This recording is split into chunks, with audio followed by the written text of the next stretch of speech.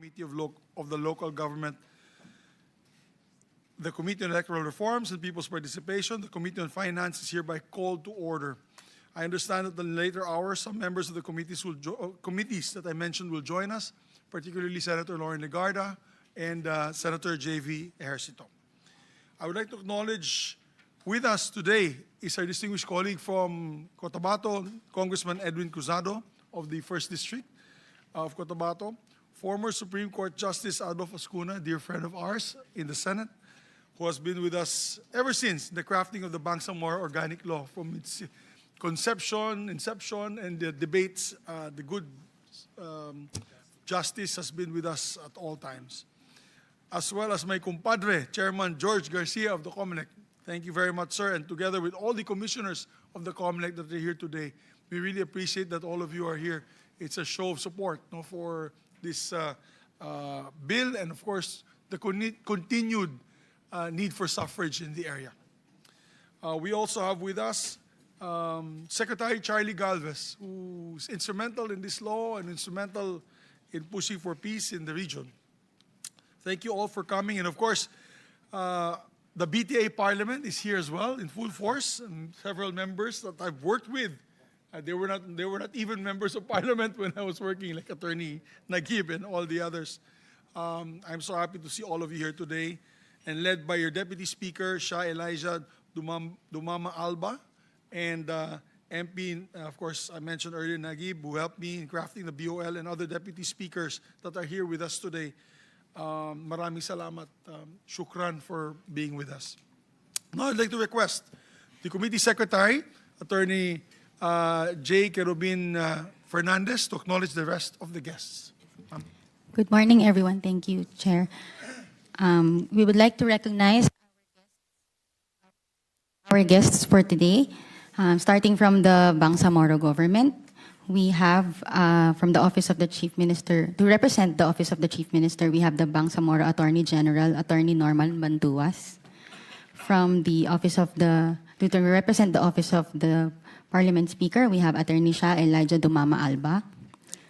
From the Bangsamoro government, we have MP Attorney Nagib Sinarimbo. We also have Deputy Speaker Nabel Tan. We also have MP Abdul Karim Miswari, MP Baitan Ampatuan, MP Attorney Ishak Mastura. Also from the Municipality of Cadayangan, we have Mayor Duma Madi Maskud. And from the part of the government agencies, we also have from the DILG, we have Yusek Marlo Iringan. From the Office of the Presidential Advisor on Peace, Reconciliation, and Unity, or OPAPRU, we have Secretary Carlito Galvez Jr. We also have with him Executive Director Jordan Bayam. From the Armed Forces of the Philippines, we have Captain Norsal de Maporo. From the Department of Budget and Management, we have Ms. Nihal Abdurrauf Pakalna. From our Commission on Elections, we have Chairman George Erwin M. Garcia and Commissioner Ernesto Maceda Jr. We have Commissioner Maria Norina Tangaro Kasingal and Commissioner Noli Pipo. From the Department of National Defense, we have Assistant Secretary Eric Lawrence Lee. From the Office of the Special Assistant to the President, we also have Assistant Secretary Ria Daniel Lumapas. From the Office of the Executive Secretary, we have Attorney Erich J.M. Ting. From our Commission on Elections also, BARMM Regional Election Director Attorney Ray F. Sumalipaw. From the Philippine National Police, we have Police Brigadier General Alan Manibog. From our CSOs, we have from the Citizenship and Parliament Initiative, we have Attorney Algamar Latip. From the Legal Network of Truthful Election, or LENTE, we have Attorney Rona Ann Caritos. From the Institute for Autonomy and Governance, we have Attorney Benedicto R. Bacani. From the Council for Climate and Conflict Action Asia, or CCAA, we have Ms. Lisel Bugtay. From the Coalition of Social Accountability and Transparency, or CSAT, we have Director Kozaima Maranda. And from the United Bangsamoro Justice Party, we have Attorney Ali Lanang Jr. And with him is also Attorney Mary Ann Arnado. And lastly, from the national chairperson of NAMFREL, we have Mr. Angel Averia Jr. That's all for now, Mr. Chair. Thank you very much to our COMSEC. So allow me to just give a brief opening statement. Assalamualaikum warahmatullahi wabarakatuh. Good morning, everyone. Peace be with you all. Thank you for joining us today's hearing. For today's hearing, this very urgent measure. It's a priority measure for us in the Senate, Senate Bill number 1587, resetting the first regular elections of the Bangsamoro Autonomous Region of Muslim Mindanao. I also wish to thank the good chairperson of the Committee on Local Government, our distinguished colleague, Senator Jinggoy Estrada, for allowing us to head the subcommittee for this measure. Bilang taga Mindanao at bilang author at sponsor ng Bangsamoro Organic Law, napakalaga po sa akin na may pasa natin ang panukalang ito at may tuloy natin sa wakas ang halalan sa Bangsamoro Region. Kaya maraming salamat po muli kay Senator Jinggoy Estrada for allowing us to head this subcommittee and to act on this measure now. We've had 3 election postponements in the region so far, and it's starting to feel like we have trapped ourselves in a loop. This cycle of disenfranchisement is not where we want to be. 7 years since the passage of the Bangsamoro Organic Law, this is not the future of the democratic peace and efficient governance that we envisioned for our region. This first parliamentary election scheduled for 2022 in the Bangsamoro Organic Law is now moot and academic. Yes, the postponements have been justified. In 2022, we needed time to account for the impact of the COVID-19 pandemic, which really wreaked havoc to government efficiency and delivery of service. Last year, we needed to address the districting problem caused by the Supreme Court's ruling that excluded Sulu from the BARMM, and therefore we had to postpone once again. But the fact is that we've had 3 postponements now, and there is simply no civil society where this should be acceptable. Suffrage is the very bedrock of democracy, and we have to respect that. I want to make sure that this latest postponement, and I've said this before, would be the final postponement. But we have to resolve some issues for this to happen. In September last year, the Supreme Court suspended the scheduled October 2025 elections in the Bangsamoro Autonomous Region of Muslim Mindanao due to the unconstitutionality of the Bangsamoro Autonomy Act, or BAA number 77, or the Bangsamoro Parliamentary Redistricting Act, which was found to exhibit gerrymandering. The court found the law to be in violation of the Voters Registration Act, stating that far from being a mere technical irregularity, the timing and the substance of the BAA 77 directly contravenes the plain text of a national election law and violates the constitutional mandate that the enactments of autonomous regions must conform with the statutes of general application. In the same ruling, the court directed the BTA Parliament to enact the HEALD Redistricting Act by October 30, 2025, which would give the Commission of Elections enough time to prepare for the March 2026 elections. But this deadline, unfortunately, was unmet, and the new law was not passed until January 12 this year, which I'd like to also thank the BTA because they worked even during the holidays to enact this law, putting us once again in the risk of another postponement. And given practical and material considerations, it may not be feasible for the COMELEC to hold the elections in March. It is long past due for the elections to happen once and for all. It is a disservice to our people to leave them voiceless in choosing their own leaders and powerless in shaping the course of their own future.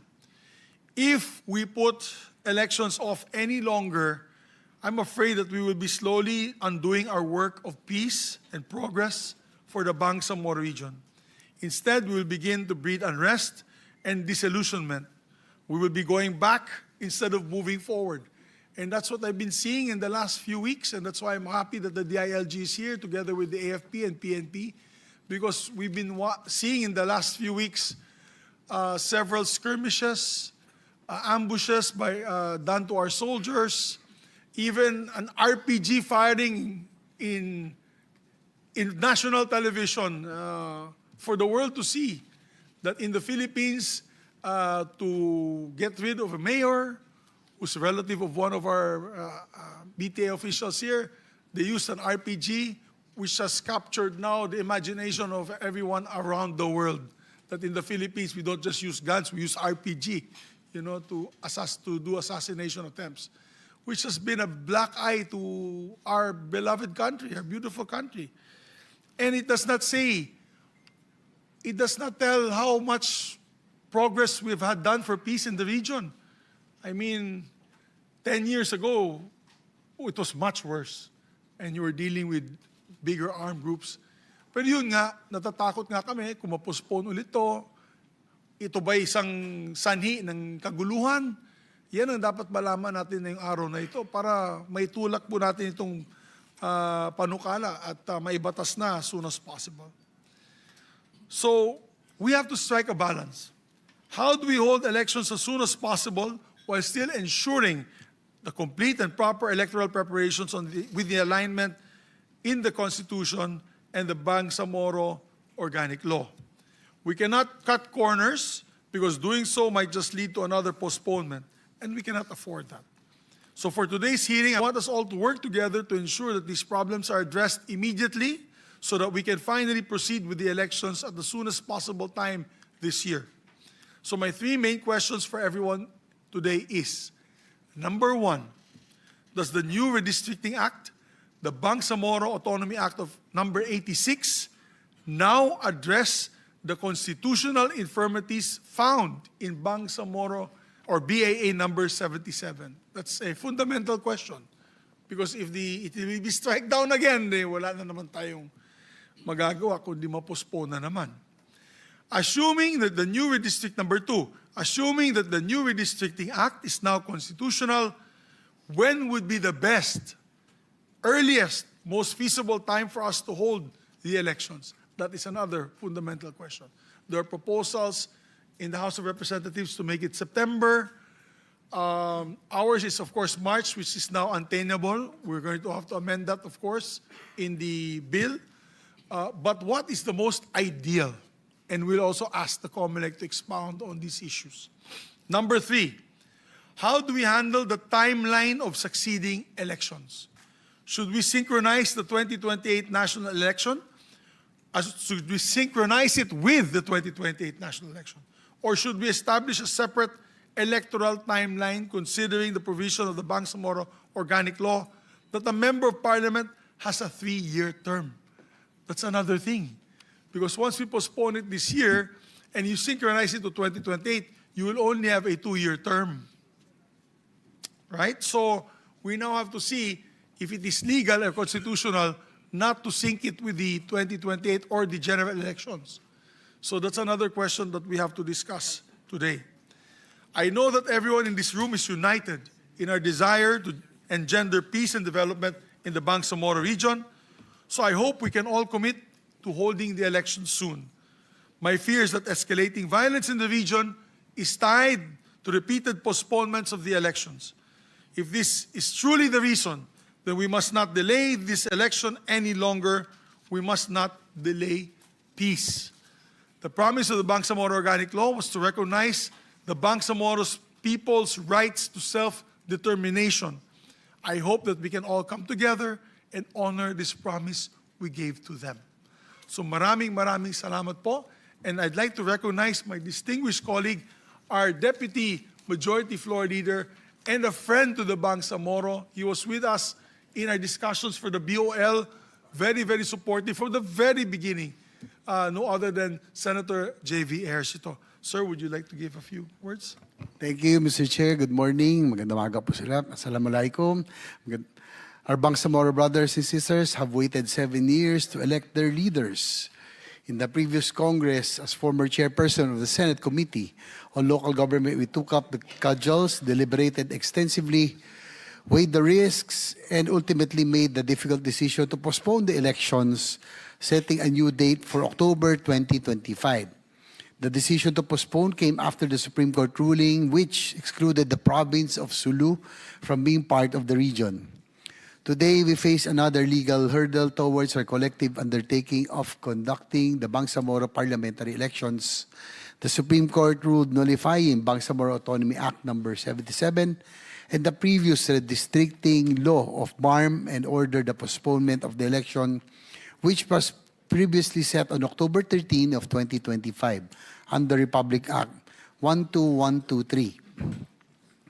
What does this mean for the Bangsamoro people? While we are all committed to the pursuit of peace, we must remember that genuine peace comes from a genuine voice. It is born from the democratic exercise of the right to suffrage. Ang boses ng mamayan ang pundasyon ng anumang matatag na pamahalaan. Naging mahaba ang paglalakbay natin tungo sa kapayapaang tinatamasa natin ngayon. At nagsimula na pong mamulaklak ang mga binhi ng pag-asa at kapayapaang tinanim natin at mas lalo na po dapat nating pagyabungin. Makakatiyak po kayo na suportahan natin ang anumang panukala na magbibigay ng totoo at matatag na kapayapaan sa rehiyon. So I'd like to thank, of course, Senator Juan Miguel Zubiri, of course, the father of the Bangsamoro Organic Law. And as he mentioned, I was with him from the very start, no, when we pushed for the Bangsamoro Organic Law, when we passed it.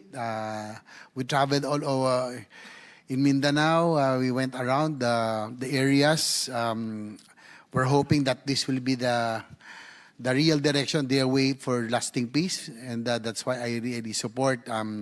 We have tried all formulas, decades of strife, decades of conflict.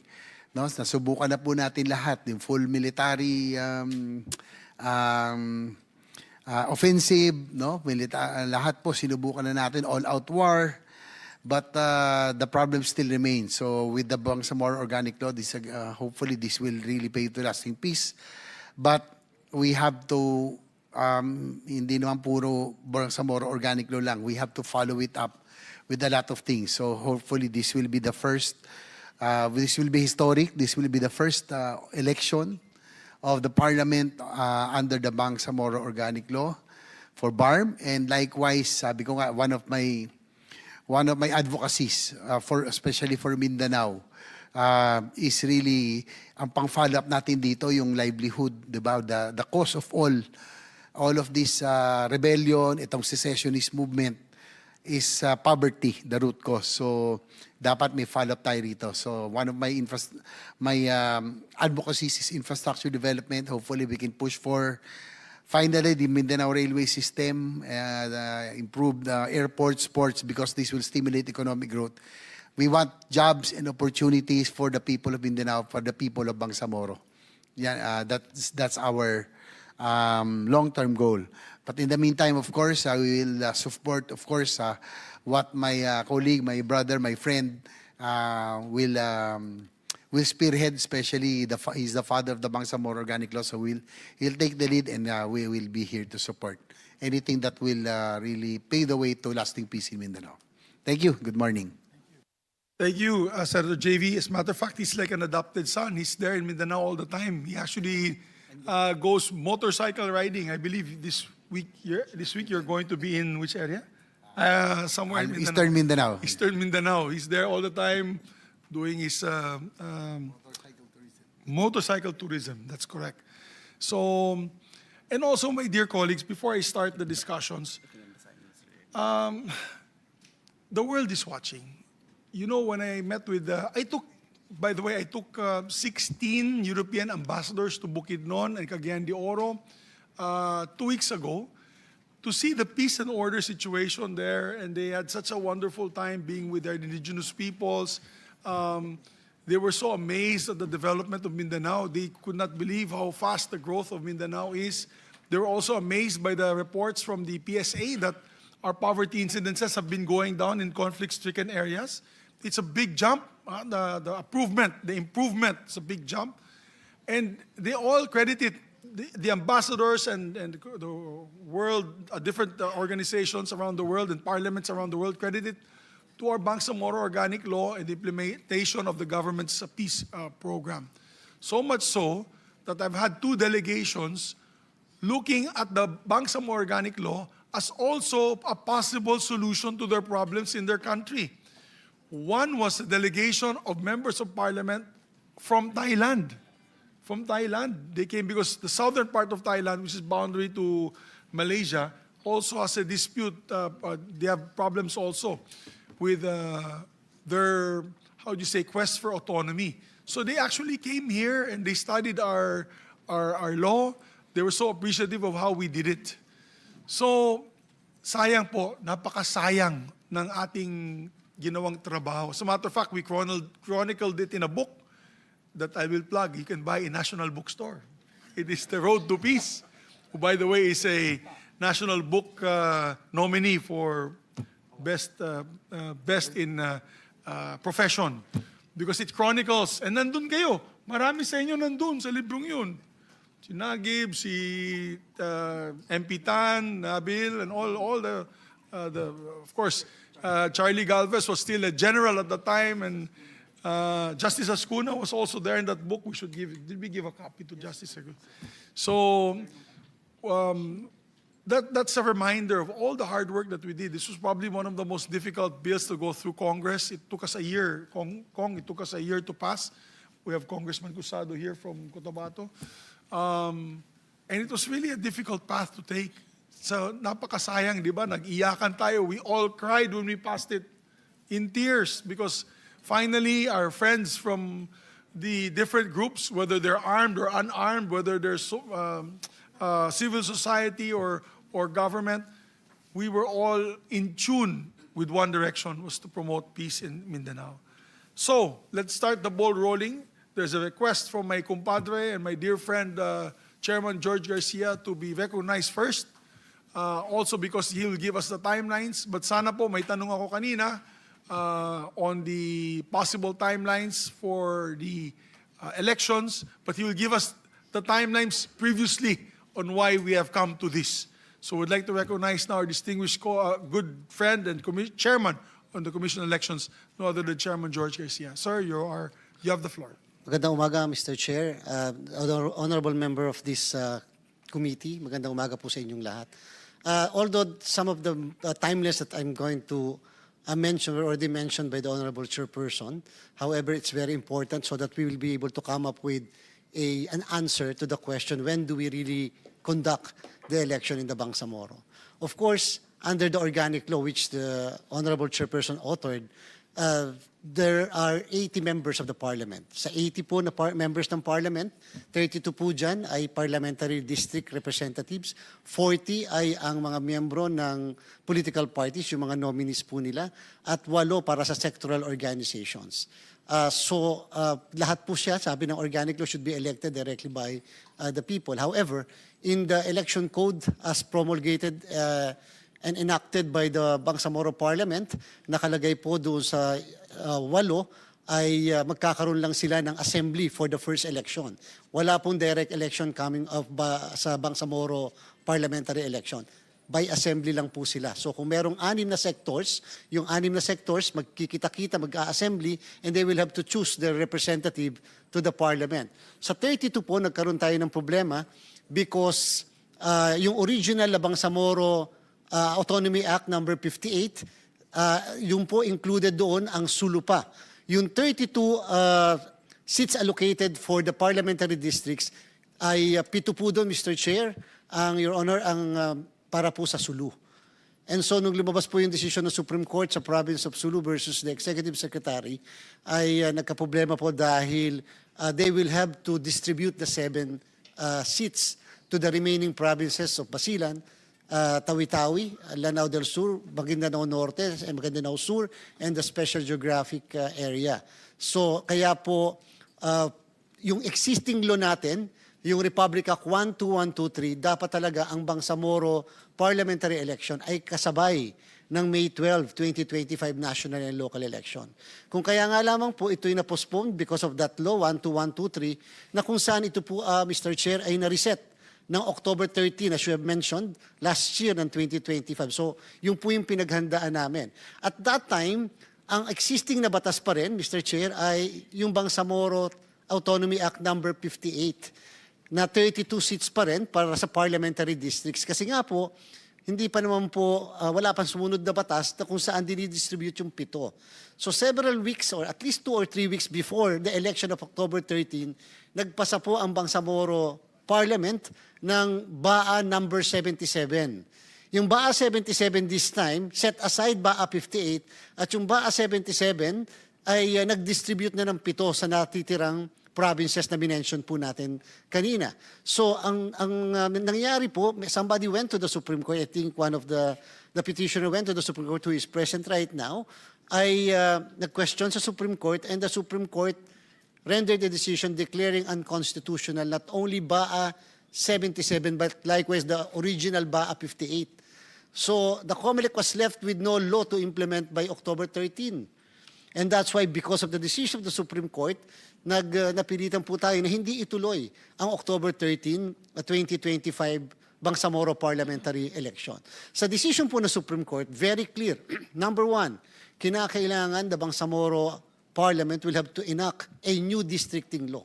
And they will have to do that by October 30, 2025. Very clear, October 30, 2025. In fact, nagbigay pa po ng palugit naman ang ating pong Korte Suprema. Hindi man minention po ng Supreme Court yung November 30, pero very clear that the districting law to be enacted must be compliant with the 120 days before the election prescribed by Section 5 of Republic Act 8189, which the Honorable Chairman likewise mentioned, yung ating pong continuing registration law. Meaning, walang alteration ng municipalities, precincts, whatsoever during the 120 days before the election. Pag kinumpute po natin yan, ang 120 days, babagsak po yan, mga more or less, March 30.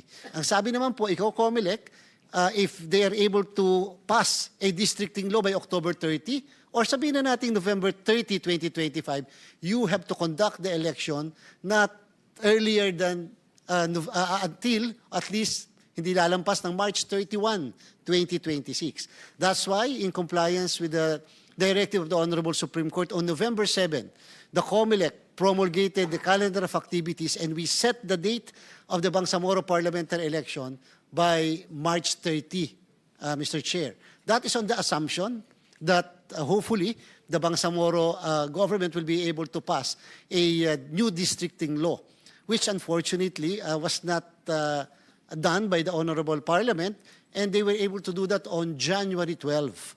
That's why po, before we passed another resolution saying that because of operational and legal issue, pumasok na po sa 120 days operationally, hindi na rin po namin kaya ang March 30. That's why we postponed the March 30 supposedly Bangsamoro parliamentary election. In fact po, very crucial, yung sa bago nilang batas, Mr. Chair, you mentioned BAA number 86, yan po yung bagong districting law, nakalagay po dyan, it will be effective only 15 days after publication in 2 newspapers of circulation in the area. The first publication was made on January 21. The second publication was made on January 27. That's why the effectivity of that law will only be by February 11. So ngayon po, February 5. So hindi pa po effective yung districting law nila. And that's why the COMELEC was in quandary when we are going to conduct the election. Supposedly, Mr. Chair, we will be prepared to conduct the election by May. By May. If we are to follow the districting law passed by the Parliament. Even if medyo na late ang publication, or even if may 15 days publication, we can conduct the election by May, even if it is an automated election. However, Mr. Chair, there are developments. And the most important development was the other week, last week lang po, and the members of the Parliament present here right now can confirm that. They amended certain provisions of the election code, which you did not mention in your speech, Mr. Chair. First, what were the sections or provisions amended? Number 1, tinanggal po nila ang none of the above.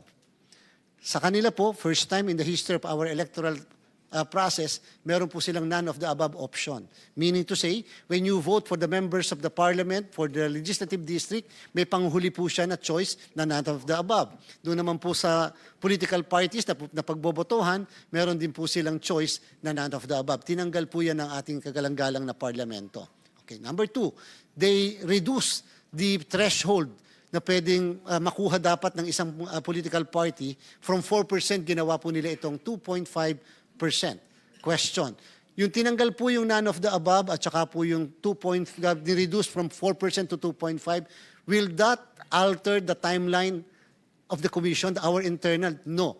Still, we can proceed with the May 2026 election kung sakasakaling gugustuhin po ng Kongreso na May 2026. May mga binago pa po silang dagdag, Mr. Chair. Pinagsama-sama na po sa sa mga amendments ng election code. Binago rin po nila yung pong manner of election of the sectoral organization or sectoral representative. Binanggit ko po kanina, Mr. Chair, dapat by assembly. Ngayon po, yung pong members of the sectoral organization except one will be elected directly by the people. So para pong party list na. And therefore, originally wala po yan. Ngayon po ipiprint na yung pangalan ng lahat ng sectoral organization. Although binago nila, hindi na po organization na ila-reflect, kung hindi pangalan ng tao na nominee ng organization sa balota. Wala po yan sa aming original na na-print dati. And therefore po, Mr. Chair, magbabago muli yung ating ballot face po natin. Ngayon po, so kahit po binago nila direct election, wala pa rin pong effect yan kay COMELEC sa ating possible timeline. Kung tatanungin tayo ng Kongreso, pwede pa rin po ang May. Meron lang po silang binagong dalawa na sa aming palagay makaka-apekto sa timeline natin. Yun po ay sinet aside po ng Parliament ang lahat ng accredited political parties. Ang nagpa-accredit po sa amin, ang accredited namin 10, 7 ang nag-manifest na magpa-participate sila sa Bangsamoro parliamentary election. Meaning to say, set aside lahat yung 10 and opening up the accreditation process once again. Back to zero po tayo. Mr. Chair, it took us almost 3 months to accredit the political parties. Very important the political parties because yung political parties will constitute 40 parliamentary seats sa Parliament. Of the 80, kalahati po yun, Mr. Chair. So, may panghuli po sila, may isa pa po silang binago din. Yung pong lahat ng sectoral organizations na magpa-participate, supposedly originally sa assembly, ngayon ay directly to be elected, sinet aside din po lahat ng Parliament at nag-back to zero po lahat. We will have to likewise conduct a new accreditation. It will take us at least 4 months depending on the number of filers for accreditation. Nung nakaraan po, we accredited almost 200 out of the 1,500 sectoral organizations who sought accreditation before the COMELEC. So kung ganun po kadami at baka po mas madami pa ang magpa-file ng accreditation, then therefore the month of May may not be the proper time to conduct the election because surely by that time baka po nagpapa-accredit pa lang kami. And we are going to open again the filing of the certificates of candidacies. And at the same time, Mr. Chair, Your Honor, maliban po doon ay maliban sa accreditation filing, we have to understand that we are going to conduct the election via automated system.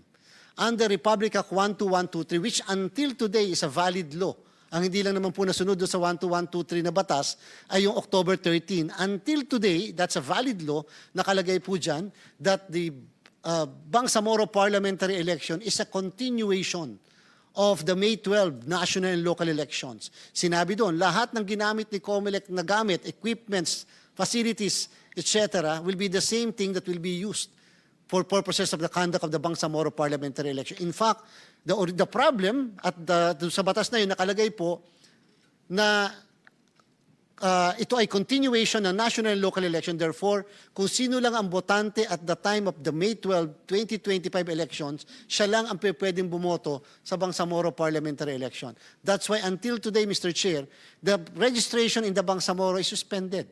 But because we already postponed that March 30, we are going to lift the suspension, by February 9, we're going to allow the voters in the Bangsamoro to register up to March 30. Why is that important? Because we will be pushing for the legislation to state that those who will be allowed to vote are the voters at the time of the election. Kahit po kailan pa yung election na yan. So that we are not going to disenfranchise the voters in the Bangsamoro. Hindi na po dapat natin sundin yung 1-2-1-2-3. Dapat po makasama sa i-amend yun ang pabotohin natin, botante at the time of the election. So, may I respectfully repeat, Mr. Chair, yung lahat ng binago po ng Parliament, na mga na-mention ko na first provisions, wala pong effect sa conduct na election sa timeline, except yung accreditation ng new political parties and accreditation of the sectoral organization. There is one issue that I would like to bring to the attention of the Honorable Senate. Yan po yung issue ng Datu Udin Sinsuat. Maganda po matalakay na because when we were in the House of Representatives, I did not discuss that. But it's very important so that we will be guided kung anong gagawin. Mr. Chair, even if we are to fix the date of the election, for example, your committee will be able to recommend the fixing of the date. There is this law enacted by the Parliament, which until today had not yet been implemented, but COMELEC will be obliged to implement it later.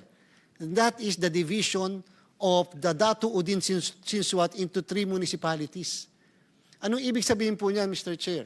Kung mag-fix tayo ng isang date, halimbawa po September, like what the House of Representatives had proposed, if at the middle or during the interregnum from now to September, i-insist po sa amin ni Parliament to conduct a plebiscite para sa paghahati-hati ng Datu Udin Sinsuat, we are going to conduct the plebiscite. The problem, Mr. Chair, is we are going to again amend the districting law because the 3 municipalities will definitely have to be distributed to the different parliamentary districts in Maguindanao North, and therefore yung present districting law, which is BAA number 86, will no longer be the same BAA that will be implemented by the Commission on Elections. So perhaps, I would like to take this opportunity, members of the Parliament are here, so that they can perhaps, because they have to answer that question. Kung ipipilit po sa amin magkaroon tayo ng plebisito, Mr. Chair. Sabihin na po natin, Mr. Chair, gawin namin ng plebisito April or May. Question, will the Honorable Parliament be able to pass a new districting law before September, kung September po ang plano natin na election? Because otherwise, even if we are to fix, then September will not be the date of the conduct of because we're going to conduct new voter registration, we're going to conduct again the filing of the candidates at least in the area, because nga po bago na naman pong districting. Yan po yung senaryo na hinaharap po ng COMELEC. Thank you, Attorney George. Pero, Chairman, the cutting up of, let's say, I do not know about this, no, of that municipality, is it Odin, the town of, which Datu town? Udin Sinsuat, Mr. Okay. Chair. That is now, under the redistricting law, BAA 86, now is in a particular district, right? The So- entire municipality, Mr. Correct. Chair. But it is part of a district now, of the redistricting law. Yes, Mr. Chair. So therefore, even if they chop that up into 3 parts, it should still remain in that district. Correct? Hindi naman siguro lilipat yung towns dun sa ibang districts. Although the question, Mr. Chair, will be maybe answered by the members of the Parliament, Correct. but on My our question, understanding, George, my question, Chairman, is this. Would it be in your power as COMELEC to make that decision? Kasi we will set the date. We'll set the date. At sasabihin mo na sa kanila, whether you like it or not, finish or not finish, please pass your paper kasi COMELEC eh. So you will only recognize it there, of that district. And then if there will be succeeding amendments, maybe that is to be taken up for the next election. You can put your foot down eh. Never-ending story po ito. Obviously, with due respect to my brothers and sisters in the BTA. If they want to delay, all they have to do is pass a local law and say na ganito mangyari to put a monkey wrench into the whole system to stop the elections. We cannot allow that. Di ba? We have to stand firm as national government also the big brother of the BTA, and say, no, this is it. We are going to have an elections in whether you like it or not, and that the subdivided town will have to concur with the decision of the COMELEC that they will still be remaining in this district. Parang ganun lang naman yun eh. Kasi yung parliamentary elections, Chairman, you're choosing members of the parliament. Hindi naman yan local, so you're not choosing mayor, you're not choosing governor, you're not choosing councilors. So your ballot will be very simple. It's only for that particular area, member of parliament, and party, and representation. So parang tatlong tanong lang yun eh, sa balota. So it should be easier. So I think I would not just encourage, I think I urge the government agencies that are here, we will do our part in the Senate, they will do their part in the House, we will come together in a BICAM, decide the date. We will decide the date. Once the date is etched in law, dapat yan, we give the power to COMELEC to say, this is it. Diba? Kayo na ang magsabi na, wag na, do not entertain anymore possible scenarios for postponement. Because that is the job of the COMELEC. Yes, Chairman. Unfortunately, Mr. Chair, Section 20 of the Organic Law provides for the powers of the Parliament, and therefore, the power really to fix the date of the election belongs to Congress. It's very clear. The power to determine how to distribute the municipalities into districts absolutely belongs to the Parliament. And therefore, the COMELEC is just there to implement any law that the national government will be enacting, and the Parliament, in this particular case, the Bangsamoro Parliament, will be passing. So wala po kaming choice, Mr. Chair, and that's why po, kahit mag-fix po kami ng date na, o tayo po mag-fix ng date, kung may mga pagbabago muli doon sa election code, that will definitely affect the preparation, Mr. Chair. Pero Chairman, for example, you'll be having an election in Rizal Province because we lost a congressman. That was within your power to call for the special elections. Kayo yung nagtawag noon eh. You didn't need law from Congress to pass or to push for that special election. Because we give full authority to the COMELEC when it comes to matters on the electoral process. So, ang akin lang dyan, Chairman, do not cede your power. You can always say that when we pass the law for their elections, dapat yan, ituloy ang eleksyon. Kung meron kayong changes, after na pag-usapan. Yan, pwede nang ma-arrange yan after the elections. Kasi, we're gonna give, again, I said, with due respect to our dear colleagues in the BTA, I'm not saying that they're doing this, but of course, there are some interest there. Gusto nila ma-postpone. Ang interest ng ating kababayan, ating bansa ay tuloy na. Or else, katawa-tawa tong BOL natin. Remember, I was one of those, because I did that vote in 2011, I voted against the appointment, the postponement and appointment of then ARM, I think Senator JV was already a senator then, of the Autonomous Region of Muslim Mindanao. It was myself and President Ferdinand Bongbong Marcos. And because of that, you know, they pressured me and all, kasi nagalit ka daw yung administration doon sa akin. Why did I vote against the wishes to postpone the elections and appoint a caretaker? And we all know who became the caretaker, was a dear friend of mine as well. But my point was, ever since then, that has been my position. If you want to grant autonomy to our brothers and sisters in Muslim Mindanao, huwag natin gawing katawa-tawa. Bigyan natin sa kanila yung autonomy na yan. Let them decide their fate and their future, not national government. Because every time we postpone, there will be an extension and appointment of new leaders, Chairman. Yes, And I Mr. think, Chair. you now see the importance of this. That's why I'm actually appealing to COMELEC. Once we pass the law and already set the date, which is acceptable by the gentlemen and women of the COMELEC, tuloy na natin. Tuloy na natin. Kasi kung hindi, baka makontempt pa tayo ng Supreme Court. It is possible that the Supreme Court will say, there you go, go again. Remember, the Supreme Court said to stop postponing it already. And we should already continue with the electoral suffrage that they deserve. Yes, Mr. Chair, kung pwede nga lang po talaga, but because the COMELEC is really there under Article 9C just to implement and enforce laws. For example, Mr. Chair, in the case of the one that you cited, in relation to local government, the special election in Antipolo. That's because under the Constitution, the COMELEC is mandated to conduct a special election not earlier than 60 days, but not later than 90 days before or after the creation of the vacancy. So tali po yung kamay namin doon. In this particular case, Mr. Chair, kung halimbawa po nag-fix tayo ng date and a legislation is passed na nagsasabi na, for example, that will violate 120 days before the election, so we will have to comply. The COMELEC will always have to comply. Yun po yung sa aming rule. And so, maybe really the commitment, what perhaps from the Parliament is really to ask whether there will be additional amendments. Kasi po kami, dito sa pinaka-latest na amendments, yung pinaka-bagong-bago, yung madami, dun po, pwede na kami mag-fix, but beyond May, definitely. Hindi na po talaga kaya ng May. Pero Kung Chairman, sakali.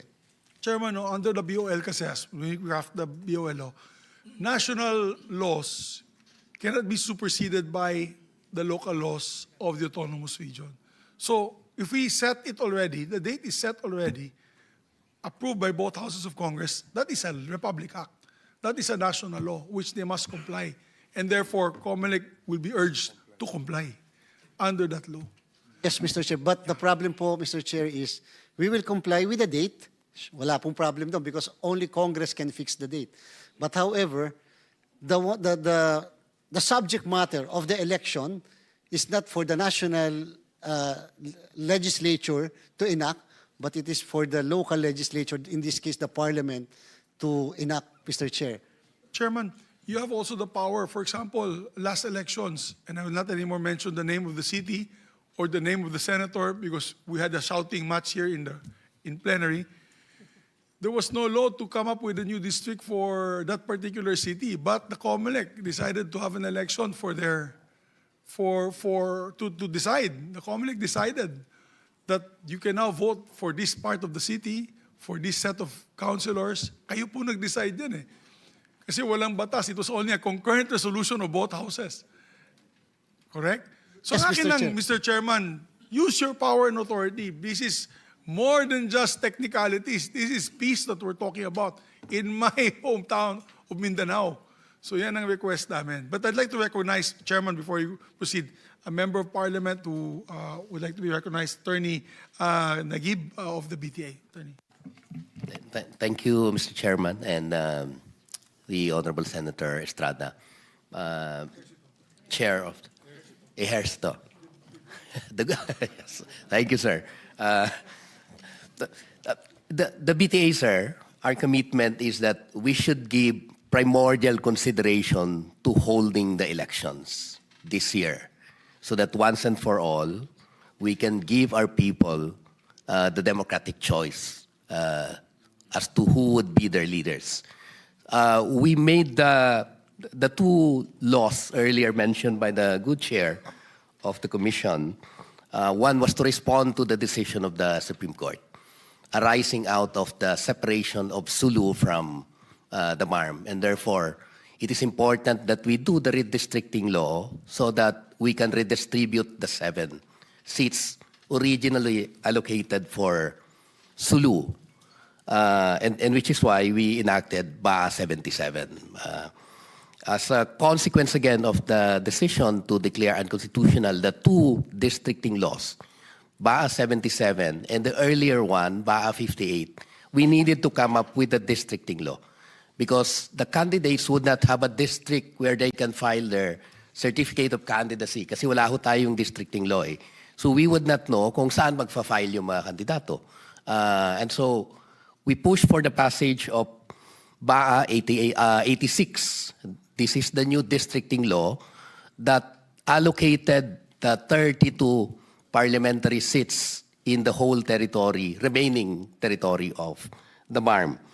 The other legislation, which was enacted by the Parliament, pertains to democratizing further the political process in the Bangsamoro. This is Bangsamoro Autonomy Act number 88 po.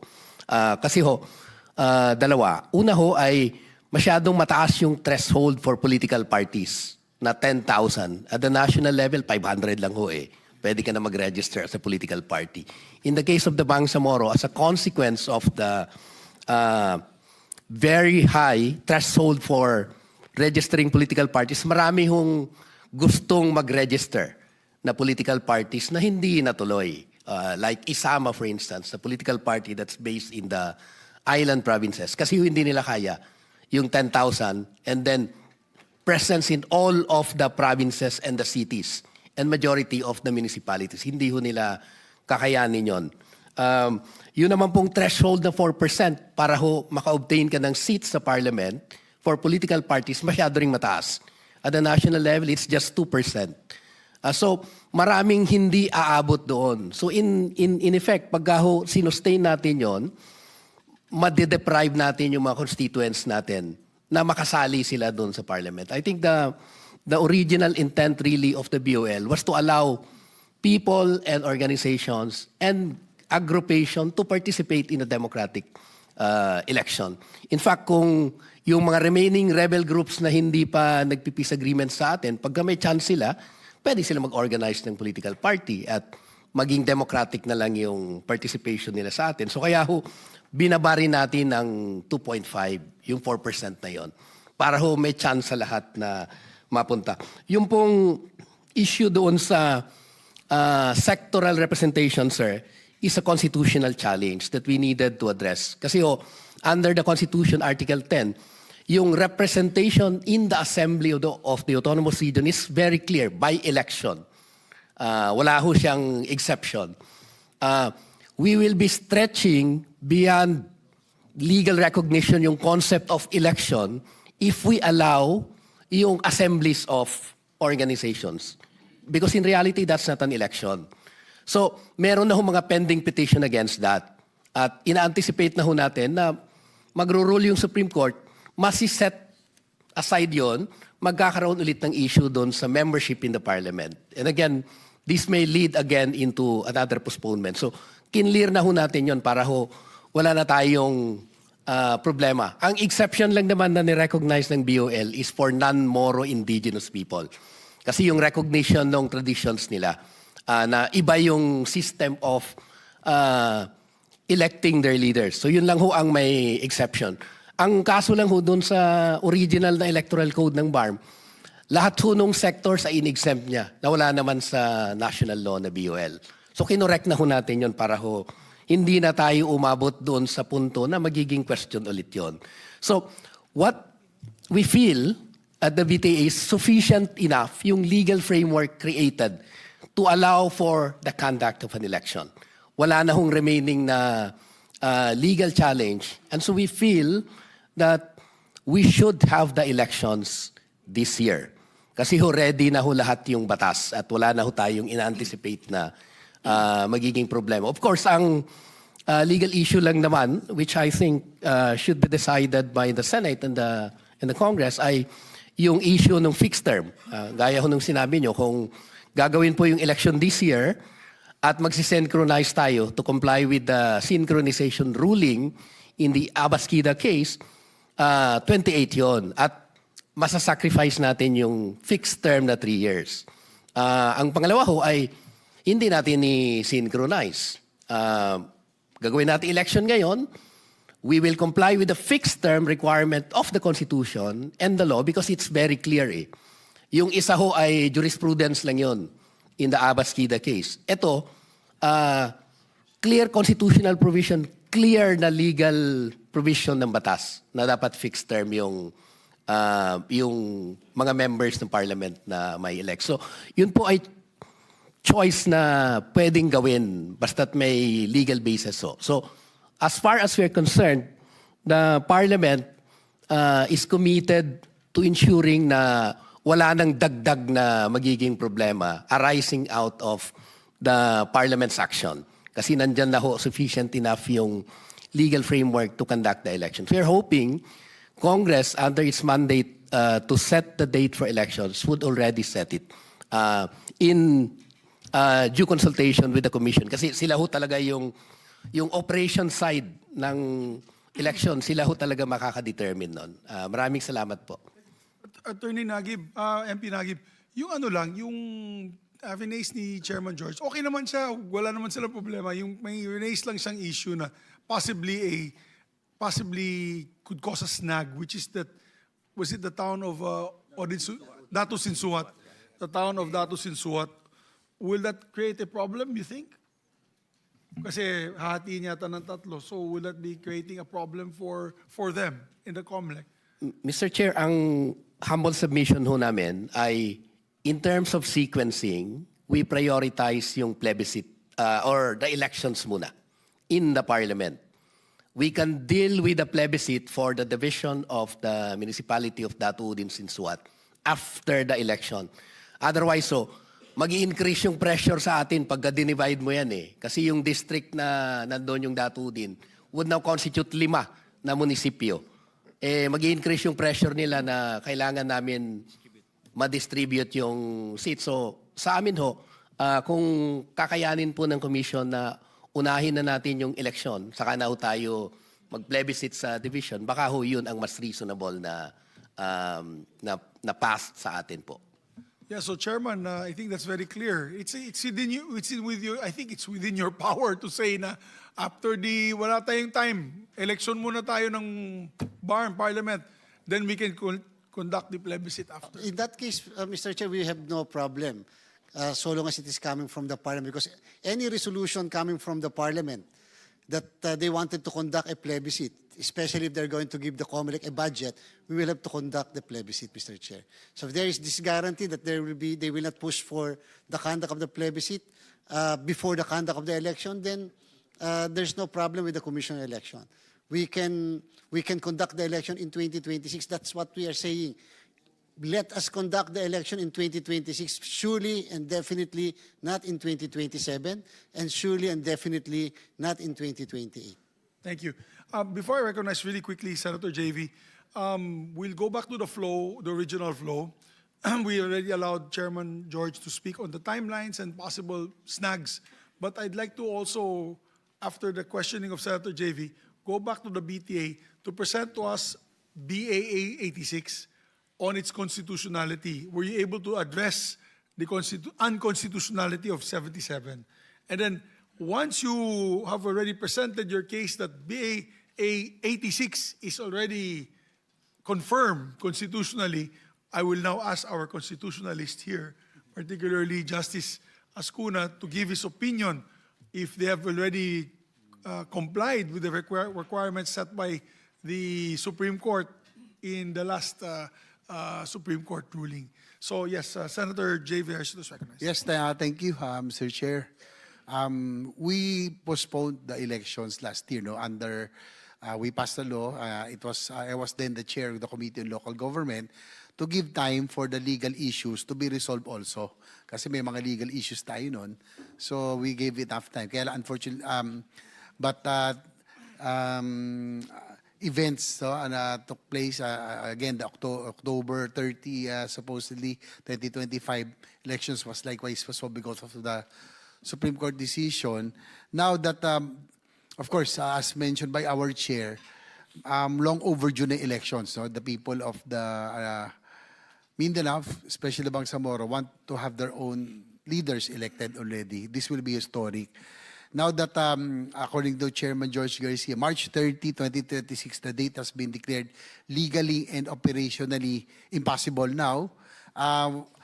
Just want to ask also to give the committee an idea, what is the earliest possible credible election that you can conduct once Congress passes a law? For example, this month, ano po yung earliest possible date? Mr. Chair, because of the opening of the filing of accreditation, and depending on the number of applicants for accreditation, as I have mentioned earlier, during the last accreditation process, 1,500 more or less filed for accreditation as sectoral organizations, and there were about more or less 20 those who filed for accreditation. It took us 3 months to 4 months to accredit sectoral organizations. So, Mr. Chair, that's why during the hearing in the House, we agreed, indeed, okay, we will join with the voices of most of present here to conduct the election by September. Follow up na rin, Mr. Chair, no, before we can already go back to the BTA. How many days or months does COMELEC need to prepare for the BARMM elections, just in case a new law is passed? Mr. Chair, depending on the modifications or amendments to be introduced. Because we are an automated election. Automated po tayo, Mr. Chair. Kung manual po ang election natin, kahit May, lahat ng binago po nila, we conduct the election by May. No problem po sa amin. But if you're going to conduct an automated election and you have to change the source code of the machines, yung source code po kasi, Mr. Chair, ng machine yan, ng brain ng machines, you need 8 months before you can prepare the source code and etc. So question, base po ba sa mga binago ng Parliament ay magbabago ang source code? Based on our analysis, no. But however, maday-delay po ang ating pong conduct na election, certainly not on the second or third quarter, but perhaps on the last quarter of the year because, Mr. Chair, of the accreditation of political parties and accreditation of sectoral organizations. So, Chairman, you're telling the committee so that we can be guided accordingly. You're happy with September. The commission is happy with September because that's also the proposal of the House. Kaya na by September. Yes, Mr. Chair, definitely. The COMELEC can do it by September. Okay. All right. So at least we can be guided accordingly. So thank you, Chairman, for that, and we will be guided accordingly. Who will be speaking on behalf of the BTA on particularly this issue of the BAA 86? Who will do the presentation? Attorney Nagib, please. So yun, I brought out 3 issues kanina, di ba? Yung gerrymandering, basically, what happened there, Justice Ascuna, is the original one had non-contiguous districts. And then I believe one was because of the national law na 120 days use of registration, hindi na ipasok, so kaya na-violate. Are we already clear with this, attorney? MP? Thank you, Chair. Yung pong Bangsamoro Autonomy Act number 86 was really enacted to respond to the issues raised in the Supreme Court decision. Yun ho talaga ang sinagot ng Bangsamoro Autonomy Act 86, the new districting law. If you recall, Mr. Chair, doon sa ruling ng Supreme Court, isa sa mga ni-raise nila ay yung hindi pagkakatabi-tabi ng mga munisipyo na kinlaster into a parliamentary district. In particular, 3 areas ho yung minimension. Lanao del Sur, lalo na ho yung nasa northeast ng lake. Ito yung cluster ng Taguluan, Kapay, and the rest of the municipalities. Pangalawa ho ay Cotabato City. In particular, very specific, Barangay Poblacion 7, was separated from the second parliamentary district dahil po sa ilog. So, yun ang pangalawa. Pangatlo ho ay yung sa Maguindanao del Norte. In particular, yung cluster ng Kabuntalan na 2, Talitay, and the municipality of Sultan Mastura. Merong in-between na munisipyo. Ito yung Sultan Kudarat. So, ito yung 3 area. In BAA 86, if you would notice in the map, sir, yung Kapay Taguluan, yung pong Kapay na katabi ng Sagyaran, Piagapu at sa Camarantao, yun na ho yung panibagong parliamentary district. Magkakadikit na ho ito. Literal, physical na compact, contiguous siya. Yung pong Cotabato City, yung Poblacion 7, ay hindi na ho kaparti ng second parliamentary district ng Cotabato City. Ito ho ay naidagdag doon sa mga barangays na kinlaster natin with the Kabuntalan na 2 at saka yung Talitay. Physically connected na rin ho ito. Hindi na ho ito kagaya noon dati na merong kang pagitan na munisipyo ng Sultan Kudarat. Even in BAA 58, yung nauna hong districting law, yung pong cluster ng Kabuntalan na 2 ay nakadagdag sa kanya yung UPI at saka Datubla Sinsuat. Yung pong 2 munisipyo na yon ay nakahiwalay doon sa Kabuntalan because of the municipality of Datu Udin Sinsuat. So even in 58, meron kang physical na non-contiguity doon sa naunang districting law. Ito ho ay in-address na natin, pinagtabi-tabi natin. Despite the fact na yung batas naman nagsasabi, yung physical contiguity ay as far as practicable.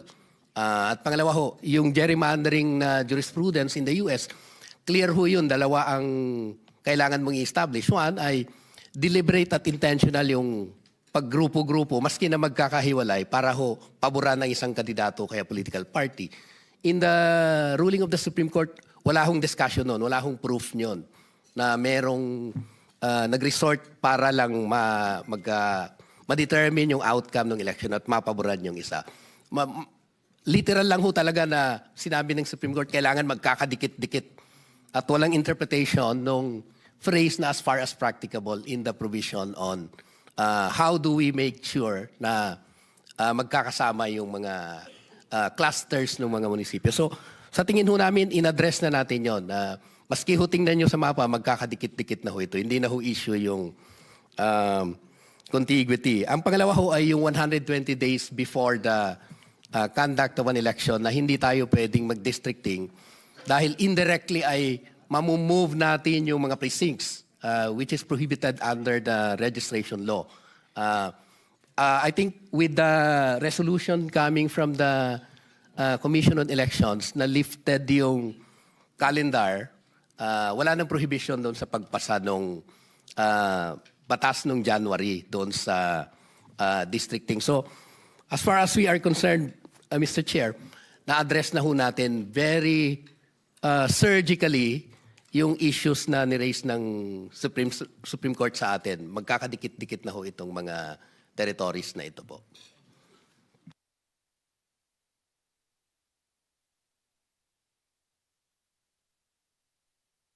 So on the, maybe we can allow Justice a few more minutes, but maybe with Chairman George. Chairman George, so with this new timeline that's coming up, this will no longer be in violation of the Voters Registration Act. Definitely no violation anymore, Mr. No Chair. violation. Because So- 120 days po, sobra-sobra po yung 120. As you can see, the map pala, ito po yung dating 77.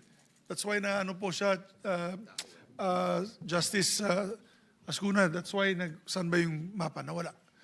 So ito yung mapa at nagkahiwalay-walay. That's why the Supreme Court declared it gerrymandering. Nawala yung ano, yan. So if you can see the yellow areas, that's one district. And obviously it was far away from another. And I think it is now addressed under the BA 86 amongst many other areas. Kasi meron din sa Lanao, meron din yata sa ibang area, no? Maguindanao. So, okay. So at least thank you, Chairman, for answering that it was no longer a violation of the Voters Registration Act. How would you like to comment, Justice Ascuna, also? If we'd like to ask your opinion kung complied na sila dito sa issue na ito. Para at least we can get from a constitutionalist, no, that we have at least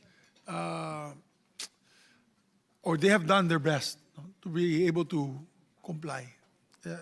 Justice? Thank you, Mr. Chair. Regarding the possible challenges to the constitutionality of the redistricting, I remember when we were considering these matters in the Constitutional Commission, what we were thinking of is that the districts must be, to be declared one district, they must be contiguous in territory. And there was some discussion on what contiguous means in view of the peculiar terrain of Mindanao, that sometimes they are separated by mountains, although they are not very far apart. So we give allowance for that, and we take into account the communities involved if they consider themselves together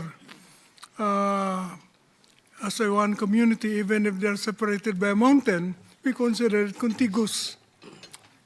So we're very liberal in that matter. And what we have in mind is the voluntary will of the people. That's why we allowed special geographic areas, because normally only provinces and cities can vote for inclusion or exclusion from the autonomous region.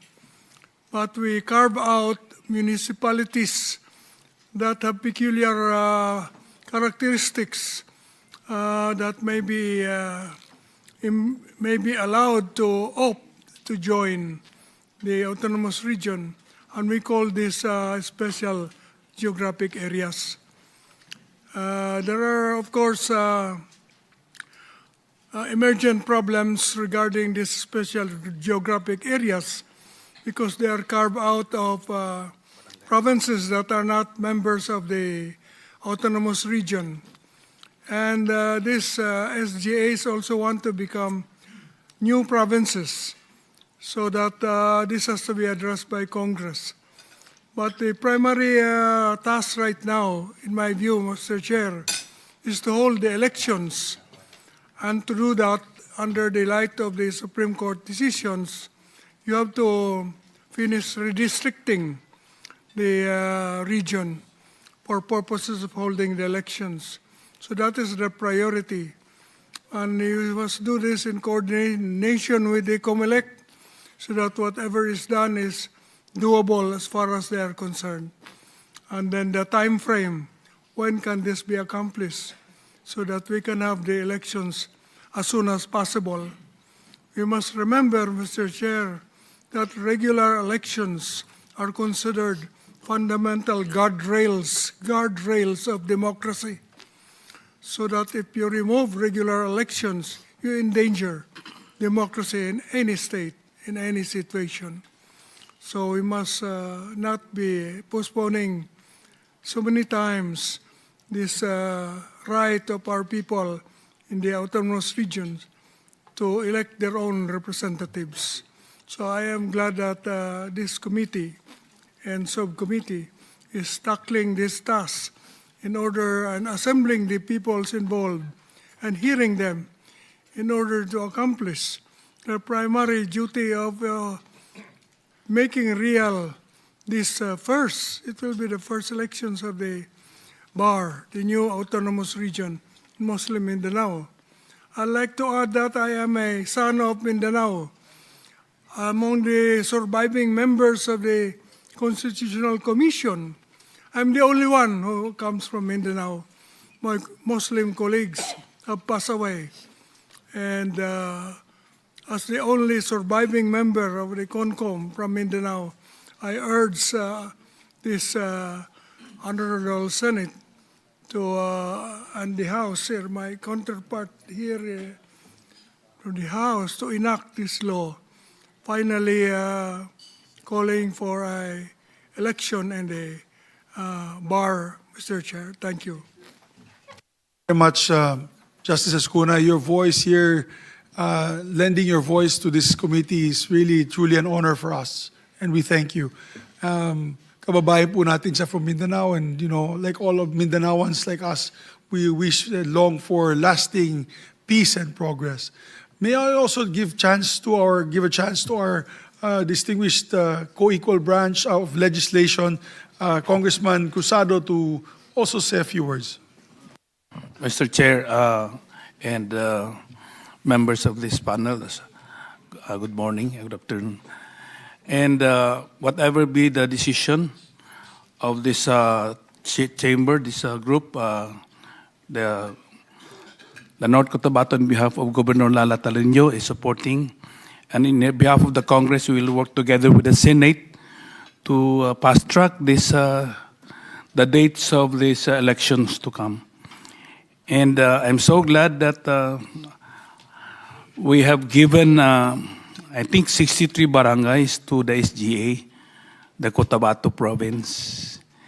My town gave 22 barangays for the SGA, and we have seen the improvement of peace and order in our place. This has been a laboratory of peace already, not only in this part of Asia, but of the world already. And we have, there are many who have supported this effort that we have. So the holding of this election will be very important, and I hope that we will not postpone it further. Thank you very much. Thank you. You know, Congressman, you're absolutely right about the world, because I remember during when I was Senate President, when we visited the EU Parliament, kasama ko po doon si Senator Lauren Legarda when we visited the EU Parliament. We met the leaders of the EU Parliament, the Vice President of the EU Parliament. And one of the topics that he pointed out why they're considering us for free trade agreement was because of our support for the peace process in the BARMM. They were very impressed. In other words, kasi alam mo naman, gusto din nila na may tigil na yung gera dun sa lugar. They brought it up in that hearing. That was one of our, I'd say, highlights that we presented to them that they were very appreciative of. And because of that, baka by the end of this year, 2026, we will have a free trade agreement with the European Union. Malaking bagay po yan. So let's continue the pathway for progress and peace because of this. So I just want to ask Attorney Nagib or any member of the BTA, how were we able to address the issue also of North Cotabato, particularly on the barangays? Do they have also their special geographic district? Will they be able to elect their own member of parliament sa BTA? Thank you, Mr. Chair. Opo, in fact, dalawang actions na ang ginawa ng Parliament sa 63 barangays. One is to constitute them into municipalities. So naging mga munisipyo na po yung 63 barangays. I think 8 municipalities, Mr. Chair. Now, to provide yung next tier of services, kasi wala ko silang probinsya, what the Parliament did was to constitute a special the Special Geographic Area Development Administration Authority. So this is the one providing the next tier of services sa kanila until we get to a point na maging probinsya ho sila. So yun po. In the current setup ng districting, dalawang parliamentary districts so ang nabigay sa kanila. So 2 parliamentary districts for the 8 municipalities constituting the Special Geographic Area po. That's very good to hear. Gentlemen and ladies of the BTA, maraming salamat for doing that. That is best possibly why wala nang masyadong gulo dun sa kapitbahay namin sa North Cotabato. Kapitbahay po namin yan, they're south of Bukidnon. So we're very happy about that. So let's move on. I would like to recognize everyone to be able to give their opinion para di naman sayang po yung pagpunta nyo dito sa Senado. We would like to also give, unless Comelec would like to add further, Chairman? Yes.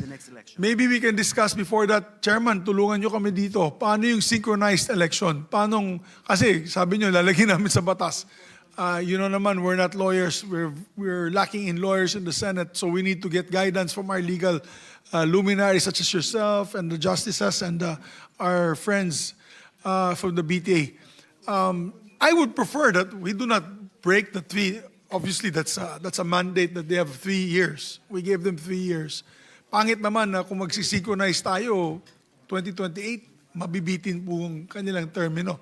Less pa, kung September, I think it will be less than 2 years. Less than 2 years.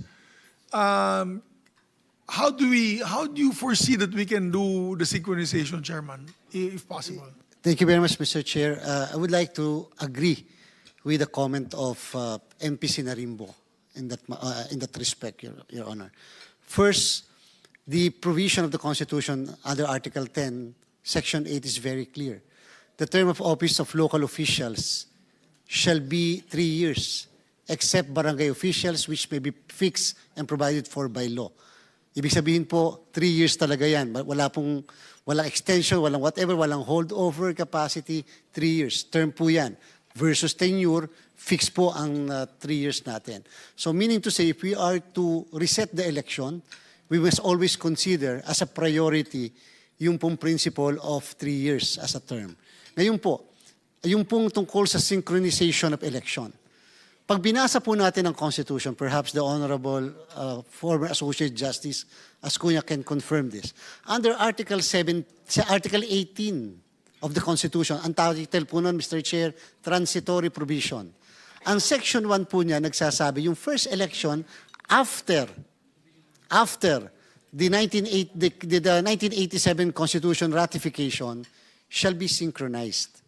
So yung po lumalabas, nakita lang po yung word na synchronization sa Article 18 doon sa transitory provision.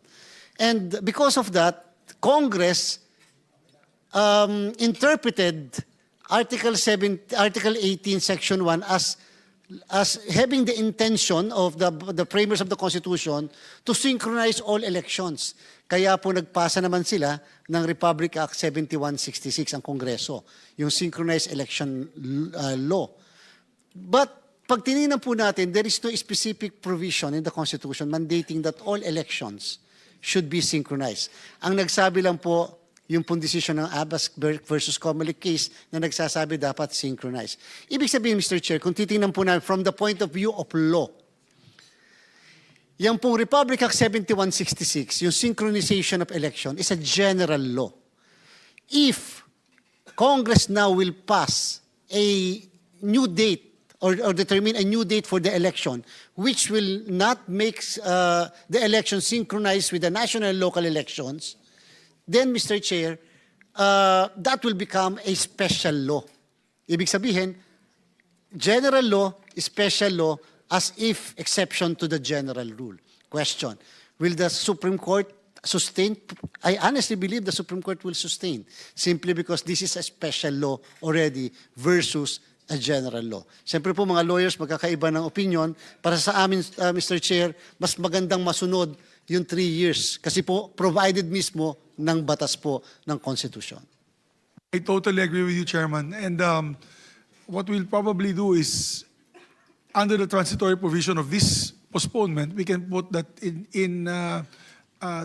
it sort of like amends or amends the previous law on the synchronization for this particular reason. Because I do not want to shorten their terms. They will run, they will work hard for their election, and then we will just cut them short a year and a half. Hindi naman maganda yun. I agree with you, Chairman. Maybe wala tayong magawa. For the BARMM elections, it's probably special that it will not be synchronized. No? Special. Anyway, we must give them special attention naman. Sa aking pananaw, bigyan natin ng special attention yung BARMM. And so that way we can protect their 3-year mandate. Pero tama ka, because we're going to pass a law, maybe under the transitory provision, make an exemption on the synchronization rule. Diba? So every September, 3 years thereafter, election na. Yeah, election na. I think, so shall we start with the acknowledgement of all the guests? Let's give the government side a chance also to speak. Secretary Charlie Galvez, just a few questions. Number one, will this help the peace process in any way? I'd like to, before that, I'd like to ask first a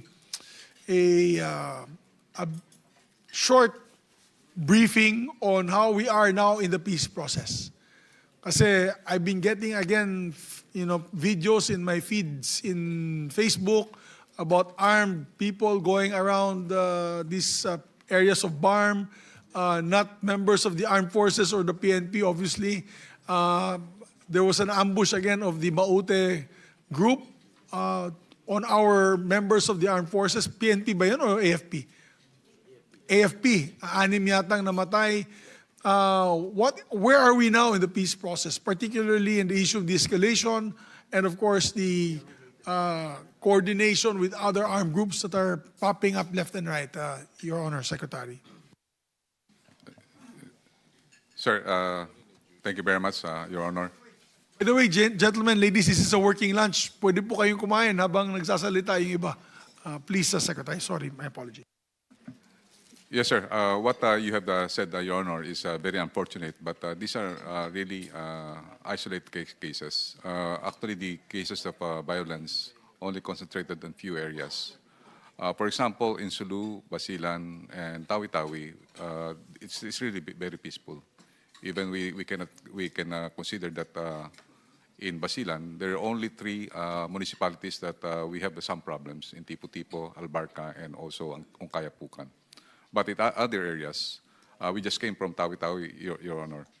And very peaceful in Sulu, Basilan and Tawi-Tawi, and also in the areas of Maguindanao del Norte. We have some issues in Maguindanao del Sur because there are still ongoing conflict between MILF groups and also some delineations of boundaries of their land.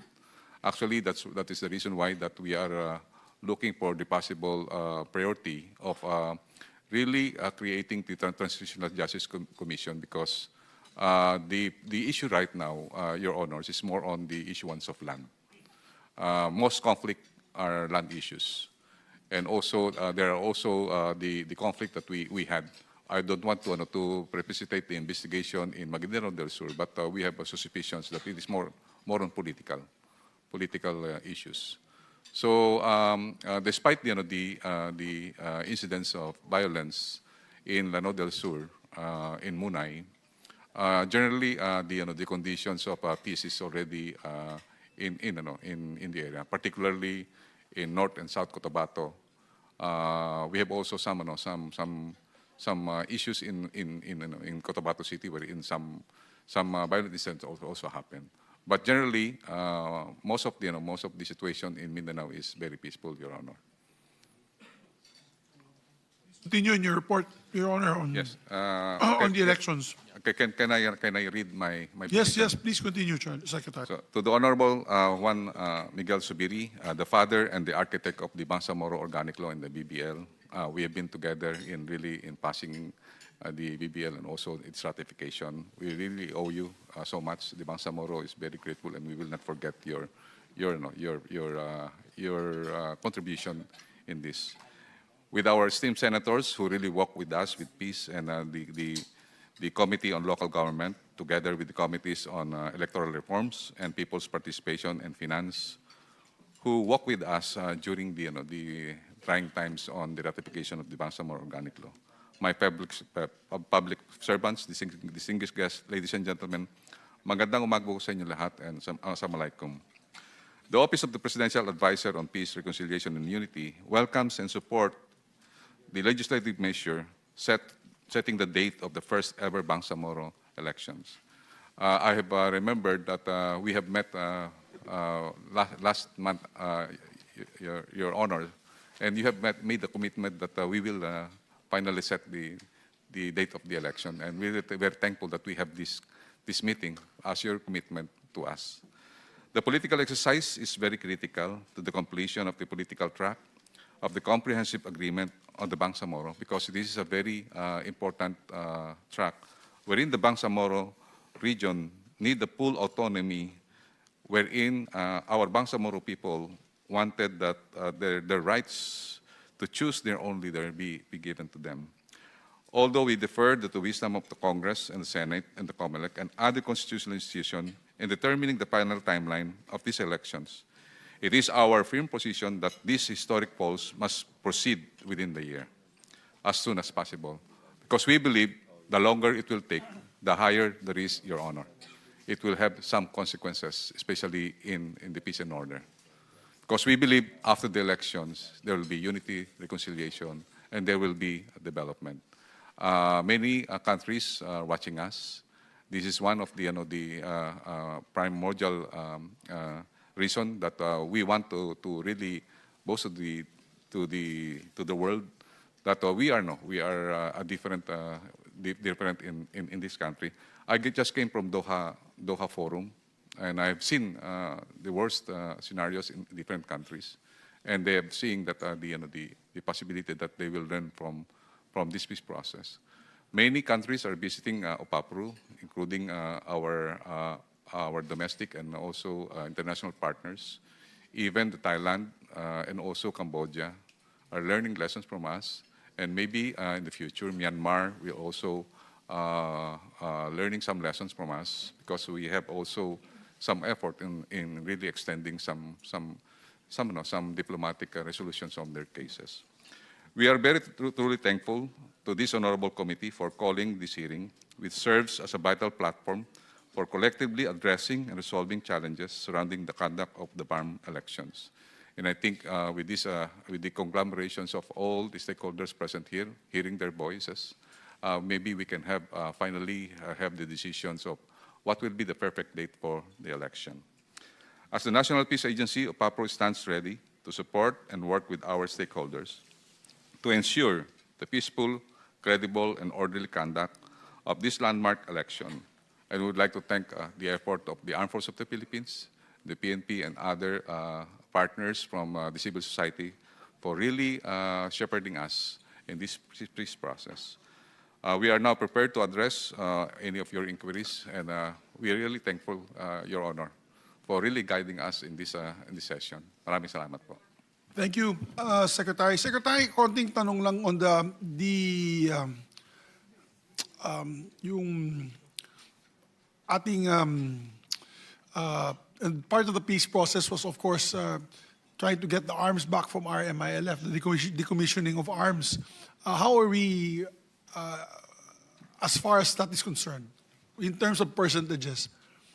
Sir, I'm willing to talk with the panel so that we can continue the commissioning of the combatants. But as per their request that we will be giving significant socioeconomic programs for the 24,145 decommissioning, we are doing it, Your Honors. We are allocating resources, and we are very thankful to Senator Legarda for giving us the additional 850 million, for giving us the 16,000 applicants for educational assistance program.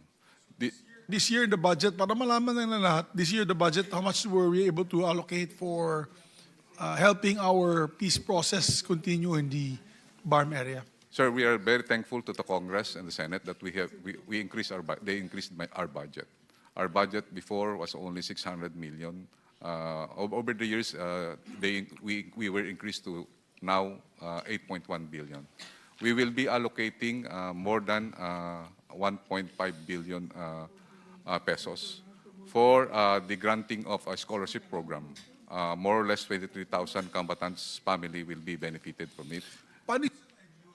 Ano yung sa livelihood, Secretary? Kasi alam ko maraming complaints na nag-aabot sa akin na what was supposed to be promised to them per combatant, may parang cash socio-economic fund, no?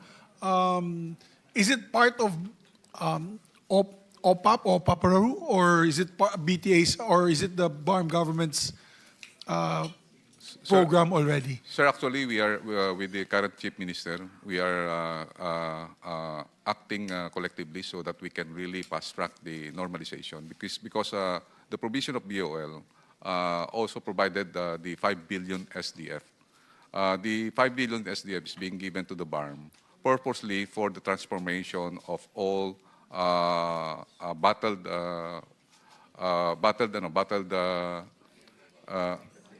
conflict-affected areas, especially the six camps. And now I think the Chief Minister and also the BTA now are recollecting all the resources in order to provide those resources. So, yes, sir, we are very thankful to the BTA, sir, that even the TGIF is being allocated to the affected areas, particularly to the MILF and the MNLF areas. And we are very thankful to the BTA and also the Chief Minister and also the ministries on really trying to provide resources to their. I'm so happy that they enacted the law, the Mujahideen Assistance Fund. And also we are trying to work with the SWD and MSSD to cover all the 40,000 combatants for peace and other assistance that we can give. But for now, sir, we are so thankful to the Congress that we are provided 4.9 billion for infrastructure project, and also the educational assistance of worth of more or less 1.5 billion, that we can generate some support to the livelihood program of the MILF and the MLF and other communities affected by conflict. Thank you, Secretary. So yes, I'm glad that the BARMM government is also sharing in the burden, sharing the load. Ika nga, because it's all about peace, right? So yun na naman sa national government, alam ni attorney yan, alam na mga kasama ko sa BTA, kaibigan natin sa BTA, napakahirap kumuha ng pondo sa gobyerno. Unfortunately, it was easy for ghost flood control projects. If there was just one or two flood control projects that was shifted to that peace initiative, we'd have more decommissioning, tapos na yung problema, no? So now at least we're listening, we're watching, we're learning. This 2026 budget has been very transparent and focused on projects and programs na makakatulong talaga sa tao. So, and the block grant now, no, has increased. Kaya nasasayangan ako sa mga kapatid natin sa Sulu na sayang. Kasi magkano na ba yung block grant natin, gentlemen, ladies sa BTA? How much is it now? 5% of total gross, ano yun eh? May 90 billion na ba? Ang 100 billion na.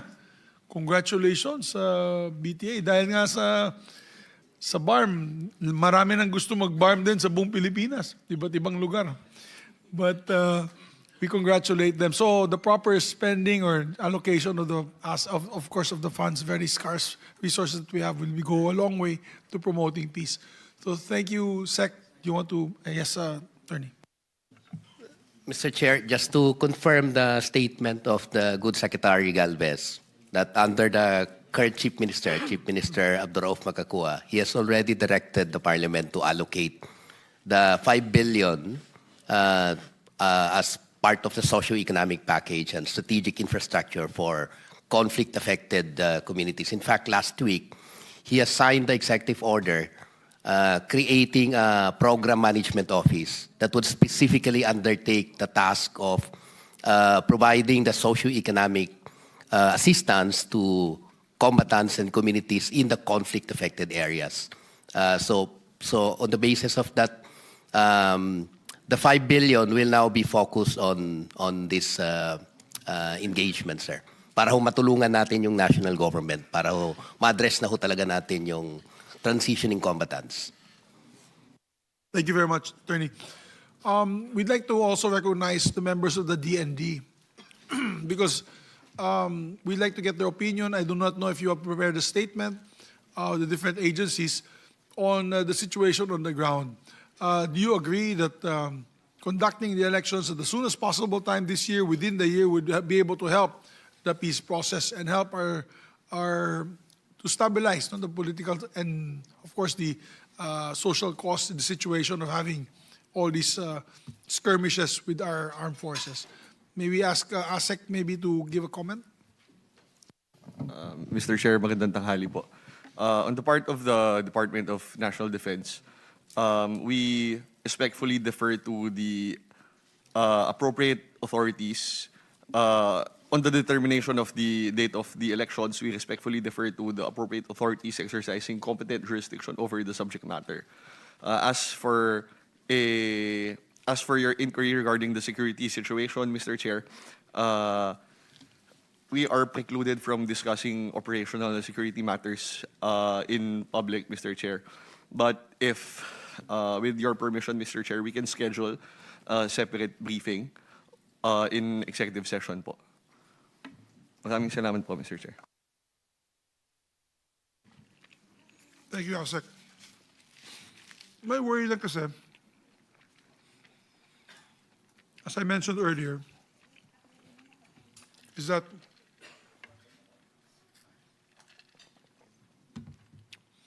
on my feed, because I look at, of course, all the stories from Mindanao, so being a Mindanaoan, I would get feed from my, let's say, Facebook, yung mga armed groups, iba't ibang armed groups, going around the area, bringing RPGs and all sorts of things, and then children carrying rifles and they're heavily armed with assault rifles.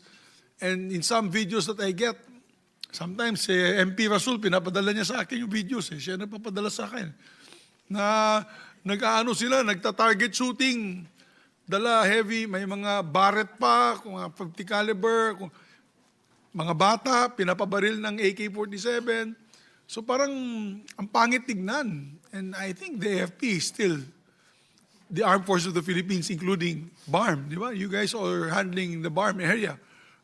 You're still the lead protector of the people, together with the AFP. Maybe I'll go to the AFP to ask them on that issue, on the proliferation of loose firearms in that particular area. We, of course, the political process, we have already done our part. Nandyan na po yung BOL. No? We need also the BARMM government to assist us.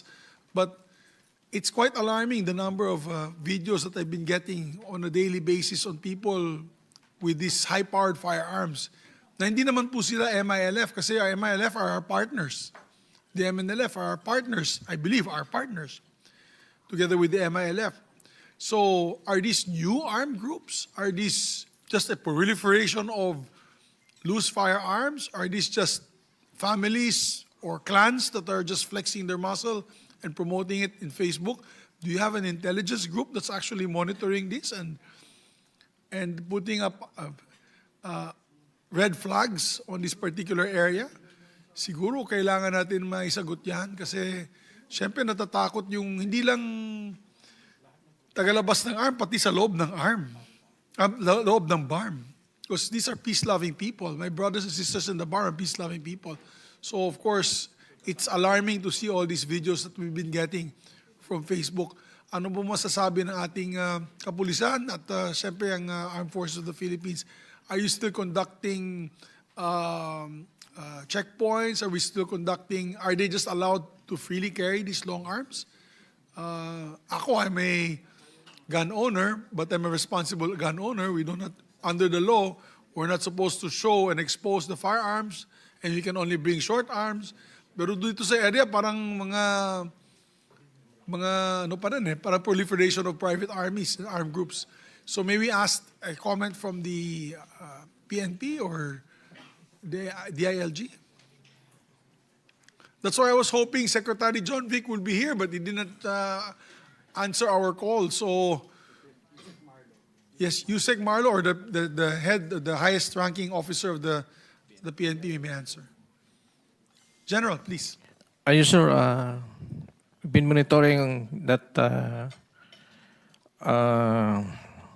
footage in the social media, and we refer that already to our ACG, sir. And we believe also, sir, that those individuals who are carrying firearms are part of the members of the PIAGs or our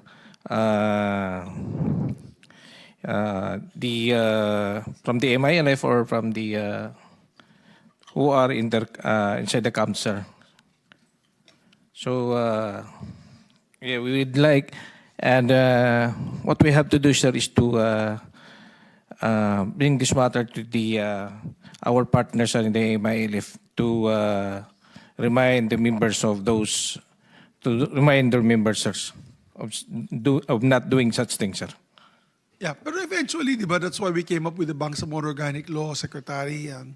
In fairness to the AFP and PNP, they were looking at the political solution. Wasn't this the political solution that we enacted to make sure that we can decommission the soldiers and fighters, integrate them into the government? They now become the protectors of the people, but on a government capacity, hindi na po as an armed force that neither here nor there. Diba? Kasi partners natin eh. So, Sec, may you want to answer? And maybe I'll also throw the question to the BTA on that. Because it's useless if we have a political process. What we did was just we created more positions for election, but no lasting peace. Because there's still the opportunity of an explosive situation. Diba? Because of all the arms in the region. Sir, that is the reason why you are correct, Your Honor, that we need to have this election, because I believe some of those posting is basically politically motivated. That's why the election is very, very important. That it should be taken this year, because we believe after we have a very strong governance features, full autonomy in the BARMM will greatly create a very positive, peaceful situations in the area. I believe some of those posturing, may mga ano po yun sa mga political natin. No, I was just asking because I have some of these videos and I should have just posted them para makita lang nating PNP tsaka ng AFP. Medyo alarming kasi siya. It doesn't paint a bright picture for the area. Kasi syempre, makita mo may mga bata, may dalang AK-47, M16s, assault rifles. Hindi magandang tignan. Tapos pumuputok sa dagat, pumuputok sa mga coconut areas. And then they're freely walking around, laughing with all their long arms. Hindi magandang tignan yan. If we want to promote tourism, especially in the area, kasi yung growth na yun ng BARMM, napakaganda. Tourism, agriculture, ang daming gustong mag-invest with BARMM. So we must promote an environment of peace, and that does not promote an environment of peace.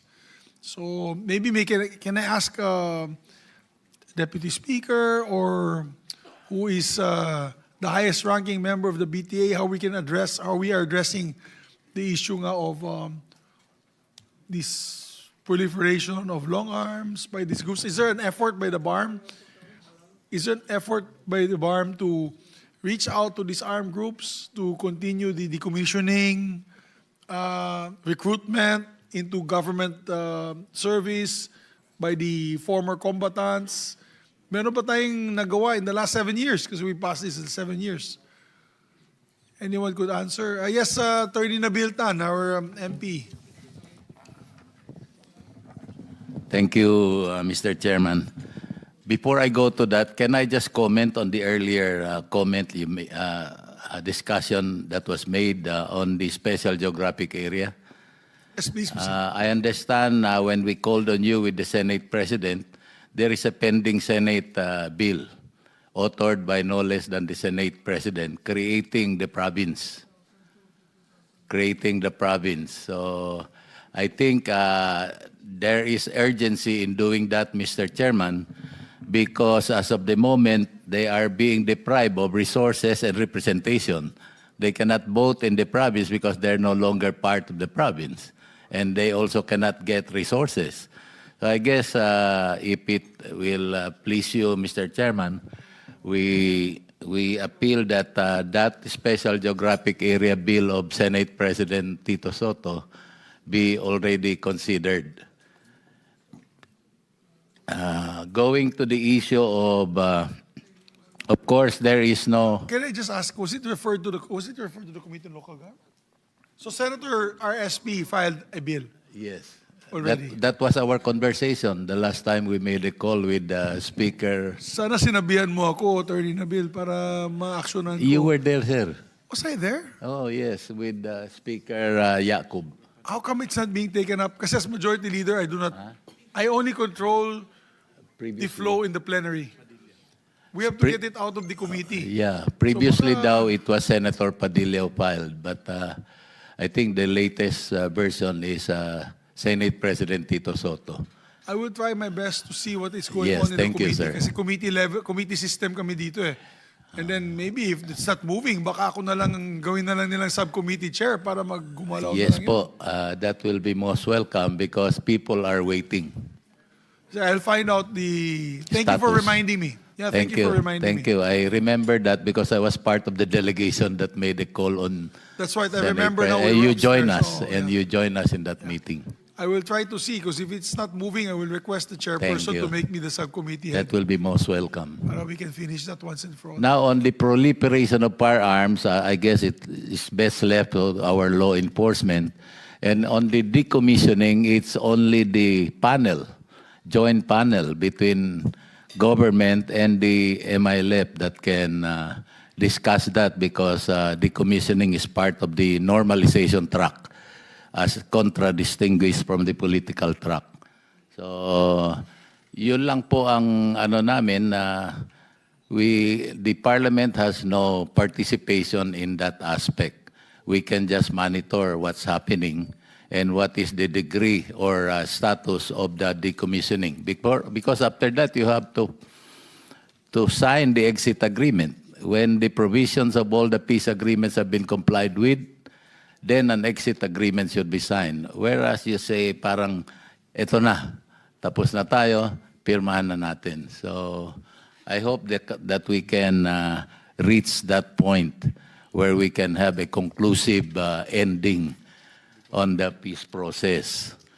So, yun lang po ang masabi ko. But we leave to the law enforcement agencies and the AFP on the proliferation of firearms in the area. Thank you, Mr. Chairman. Thank you. Yung ano lang kasi, gentlemen no, and ladies, is that we're all in unison here. I think we're united that the Bangsamoro Organic Law was a political process of the peace process. It was the political arm, right, of the peace process. Okay.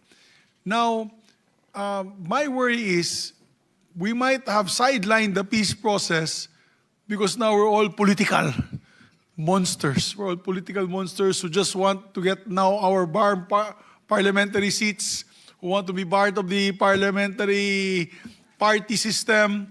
Parang nawala na bigla. That's what I'm worried about. Maybe in an executive, I'll ask, of course, the representative of SAP, Lagdameo, after this. That is my number one worry. Where are we now? Because the reason why we moved this forward was after the Marawi incident, where we want to make sure that it will never happen again, that our partners, I consider them our partners, the MILF and the MNLF, are both happy with the situation.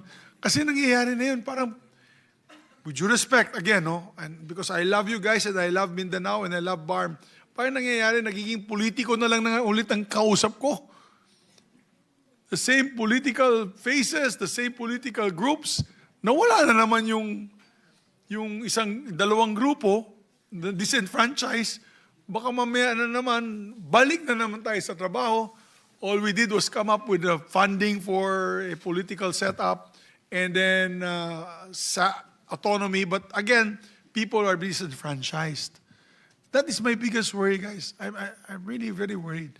And I would just recognize the SAP office of the SAP, and then I'll recognize Attorney MP Ali. I just Yes, please, Nabil. pala sa may nilagay tayo sa BICAM noon, maalala nyo, nung binubuo natin ng Bangsamoro Organic Law, yung suggestion ni Senator Lacson and the late Romy Acop, Ray Acop ba yun? Romy Acop, na magkaroon ng recruitment ng MILF, combatants and MNLF. Yun po, nabinbin yun dahil nabimbin po yon na ngayon pa lang tayo mag-i-implement yata, kung mag-i-implement, dahil sa technicalities na yung 5 years nag-lapse na hindi pa na gagawa yung recruitment. So I'm talking to the Attorney General of the BARMM. Nagkausap na raw sila ng NAPOLCOM Vice Chairman, si Ralph Calinisan, na itutuloy na, babaguhin na nila guidelines kasi nanindigan sila na lapse na. So doon sa IGRB at saka PCBF, Technical Working Group, naging hindi po nangyari yung dahil nag-lapse na raw. Pero the NAPOLCOM now has agreed to revise their guidelines at gagawin na hindi na upon ratification but upon the issuance of a new guidelines. So, yun po ang siningit natin na kung payagan natin yung MILF, MNLF combatants mag-join sa police. Although sa police lang yun. Sa MNLF, meron non-integration, police and AFP. So, yun po ang tungkol dyan sa recruitment na mangyayari pa lang ngayon after so many years. Yeah, it doesn't have to be recruitment to the AFP or PNP. It can also be, they can be farmers. You bring in Yes. Dole and Del Monte there. They can now be farm workers. They can now be they can have their own livelihood. Di ba?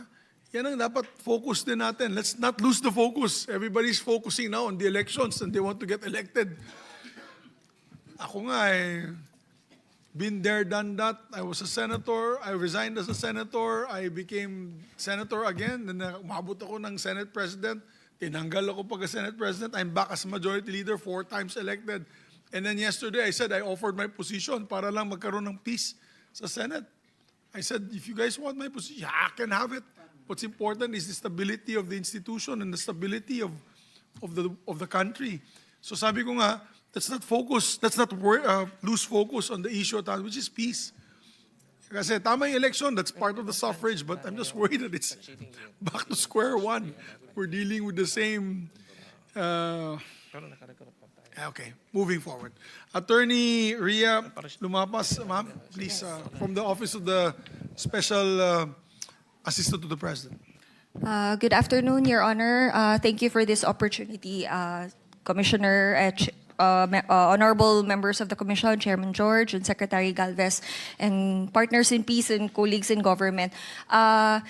I just want to jump in, sir, regarding all the questions that you raised, which are all very valid regarding the peace process. So that's why this elections that we have right now, at the outset, I would like to also present our position. The position has always been to conduct the elections. The President has been very consistent also in saying over the past years that, we want to conduct the historic first BARMM parliamentary election. So in the days leading up to the May 2025 national local elections and even during the 2024 decision of the Supreme Court excluding Sulu, we've been pushing for the next, the earliest possible time. Now that it's 2026, we would have wanted it to be in the first half of the year to make it as soon as possible. But of course, given that the conduct of the elections falls within the mandate of the COMELEC, and in consideration of the issues on the operational and logistics concern that were raised, then we defer to the COMELEC on the conduct of the elections. But we really want it to happen as soon as possible. Now, what I want to emphasize also to the body here and also to elucidate and elucidate everyone on the whole peace process, to reinforce also what Sec. Charlie said, Senators, Your Honor, the elections should not be considered to be conducted in a vacuum. So this is what we're saying, that the elections should be viewed in light of the comprehensive agreement on the Bangsamoro. That should be the perspective behind it, because the elections, there are two tracks to the peace agreement that we have, the political track and the normalization track. So the political track, this is the last box to tick in the political track, the conduct of the elections. And so it shouldn't be divorced from the normalization. So even if, yes, everyone is focused on the elections, but it's also one of the boxes that we tick in the political track of the peace agreement. So it shouldn't be divorced from that. Now, as soon as we have the elections, now we can finally focus on the normalization. And sir, Your Honor, the security concerns that you raised are all very valid, and it's unfortunate that we had to see that. But more importantly, I guess the more important thing that we need to consider is that there's no vertical violence. There's no violence between the GPH and the MILF. And so with the law enforcement, the AFP and the PNP, most of these are political in nature, also with criminal lawless elements, and at the same time, land related. And that is why in the normalization track that we have, there are actually four aspects to it: the decommissioning, the socio-econ, transitional justice, and confidence building amnesty. This is a whole of governance approach, and that's why we're also thankful for the BTA and the Parliament, the BARMM government. We're all working hard together. So for the decommissioning, we just have to, there's just a pause in the panels because they haven't released the last, the names of the last phase for the decommissioning, but we've already decommissioned 26,000 former combatants, and the provision of their socio-econ and for their reintegration is ongoing right now. So we have that for the normalization. So all of these things, especially also with the security aspect of it, in the whole GPH MILF peace infrastructure, we also have peace mechanisms on the ground. CCH, the ceasefire committee on the ground, the AJAG for the coordination of MILF and the AFP with the GPH. So we have that on the ground, sir. So right now, like what was mentioned, most of it is land related, but there are ongoing, we have ongoing initiatives right now, especially with the DAR, in terms of doing the parcelyary inventory, because most of the violence really are land related, and so the RIDO as well.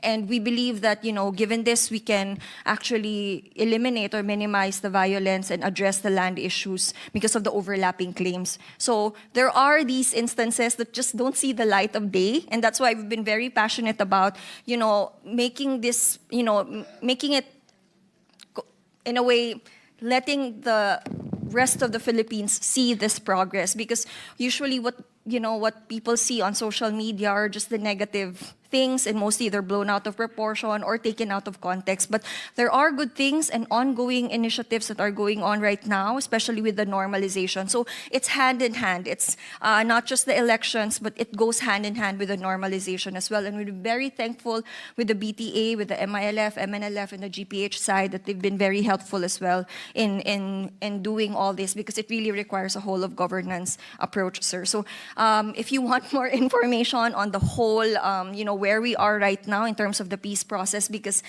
like what you said, Your Honor, we are the beacon in the international, we are a beacon in the international community in terms of one of the longest or subsisting peace agreement. Most of the peace agreements all over the world have broken down or they're facing issues, but ours remain strong, and inshallah, it goes on and it becomes more successful. So that's why it's also a very important priority for the national government to have the elections conducted and also continue with the deliverables of the national government under the peace agreement. Thank you, Your Honor. Thank you very much, Attorney, for your inputs. I would like to recognize Attorney Ali of the BTA. Attorney. Yes, Bismillahirrahmanirrahim. Before you do that, Your Honors, I will be remiss in my duty to recognize our distinguished colleague, very, I'd say, important, who played a very important role in the passage of the BOL, who is also chairman of the Committee of National Defense. She's also chairman of the Bangsamoro and Government Parliamentary Forum in Congress, in the Senate. She's representing us in the Senate, no other than our distinguished colleague, Senator Lauren Legarda. Thank you for coming, Madam. Thank you very much. I apologize for the delay. There were other meetings, but I'm grateful that you held this so that the certainty, yes. I actually have a few statements, but I'll listen to them first. You can just listen to Yes. Attorney Ali, that I recognize. Yes, after I have a statement to make, yes. Thank you very much. Thank you very much, Madam. Thank you for giving way to Attorney Ali. I think he's going to discuss just on that particular issue that we have on the pursuit of the peace program that we had passing this BOL. Please, Attorney. Bismillahirrahmanirrahim. Assalamualaikum warahmatullahi wabarakatuh. First of all, I'd like to congratulate Senator Juan Miguel Zubiri and Senator Lauren Legarda for this committee meeting. And this is a historical committee meeting because it will tackle the first BARMM parliamentary election. Yan ang pinaka-hinihintay na po ng ating mga kababayan. With respect to the issues, Mr. Chair, there are mechanisms for both the GPH and the MILF to tackle issues related to the proliferations of firearms. No? Dalawa yung kinds of firearms. May long firearms at saka mayroong small arm and light weapons. So meron na po yan mga committees, mechanism to discuss that issues at on the way na po. Pero ang reality po ngayon, Senator, ay sinuspende po ng MILF leadership ang decommissioning process kasi ayun po, tulad po ng observation nyo, nakapokus na lang tayo ngayon sa politika. Hindi pa na-deliver yung mga deliverables na sa socio-economic package. Ang nagdesisyon ng ating leadership sa chairman sa pangunguna ng Chairman Haj Murad Ibrahim na isuspend muna yung decommissioning process until such time na makita natin na mag-move yung other deliverables ng peace process. Hindi lang po tayo nakapokus dito sa political track. No? Meron din tayong normalization track na kailangan din mag-move, no? Para maibigay natin doon sa mga combatants ang nararapat sa kanila. At magandang balita po narinig natin kanina na tumaas po ang budget ng OPAPRO at sana ay makapokus na dito sa normalization track nito. Pero as of this time, Mr. Chair, I suspended muna ang decommissioning until such time na makita natin na mag-move. Hindi lang po ito about sa election. This is about the peace agreement. Mr. Chair, I would like to get the opportunity, Mr. Chair, to read the position of the MILF UBJP with respect to this issue, Mr. Chair. Bismillahirrahmanirrahim. The United Bangsamoro Justice Party conveys its sincere appreciation to the honorable members of this committee, especially to our very chairman, Senator Mig Subiri, father of the Bangsamoro Organic Law, for giving us opportunity to share this position paper on Senate Bill number 1587. We also wish to convey the greetings of salam from our party president Al-Hajj Murad Ibrahim, chairman and Amirul Mujahideen of the Moro Islamic Liberation Front. At the outset, we wish to emphasize that the UBJP supports the call for over 2.3 million registered voters in the BARMM for the immediate conduct of the first parliamentary election. As repeatedly pronounced by our leaders, we are very much willing to submit to the will of the Bangsamoro people in a free, orderly, honest, and peaceful election. Win or loss, we are committed to submit to democratic exercise that will give our people the fullest opportunity and freedom to choose their own leaders. This is MILF's solemn obligation under the comprehensive agreement of the Bangsamoro. As we all know, this first ever Bangsamoro parliamentary election is on its fourth postponement as of date. The first schedule is on May 2022, was postponed to May 12, 2025. The second postponement was from May 12, 2025 to October 13, 2025. While the third postponement was October 13, 2025 to March 30, 2026.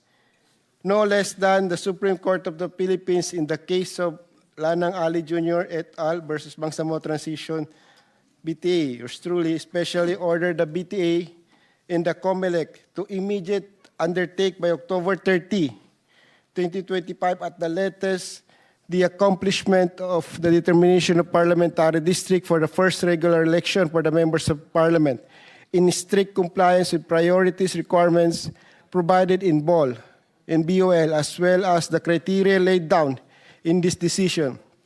Thereafter, in the compliance with Section 5 of the Voters Registration Act, the respondents COMELEC is directed to promptly proceed with its preparation and conduct of elections not later than March 31, 2026. It must be stated for the record that the BTA failed to enact a new redistricting law within the deadline set by the Supreme Court. It took BTA 72 days beyond the deadline to finally enact the new redistricting law on January 12, 2026. This inexcusable delay caused the deferment of the March 30, 2026 election set by the COMELEC.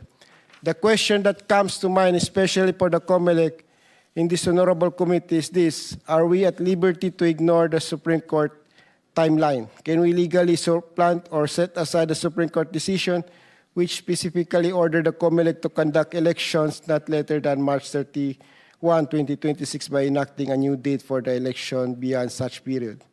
What further exacerbates the already dire situation is that the BTA Parliament hurriedly passed on January 28, 2026, a law, this is the latest law, January 28, 2026, a law amending the Bangsamoro Electoral Code, which practically reboot the entire parliamentary election preparations made by the COMELEC in the last 3 years. The new law amended, among others, the following provisions of the Bangsamoro Electoral Code: the reduction of the minimum number of membership from 10,000 to 5,000, lowering of the threshold from 4% to 2.5%, revocation of already issued certification and issuance of new certification for sectoral representatives, directly affecting hundreds of certified sectoral organizations, revoking the accreditation of regional political parties already granted by the COMELEC by requiring all existing political parties and coalition of political parties to seek new accreditations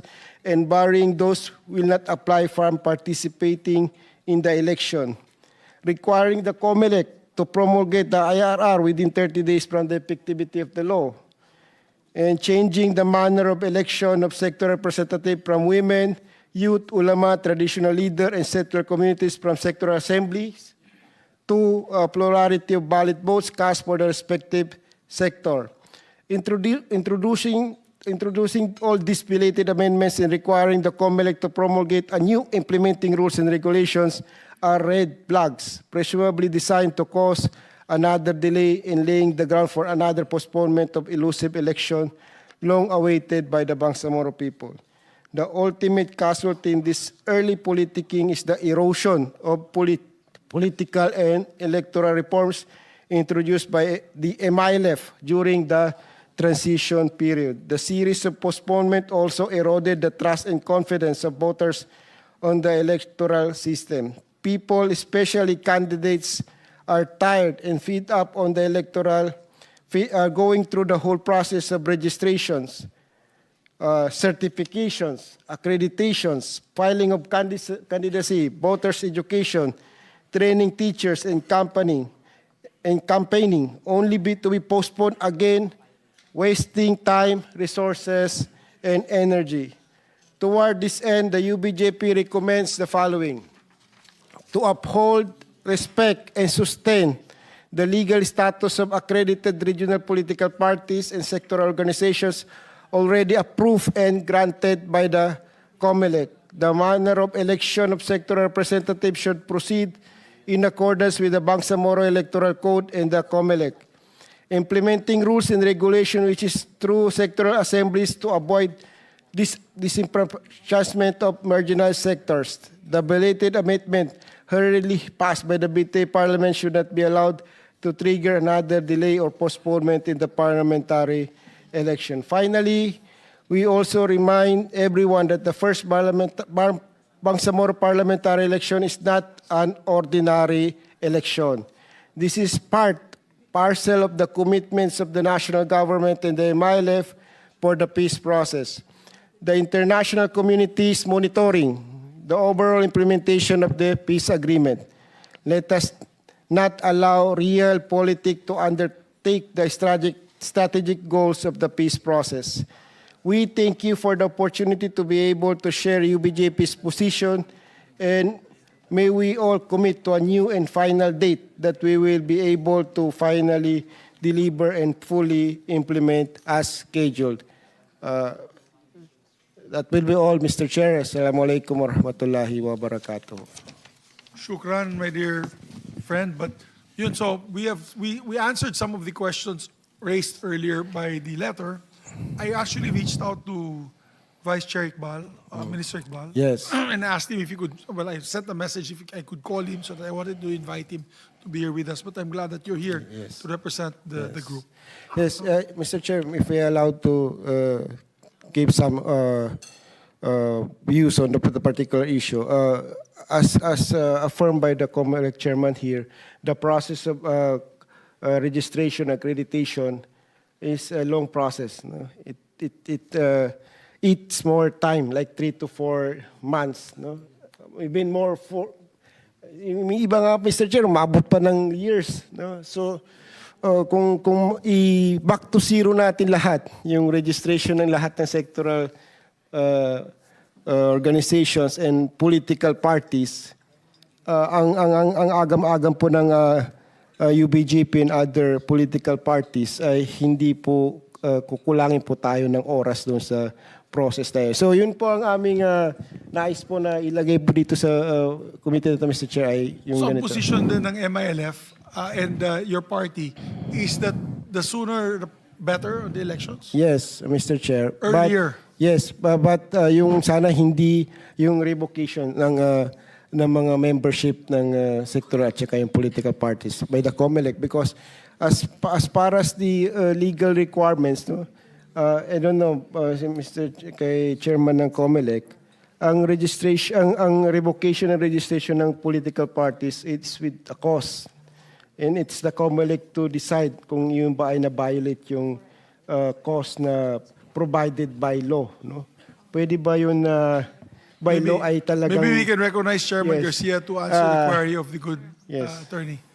Actually, Mr. Chair, yung query po kasi ay addressed really to the Parliament because it's the Parliament that enacted the law which set aside all accreditations and opening up the accreditation, meaning back to zero.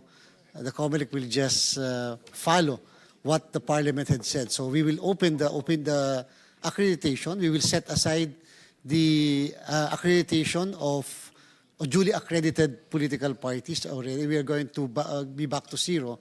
Did the law that they passed say that they'll back to zero? That really, Yes, huh? yes, Mr. Chair. It was passed last week.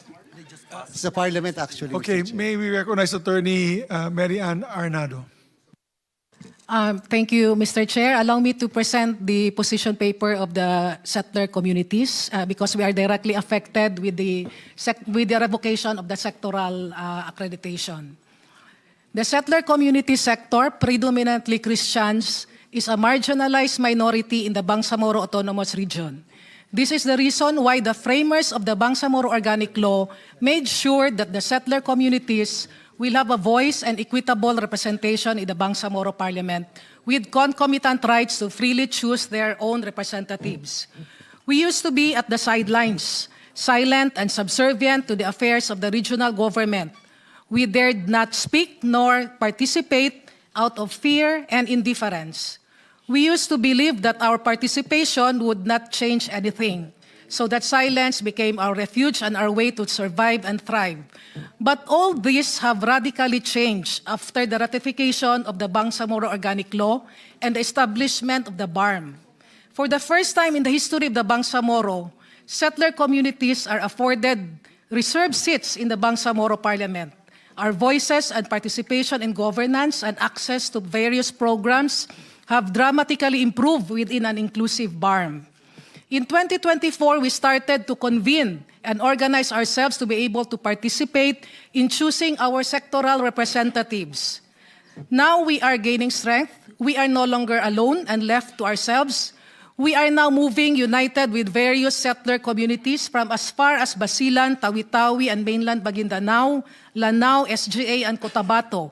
We also stand in solidarity with other marginalized sectors like women, youth, ulama, traditional leaders, and non-Moro indigenous peoples in the truest essence of dialogue of life and faith. After we diligently followed all required processes and submitted the necessary documents, the Office for Settler Communities certified around 268 settler communities organizations who have successfully established verifiable track record in serving the needs and promoting the welfare of settlers. After securing our certification in the months leading to the May 2025 election, we decided to submit all necessary documents and undergo the rigorous and time-sensitive accreditation processes with the COMELEC. The process was tedious, the fees prohibitive, and the legal requisites to qualify for accreditation too technical for grassroots organizations who have little access to legal services. Yet we persisted and followed the process, emboldened by the faith that this time it is different. Government and the MILF are in transition and mutually implementing genuine electoral and political reforms. We will have a fair chance. This is worth fighting for. Last January 28, 2026, we were shocked, dismayed, and disgusted that the BTA Parliament amended the Bangsamoro Electoral Code, which arbitrarily revoked the certification of all sectoral organizations, including the settler communities. By sheer legislative action and without any consultation, the BTA took the hopes of thousands of Christian settlers in the BARMM. The BTA literally canceled our much-cherished certification and is requiring us to start anew. Making matters worse, the BTA Parliament changed the manner of election for the sectors from sectoral assemblies to direct plurality of valid votes cast for the respective sector. Under the BEC, the shift to popular automated election for sectoral representative is contingent upon the prior establishment of a special registration of sectoral voters pursuant to Section 2, Article 10 of the BEC. Because it's very difficult to determine who will be voting for the sector. So right now, the special registration, the Parliament changed the manner of election to direct plurality of votes. And that will practically take away the reserved seats for the marginalized sectors and leave us all at the mercy of the majority, who can now dictate who will be representing the settlers in the Parliament. It is in effect foreclosing the parliamentary seats reserved for settlers under the organic law. It is called reserved precisely because there is no way Christians will be able to compete with the majority in a popular election. We are no strangers to the election in the Philippines, especially in the BARMM. Instead of the promised electoral reform, this will slide back to the usual ways.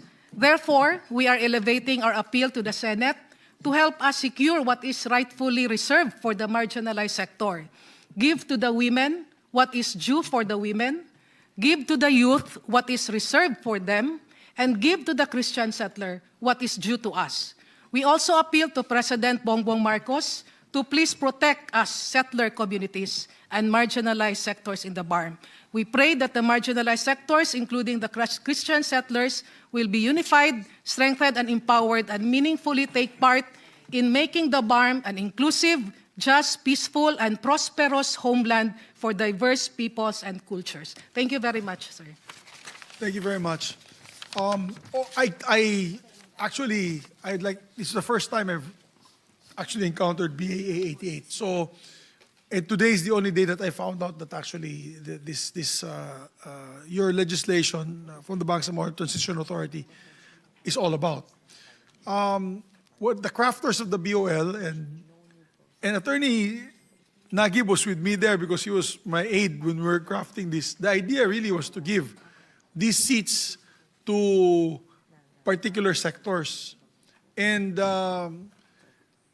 you're absolutely correct na ayaw natin mabastardize yan. Like the party list system now that we're trying very hard to amend with the recommendations also of the chairperson of the COMELEC and all the members of the COMELEC.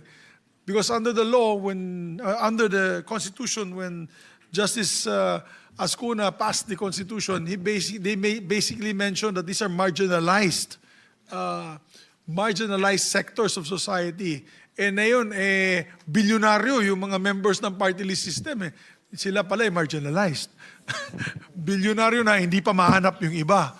So ang punto namin dyan is, ano nangyari along the way? And I guess that's what they're also complaining when we wrote this BOL, that we wanted to make it true to representation, to what is really truly representation that we itemized and sectors that we made sure that we be represented by the Parliament. So I'm saddened by that fact, if that is the case. Our concept, our idea for equal representation with the indigenous people, settler communities, etc., is now watered down. No? I have to study this BA. But we respect, I have to put this on record, and my good colleague, Senator Legarda, agrees with me. We also respect the autonomous nature of their parliament. You have the right to debate, you have the right to fight it out in Parliament and eventually put that on a vote. No? Whether we like it or not, that is the process. Although, of course, I would be heartbroken to see that it will now become similar to what is the party list system now, which is no longer marginalized. You know, when I was in my first term in Congress, I used to have Kakispin Beltran. There, yung mga party list na talagang mahihirap, yung labor sector na laborer talaga na representing their sector. All of a sudden, after several years and several, I guess, interpretation of the party list law, puro bilyonaryo na, may mga helicopter pa yung mga party list members. So sabi ko, ano na nangyari doon? Iba't iba na yung iba't iba ng representation, di nang marginalized. So, and that's what we're trying to correct now. And the Senate President is pushing for the amendments to the party list law. But again, as I said, we respect though the Parliament, to be able to enact their laws. Before I recognize Attorney Nagib, I promised our good colleague the time. So Senator Legarda, you recognize, Madam. Thank you very much, Mr. Chair. I welcome all of you to the Senate once again, and this is of great importance and interest to us, of course. Before I tell you of what we have done, not just in terms of legislation, but in terms of budgetary amendments for this year, allow me to just clarify the very important position that Attorney Arnado had mentioned.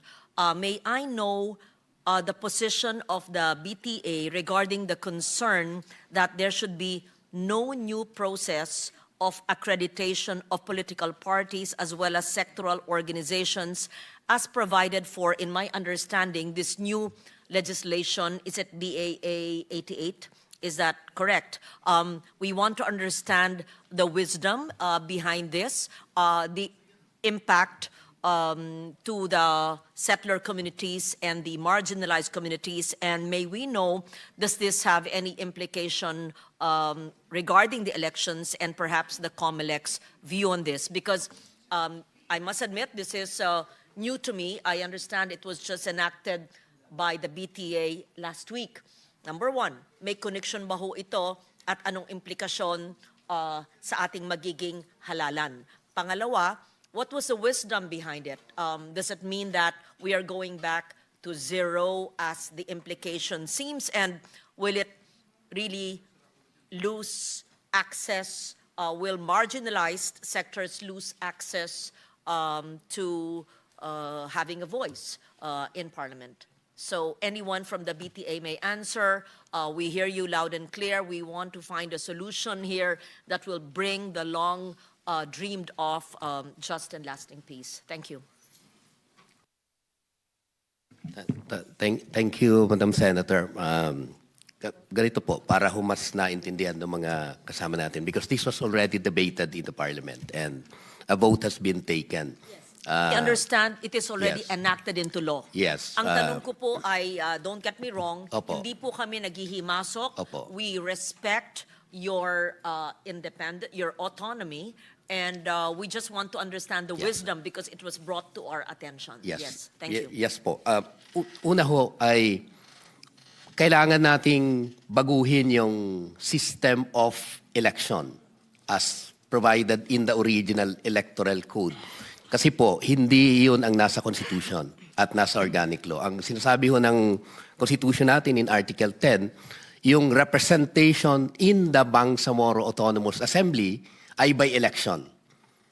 Unfortunately, nung ginawa yung electoral code, it is not by election. It is by assemblies ng mga organizations. So, pag in-stretch ho natin masyado yung interpretation na yon, and there are pending petitions now before the Supreme Court questioning the constitutionality of that provision. So, bumalik ho tayo doon. Pangalawa ho, yung organic law mismo nagpo-provide na election yan, yung sectors. Ang exception lang ay yung non-Moro indigenous people. So, naging consistent tayo doon sa mandato ng organic law na yun lang ay exempt natin. Pangalawa ho ay wala hong deprivation doon sa representation by the concerned sector. Hindi ho pupunta dyan ang hindi kabahagi ng sektor na yun. Halimbawa ho, kami, we will not intrude into the sector of the non-Moro indigenous or the settlers.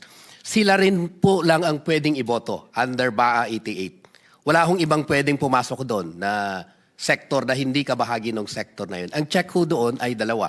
Una, they need to belong to a sectoral organization.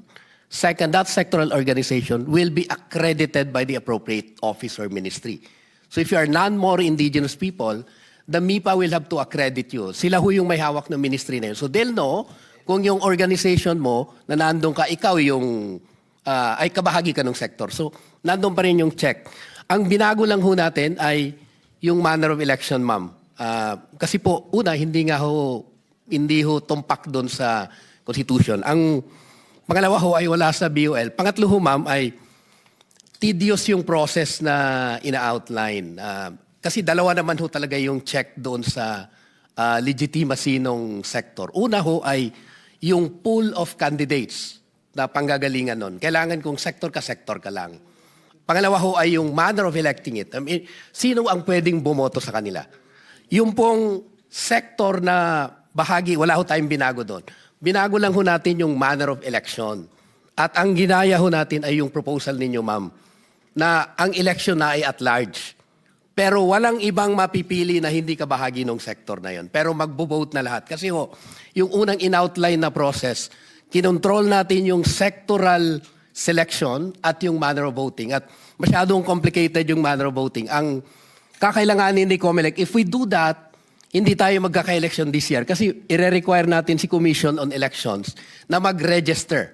In the registration ng mga botante, mamimili siya ng 3 sektor. Sasabihin niya, itong sector 1, 2, 3 ang sektor na bobotuhan ko. Now, pag nagawa mo na yon, you have that system, ita-translate mo pa yan doon sa precinct level mismo. Yung electoral board naman ang tuturuan mo na makikilala niya yung botanting yon at malalaman niya na ang pinili niyang sektor ay yung 3. Kasi ibibigay mo sa kanya yung balota. If we do that manner of election, hindi ho tayo magkaka-election, ma'am. Kaya ho talagang ang ginawa natin, we simplified it. We've seen your proposal, yun ho ang ginaya namin. Para meron kang integrity doon sa sector na yon. Pero yung manner of election I mo don't ay... understand when you say, sir, my proposal. What do you mean? Yung proposal ho ninyo na nabasa namin doon sa... opo, kung paano yung sectoral representation sa... Opo. Yun ho ang manner ng pagpili. You referring to the Bangsamoro Parliament Forum? The discussions when you say my proposal? Was it a personal proposal? Nasa Senate Bill 342 po yun. A bill I filed 13 years ago. Yes. Good research. Yes, ma'am. Okay. We researched that. Okay. Tama po, kasi we were in a Ako palang quandary author paano. niyan. Opo. Okay. So I filed the bill in 2013. That was my second term. And you adopted Yes, a ma'am. bill I filed. Talagang ahead of my time, di ba? Yes. Tinatanong kita ngayon sa wisdom ng BAA 88. Opo. Bill ko pala ng 2013 ang ginawa niyong basihan. Opo, kasi Sinabi mo yan para wag na ako magtanong kung ano yung hindi po, wisdom pero nun. in reality ho, matagal na debate na yun, ma'am. Paano No, i-operationalize? the fact that I filed it in my second term 13 years ago, and you used that as the basis for your legislation in the BTA, I must have studied it thoroughly then, but why only now? And okay, my question is, did you consult the settler communities, the non-Moro indigenous peoples, etc., in all of that? You went through the process and sought their, and consulted them. Yes, ma'am. Opo, nag-public consultation ho. In fact ho, yung representative ng settler community in the BTA Parliament voted yes in favor of this one. Ganon din ho yung mga political parties na kasama namin. Hindi naman po lahat, pero yung pong mga kasama natin, nag-consultation din ho. At yung representative ho nila mismo sa BTA. We take note of that. And thank you for acknowledging the authorship of the bill. Pwede palang ganon, magpa-file sa national, i-adapt. Kasi ang ginagawa ko po, para alam ng lahat, from before, I would always share my legislation, my bills, my resolutions, not just sa Senate, sa Congress, syempre, kasi bicameral, but also sa Bangsamoro. Yeah, I've always tried to share my wisdom, whatever. Ako pala ang author nung BAA 88 na tinatanong natin. 2013. Galit mo na yung MILF. Hindi sila galit sa akin. Hindi. No, ibig sabihin, they based it on a 2013 bill. Way back in 2013. So I'm trying to understand it. So my question to the COMELEC, does this have any bearing on the conduct of the elections? Will it make it more difficult? Or is it more convenient? Chair George Garcia, please. Thank you very much, Mr. Chair, Your Honor. yung una po muna yung tanong na how will this affect the election? This will affect the date of the conduct of the election. Definitely, Madam Chair, Mr. Chair, Your Honor, dapat kakayanin namin ng May 2026 Bangsamoro parliamentary election. If we are going to implement solely the districting, BAA number 86. But because of the enactment of BAA number 88, of which we are going to set aside all accredited political parties, all accredited sectoral organizations, and we will accept once again the filing of petitions for accreditations of several thousands of filers, it will take us at least 3 to 4 months or even 4 months or more to come up with a list of accredited political parties and sectoral organizations. Kasi po, Mr. Chair, yung pong mga names ng political parties, including the logo, and the names of the sectoral organizations, which in this case, under BAA 88, tao na po ang i-elect ng mga mamamayan, hindi po names ng sectoral organizations will have to be printed in the ballots. Now, will this expedite or will this make easier the job of COMELEC? Wala pa po kaming kopya, narinig lang po namin, but I think yes. The reason why, Mr. Chair, is because, ganito po, kung hindi nagbago o hindi nila binago yung manner of election, by 2028, a single voter in the Bangsamoro will have 4 ballots. 3 ballots, 1 ballot each per sector, and 1 ballot for the national and local elections. In fact, we are required under the election code before nilang binago na mag-conduct ng re-registration of voters so that we will ask each and every voter in the 2.3 million voting population of the Bangsamoro, ano yung mga sectors ang gusto nyo? Wala pa po kaming nagagawa na gano'n. Wala po tayong classification ng kung anong sektor kabilang ang isang botante. Just to intercede. Pero as one of the, as the author and sponsor of the Bangsamoro Organic Law, we wanted to make it exact nga eh. Women, youth, settlers, IP. Alam niyo yung nangyari din sa party list system, bahala na sila. They claim to be women, but they're not really represent the women's interest. It's political interest, and so on and so forth. We actually patterned it under the European system. It was a European party list na walang face. It was just the idea of the party list, of the representation. That was the idea sana, Chairman. That's why, kung babalik tayo sa kanila, kung gagawin natin party list natin, Diyos ko Lord, God help BARMM. Diba? So yun lang, Madam Chair, Madam Senator, is my worry lang is, baka nga, ma-water down. So kung magiging party list lang yun, dapat yan, may representation talaga. It should be women, 1 box for women, 1 box for youth. Naka-enumerate yan eh, under the BOL. Meron po, meron po lahat. Properly represented ang lahat ng sectors. Ang manner of election lang, Mr. Chair. I don't think we'll have a problem because we already established earlier that we will not be synchronized. And therefore, it's just going to be a special election every 3 years. So definitely, hindi na kailangan 4 ballots yun. Pwede nang 1 ballot lang for the BARMM elections, correct? Kung hindi po nila binago yung BAA 8, kung hindi po nila pinasa yung BAA 88, at yung susundin natin, yung original election code, yun po, we will be giving 4 ballots per voter. Okay. Sinasabi niyo po, Mr. Chair, na tama po yung pagpasa. Ito para maliwanag, kasi yung sinasabi naman ni Chair at yung gusto natin na representante ang mga sektor, nandyan. Babasahin ko, 2013, nag-file po ako ng panukalang batas. At the time, SB 342, okay, July 2013. This bill seeks to provide the enabling law for the implementation of the provision on local sectoral representation provided under Republic Act 7160, otherwise known as the Local Government Code of 1991.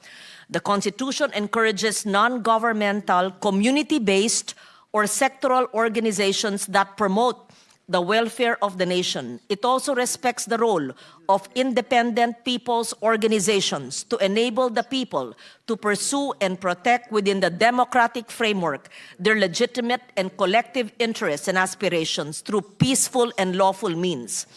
Consistent with these state policies, Article 10, Section 9 provides that the legislative bodies of local governments shall have sectoral representation as may be prescribed by law, which essentially provides a venue for community-based organizations to participate in formal local governance processes. Local sectoral representation is an important step towards advancing the decentralization in the Philippine governmental system.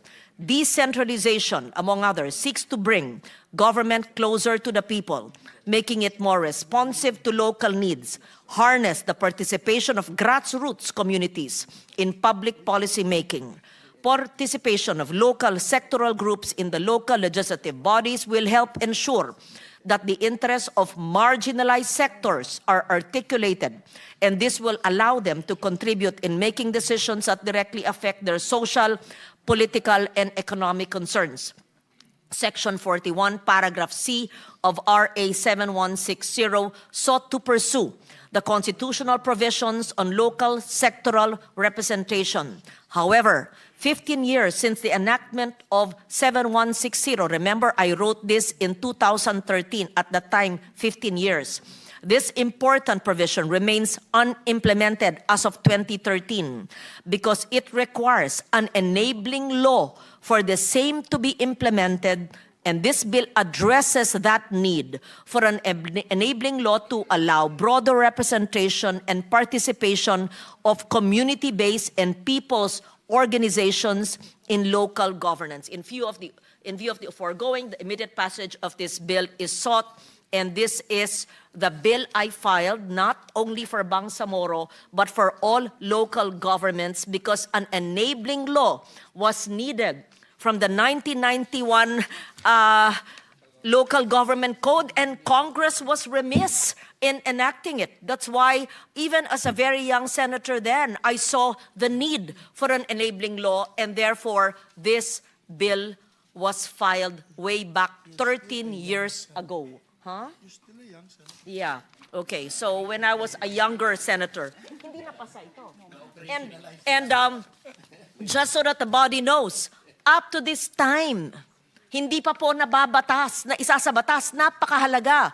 Did I refile it? I will refile it because this will give a voice, as the chair says, to the women, to the indigenous people, to the vulnerable populations. Ito ang kailangan talaga, grassroots communities to have representation. So I am heartened to know that this was used as a basis for empowering community-based communities, both Moro and non-Moro, Muslim and non-Muslim. Hopefully, I did not see BAA 88. Hopefully, the intent of your BAA 88, for which this bill is your inspiration, as you say, I hope it did not divert from the intent of this law, which is much needed because it is an enabling law as mandated by the Constitution. So having said that, I am heartened that a 13-year-old bill, which the national government has not yet, Congress and national, have not yet prioritized, and I'm now emboldened to refile it and to push for it. And second, I hear loud and clear what the chair said, that if we did not pass it through the Bangsamoro Parliament, the elections cannot be held this year. Ibig nyo sabihin, at saka baka apat ang masalimuot yung proseso, ganun ba yun? Yes po, Madam Chair. Kung natuloy po yung halalan ngayon na hindi po na-reset o hindi po na-postpone, there will be no direct election of the sectoral organizations. Assembly lang po. So nakabuti po. So, ibig sabihin po, itong inspirasyon na sinabi niyong basihan ng BAA 88, hindi po na etsepuera ang mga marginalized at vulnerable populations at communities. Sa halip, ito po ay magbibigay daan para po magkaboses at representasyon ng ating mga kababaihan at mga katutubo at ang mga non-Muslim groups. Ganun ba ho ang inyong perception, Chair? Yes po, Madam Chair. In fact, if I may, Madam Chair, we received several years na po, ang daming mga local officials, local chief executive, ang naghihingi sa COMELEC ng implementing rules or regulation on the provision of 7160. Ang sabi po namin, kailangan po ng isang legislation. And that's So the ito na po, legislation. ito na nga. Buti na hungkat natin, is that a right Filipino word? I'm glad that we're able to unearth my 13-year-old bill, which is languishing in the Senate archives. I will refile it on Monday. I may even stand on the floor to deliver a privileged speech and encourage the local government committee to hear it. Today, I can file it today. Yes, but we have to update it. We have to update it. Yes, this is not, hindi naman to unahan. In fact, kung gusto mo i-co-author ito, kasi napakahaba na ng pending ito. So, thank you. I mean, we are enlightened by the wisdom of the chair, chair of the COMELEC, who tells us it is essential that it is also being asked by other local governments. At ang balik nyo, ang sagot nyo ay wala pang enabling law. So gagawa po tayo ng enabling law, pero syempre we will subject this to consultation. Yes. Okay. Madam, may I just, yes, thank you to our dear colleague. Baka we can file that already today. I'll be glad if you will accept me to be your co-author. Yes, I will. Before we proceed with that, so very clear, it is not a stumbling block towards the conduct of the earliest possible orderly and honest elections. In fact, nakatulong po, ganun ba yon, Chair? Not a stumbling block, Your Honor. I think the question po nila, yung sila po is really more on the setting aside of the already existing, duly accredited political parties But and the sectors. setting aside, it is not contained in my bill. That Not is contained. really an operational process, or baka po sa BAA, which I've not read, 88, dinagdag na nyo yung setting aside. Because here, clearly, there is no such thing as setting aside. There's no such thing as setting aside in your bill Yes. 13 years ago, Mr. Chair, Madam Senator, and therefore, wala pong effect whatsoever. Tama po kayo, operational po, nasa BAA 88, promulgated, enacted by the Parliament. Yes. So, the BAA 88 added, even if this is your inspiration, added the setting aside. Our question is, will the setting aside cause conflict because there is some disagreement? And is it bringing about now a stalemate, which is adding to the already difficult process? No? That's why may I ask, Hindi naman. yes, with the indulgence of my dear colleague. Chairman, let's say, nandyan na yan, in-approve na nila yung BAA 88. Can't you make an exception for those that are already previously registered, not to make it too difficult to them? Parang ease of doing business, ika nga kung sa trade and industry, we pass the ease of doing it. Baka worried din sila that they'll have to go through the whole process again of magastos. Kung ano nga representation nga natin binibigay ito sa mga marginalized, talagang hindi naman sila, they cannot avail of funds for new lawyers, for new applications, to go to the to go to your office in Manila. Pwede bang magawa nyo ng paraan? Nandito naman yung buong COMELEC. The whole COMELEC is here. Maybe those who had filed previously, how many are they registered? How many were filed previously? 1,500 sectoral organizations filed. We accredited more or less 184 sectoral organizations from the different groups.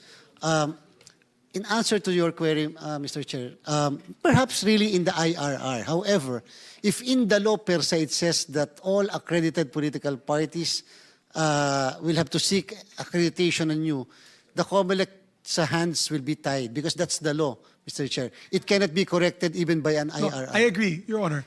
Pero ang punto ko lang is, madali lang naman magre-register. Register, pero baka we can give accordance that they're already registered with you, you already accredited them. Maybe yung 100, ilan ba sila? 180? 184. 184 organizations may be given the fast lane. Ika nga, para hindi na sila, yan ang appeal na natin sa inyo para wala na masyadong gulo sa kanila. I think that would settle some of their problems.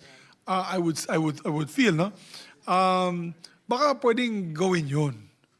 Definitely, we will be doing that. In fact, the problem really is, what are we going to do with those which we already accredited?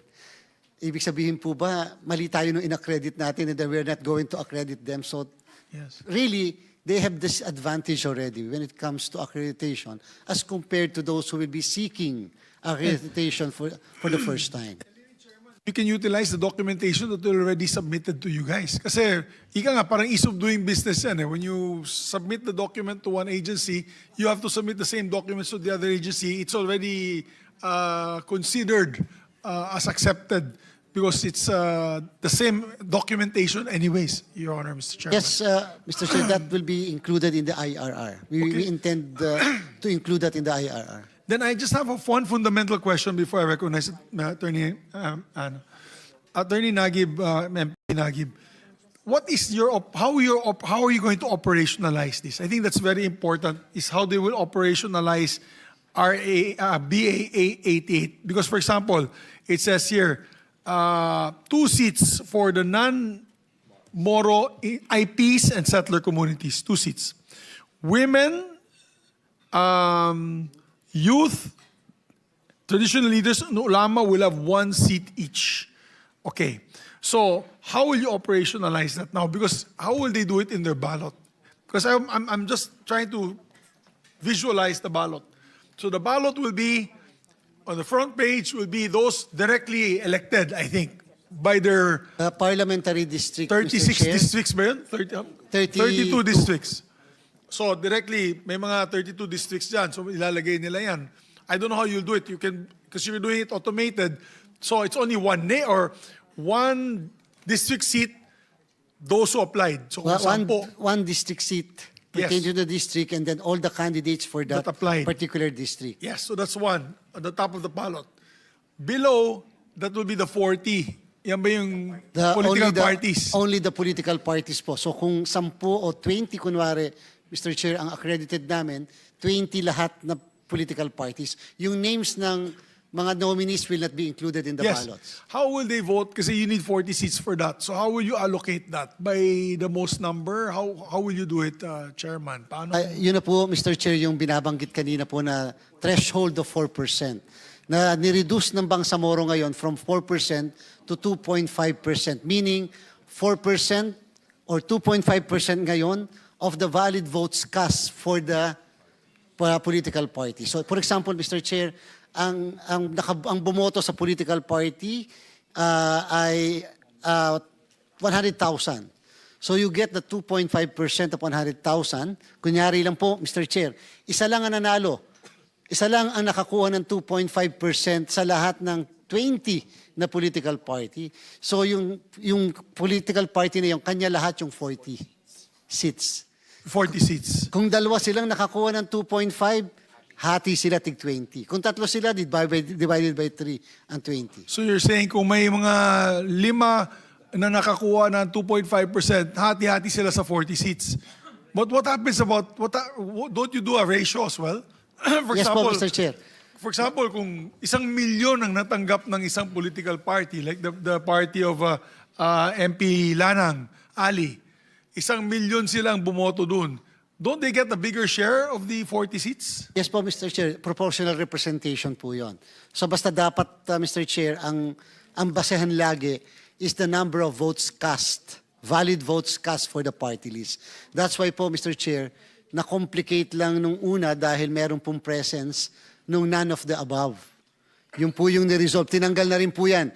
Tinanggal na nila yon. So, dun po ang pag-compute nila dyan. So, meaning to say, indeed, ibiniparehas, 4 tayo nakakuha ng 2.5%, pero yung isa nakakuha ng 5, mas malaki po yung mabibigay na So proportional representation. Yes po. That's very clear. Very good. Page 2, second page. Dito na yan sa ating mga seats reserved for sectoral representatives. paano naman natin makokondak yan na yun? How, para we have an idea, more or less, since they passed already BAA 88 and the COMELEC is here, how now will we choose the 2 seats for the Moro indigenous, non-Moro IPs, the settlers, women, youth, traditional leaders? Will there be a box for women, box for youth, box for settler communities, and box for IPs? Ganun ba yan? Sir Chair, Magkakaroon ba sila ng ano? wala pa pong idea si COMELEC sapagkat hindi pa po effective yung law as of today. Because under their the law that they pass, it will become effective 15 days after publication. As of today, we have no knowledge that it was published already. So, Maybe I'll ask them. I'll ask the BTA. How do you conceptualize or operationalize this section 15, reserved seats for sectoral representatives? Paano natin ma-elect sila, Attorney Nagib? Kasi sa party list system na yun, it's only one. Our elections, tayo, when we vote, you only choose one. We cannot choose one for women. We cannot choose one for urban poor. We cannot. Only one. But under the BOL, we put we put them clearly defined. Is that what we're going to do? Clearly defined? So 2 seats so there'll be opportunity to elect IPs and non-Moro settlers, etc., etc. So maybe we can ask attorney, how will it be done? Yung pong manner of election, sir, sinimplify natin, popular vote na. Except for non-Moro indigenous people. Kasi very specific yun sa BOL, nakalagay talaga. I-adapt natin yung sarili nilang sistema ng pagpili, yung non-Moro indigenous people. So hindi na sila masasali doon sa popular vote. But doon sa ibang sectors, women, youth, yung mga accredited na sectoral organizations, nagpa-accredit yan doon sa mga offices, ministries ng BARMM at ng Commission on Election, magno-nominate sila ng kandidato nila doon sa sector nila. So mga pangalan na ho at popular vote na. Hindi na assemblies ang gagawin natin. Kagaya nung nangyayari sa LGU ngayon. Alam mo, yung indigenous people's representative in the council in a LGU, yung sila-sila ang nag-assembly para mamili. This time around, it will be by vote. But my question lang is, are we going to really deliver to them those seats? These Yes, sir. sectoral representatives? Yes, sir. Unlike Wala the ho. party list system kasi that we have now. No, sir. It will not happen. Yung pong sector ng women, babae pa rin ang mapipili dyan. It cannot be entered by ibang sector, ibang tao. Yeah. Sila pa rin ang pipiliin natin. So how will the ballot look? That's why I'm asking. If you want to operationalize this, Opo, how yung will the sector ballot ho, look? halimbawa, women.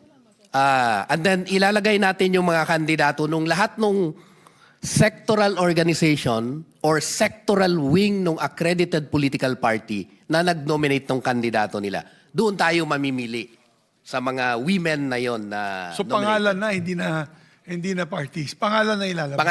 Pangalan na po. How about, except for the indigenous people, Yes, sabi sir. mo, except for that, because even with us, when we choose our IPMR, the indigenous people's representatives in the local level, may sariling paraan. Free, prior, informed consent yan with all their leaders. So how about the youth? 1 seat.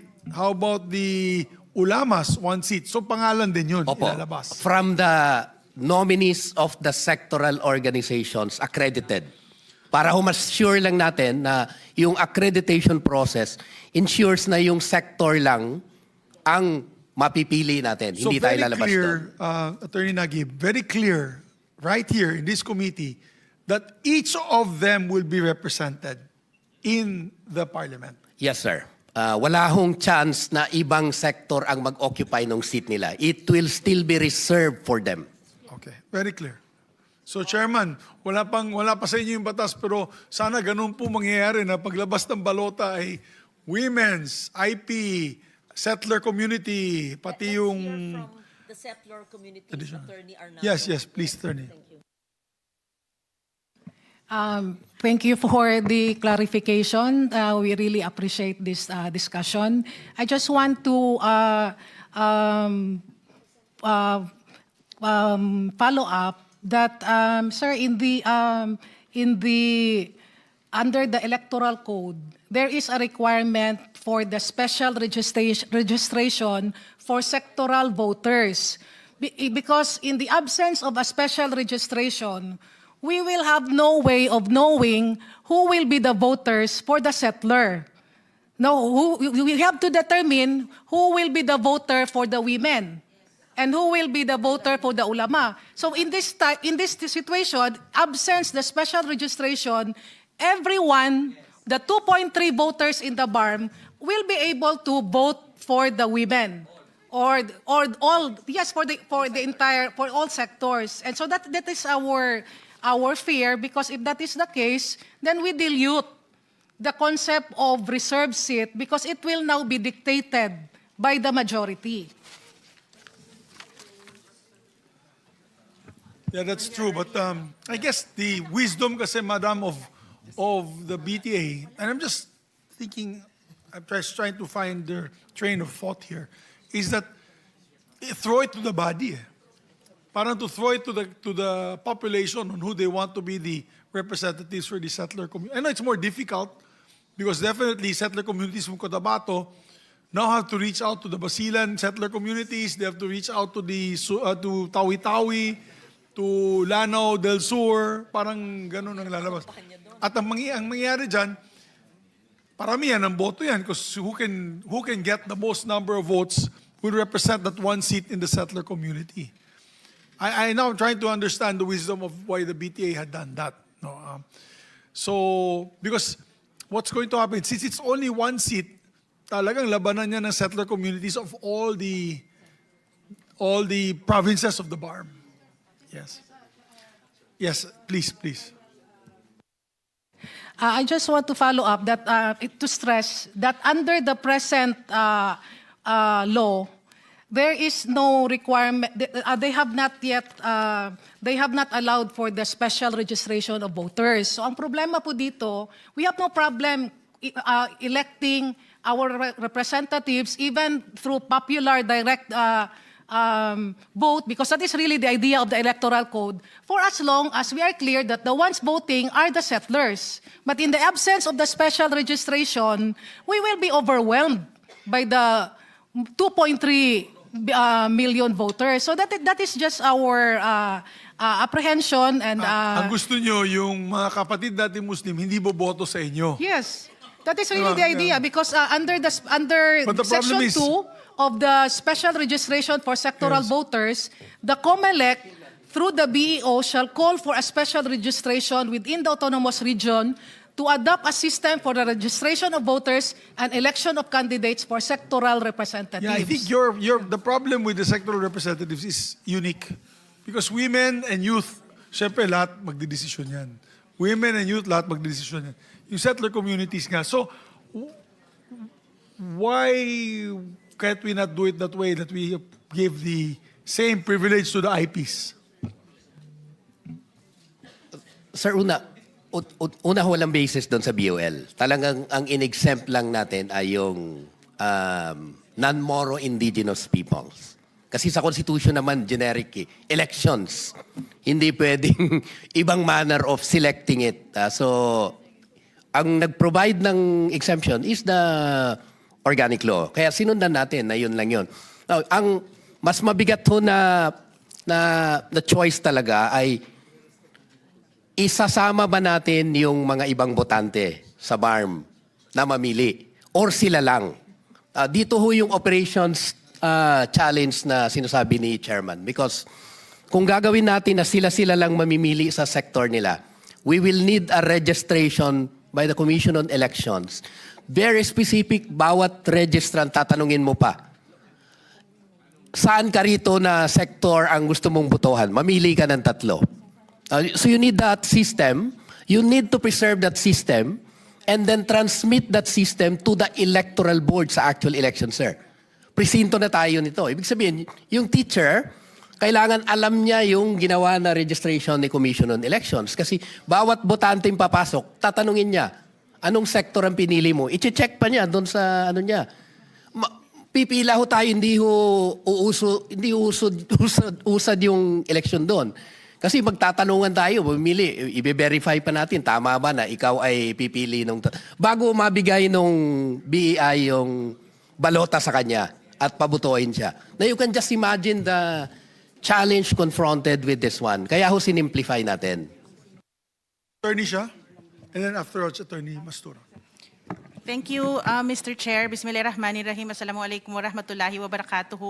Mr. Chair, for purposes of not being remiss of my mission to represent the Parliament Speaker, I would just like to read a portion of the position paper submitted by BTA Parliament Speaker Honorable Muhammad Yaqub.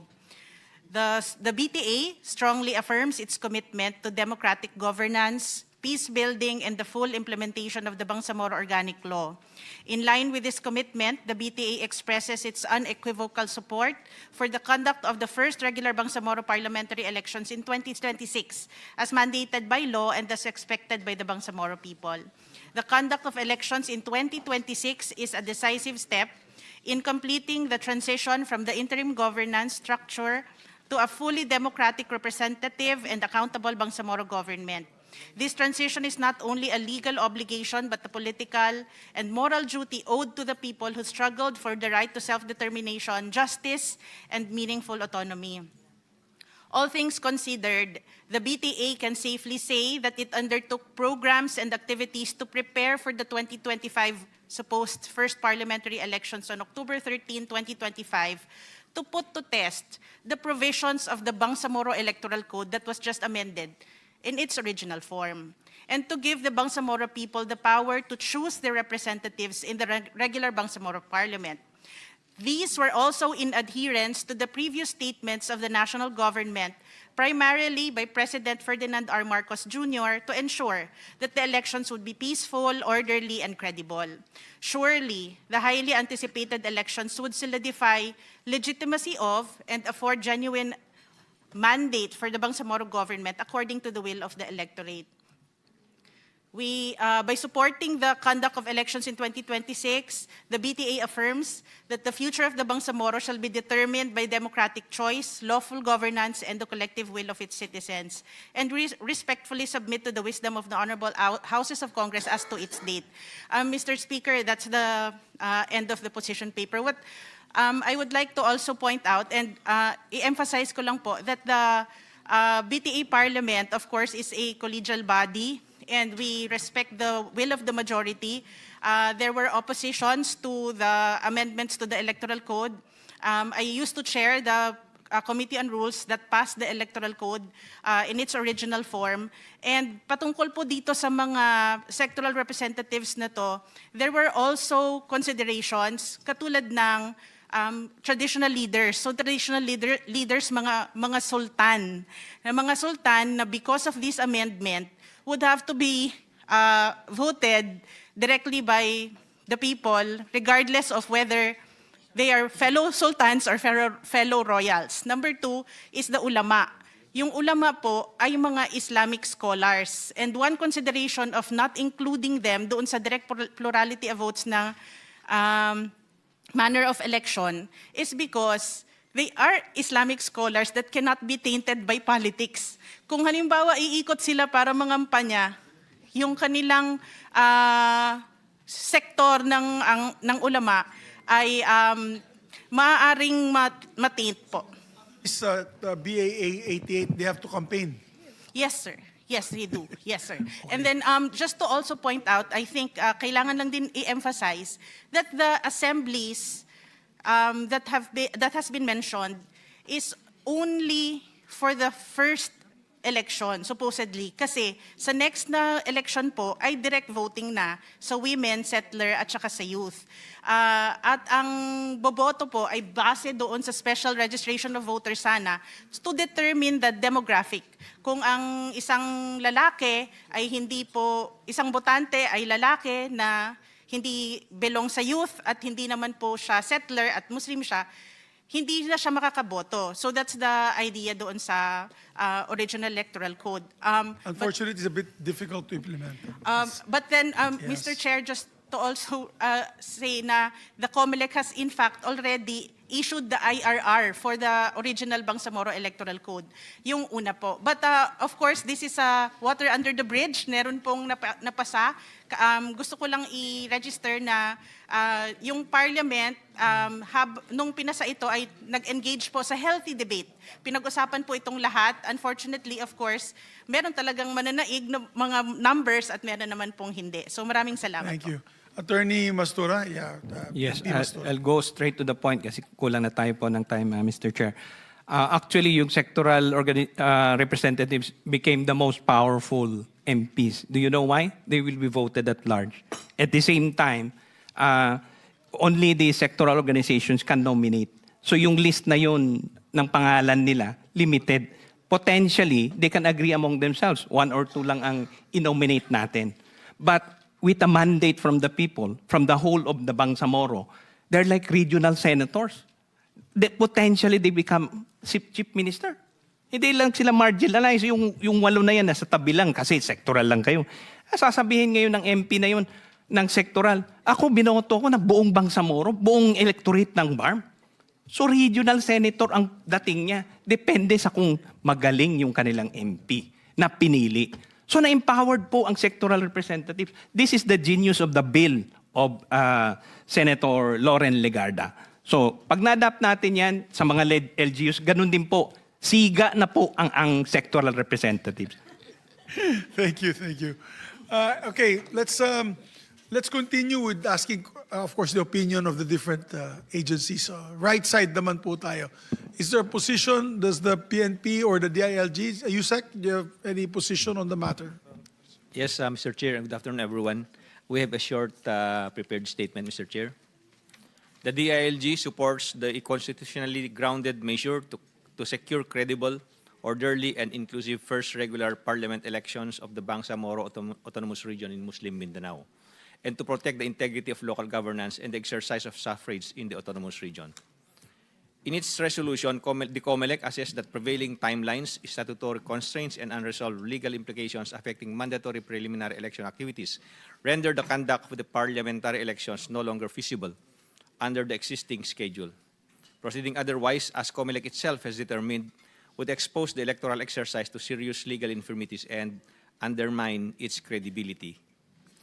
The department fully acknowledges the constitutional role of COMELEC as the lead and independent authority over election-related matters, including the determination of feasibility, readiness, and the compliance with election laws.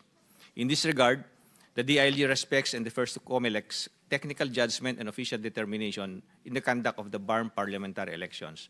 At the same time, and consistent with its mandate, the department stands ready to ensure peace and order, public safety, and effective coordination with all concerned agencies in the conduct of the elections, whenever the same may be lawfully scheduled, in support of a credible and orderly election process. The department further affirms its readiness to perform its coordinative and supervisory role in support of peaceful and orderly conduct of the first BARMM elections at the appropriate time. Our bottom line, Mr. Chair, the DILG respects the wisdom and the sound judgment of the Senate of the Philippines and the House of Representatives to determine the most opportune time for the conduct of the elections. Thank you, Mr. Chair. Handa na naman po kayo at ang PNP na siguraduhin na ligtas ang ating mga kababayan doon po. General? Yeah.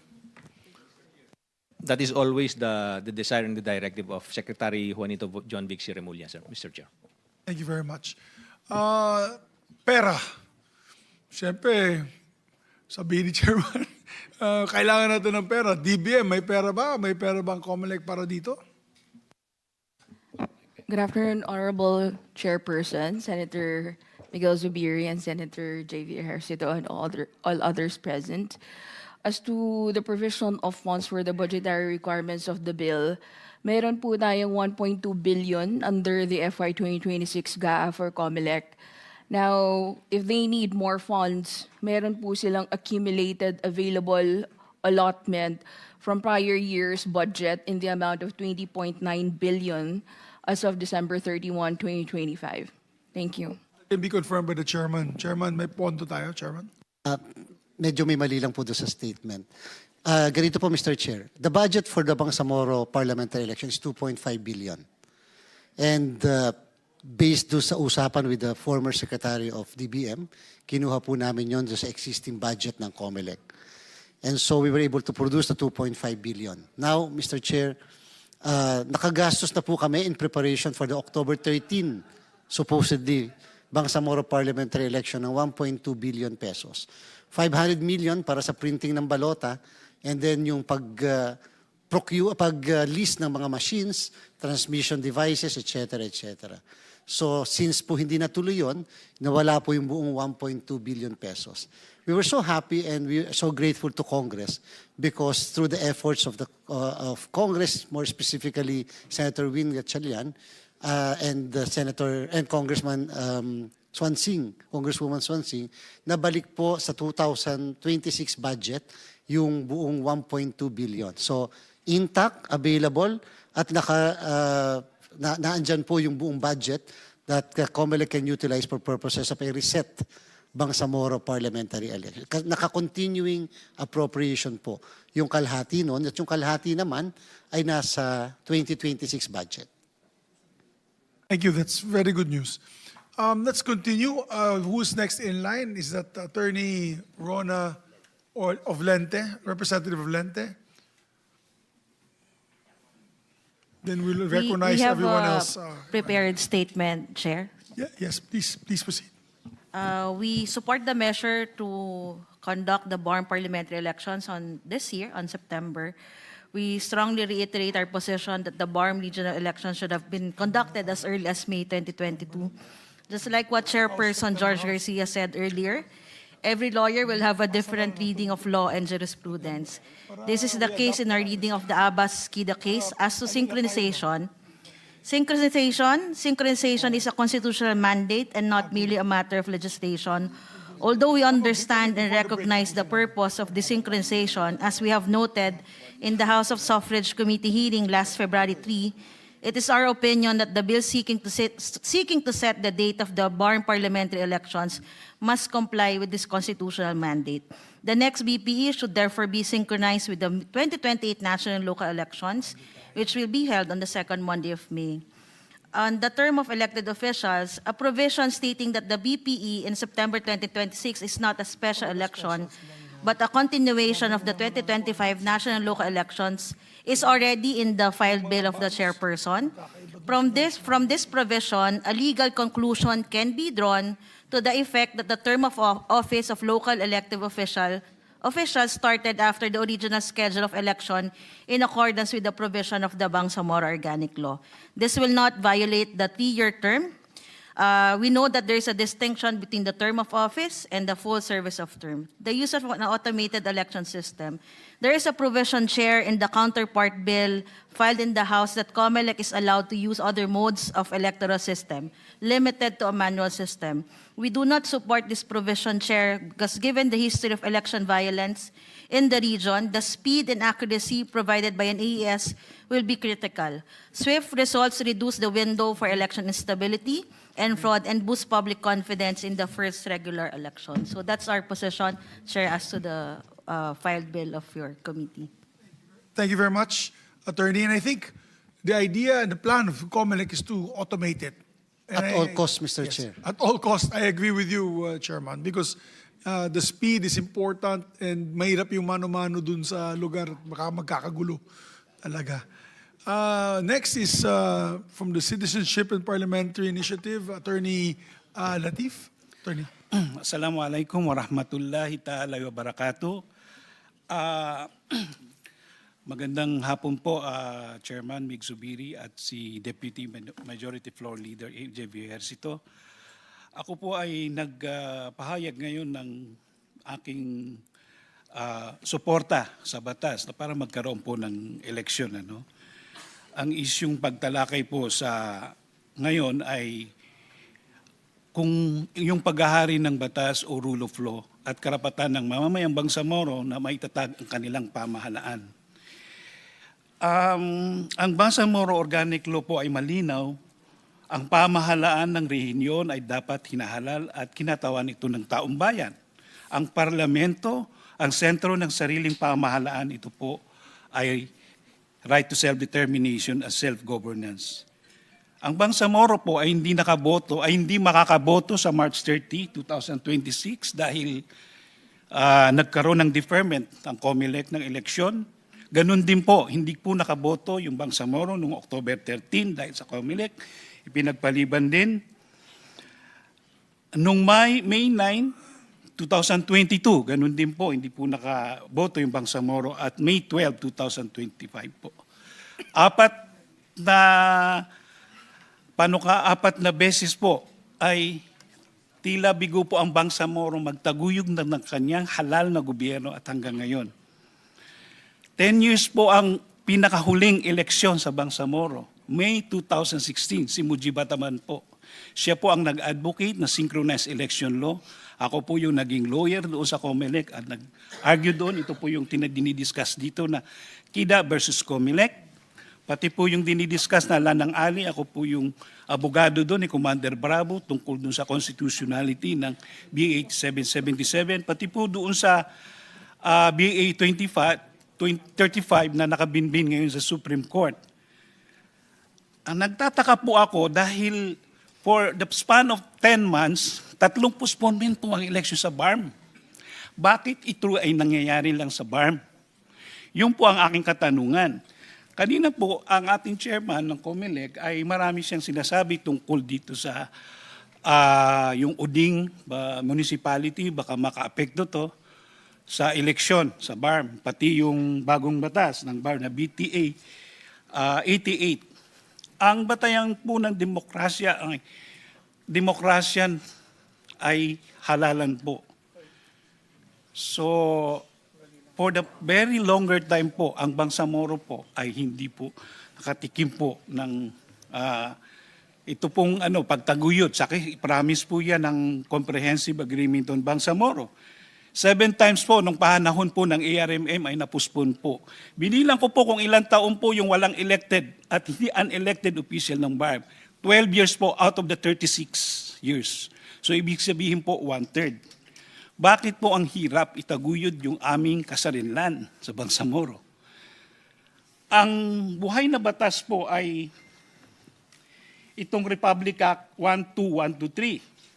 Ito po yung siniset yung election sa October 13, 2025. Ito po ay buhay na batas. Hindi po ito na-declare na unconstitutional. Hindi po natin kailangan ng bagong batas para iset yung election kasi meron na pong batas. Ina-address ko po ito sa Senado kasi yung Senado po ang nag-enact nitong batas. Actually, ito po yung naging decision ng Supreme Court na mag-eleksyon dahil nag-declare unconstitutional ng BAA 77. Balikan po natin yung BA 77. Ang BA 77 ay lahat ng operative provision po na ginawa ng BTA ay na-declare unconstitutional. Alam ko po yun. Ako po yung nag-raise at sumulat ng pleading sa Supreme Court. Tapos po, isang issue dun po ay dahil ginawa yung batas na yon during election period. Ngayon po, COMELEC nag-set sila ng election activity. BAA 86, within election period. Naging karoon po ng violation. Na-complicate ngayon po kasi merong BA 88. Ano pang sinasabi po ng Republic Act 12123 na batas po? Kasi ito po yung pinagdidibatihan kanina. Section 4, kasi buhay po ng batas ito, hindi po natin i-declare, hindi pa po dinideclare ng Supreme Court na unconstitutional. For the purpose of this act, aspirants who file their certificate of candidacy for the parliamentary district and nominees for party representatives listed in the certificates of nomination, acceptance incorporated in the manifestation of intent to participate filed by duly accredited political parties from November 4 to November 9, 2025 shall be, ito po yung operative fact, automatically considered as candidate and nominees in October. Walang election nung October 13, 2025 election na hindi puntos of issue na po ito. Ibig sabihin po, merong limitasyon yung BTA para mag-enact na baguhin itong nakasaad sa Constitution na di automatic candidates po, kung sino yung nakapile, hindi ko lang alam, wala naman ako sinusuportahan dyan, ay nandoon po sila. Ano po yung provision nitong batas na to? Actually, hindi po mandatory sa batas na to nang mag-enact ng districting law.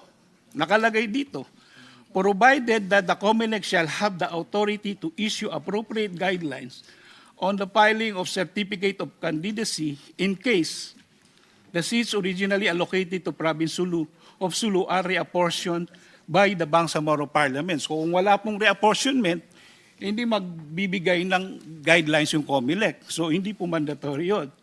So ito pong election na po sa amin po sa Bangsamoro ay palagi pong napopostpone. Ang synchronization law, magbigay po ako kung bakit ay nandiyan dyan at bakit hindi kailangan ni synchronization. Una po yung kaso ni Kida versus COMELEC. Pangalawa po, nung panahon po ng ARMM, lahat po ng mga kandidato daw sa regional government ngayon, noon, ay by anointment. Naging election lawyer din po ako dyan. Bumoto, nakita ko na wala pong ibang mga watcher kasi ang bubotohan mo lang parliament eh. So wala pong nagmamasid. So yung regularity ng election, palagi pong nako-question po yun. Kapag synchronized po, nandiyan po yung kandidato ng presidente, kandidato ng Senado, kandidato ng House of Representatives, konsyal, mayor, gobernador. Mas mapoprotektahan po yung eleksyon. So, ito pong panghuli na lang po, no? Yung desisyon po ng Supreme Court dito sa Lanang Ali ay nakapending pa po sa Supreme Court. Hindi po nangangahulugan na hindi ito na-implement ay wala na pong jurisdiction yung Supreme Court. Ang jurisdiction patungkol sa election na dapat magkaroon March 31, 2026 ay nasa kamay pa rin po ng Supreme Court. Bagamat hindi po nasunod ito dahil sa circumstances na nangyari, hindi po rin nangangahulugan na wala na rin pong jurisdiction ng Supreme Court. Susundin po ba natin itong decision? Effective po ba rin itong decision ng Supreme Court? O susuwayin po natin? Mayroon po ba ritong issue ng separation of powers? Dahil ang Supreme Court ay nakatangan niya ngayon kung kailan yung eleksyon. Nagbigay po siya ng taning po. Ito po thereafter, in compliance with Section 5 of Voters Registration Act, Respondent Commission on Election is directed to promptly proceed with its preparation and conduct election not later than March 31, 2026. This decision shall be immediately executory. Buhay pa rin po itong decision na to. Hindi ko po alam, pasya na rin ito ng Senado, kung ito po ay may issue ng separation of power. Pinakalas na po, dahil po itong mga eleksyon na to ay hindi nagkakaroon ng puwang, ayon po sa kasi nagkaroon po ng discussion dito ng violent extremism, Sa IRR po niya, political exclusion is one of the conditions conducive to the spread of terrorism. Basahin ko po yung isang FDG, malapit na po ako, pasensya na po, kasi ito lang opportunity ko. Ang sabi po doon sa FDG ng isang youth ay, only those who are in high position participated in the decision making.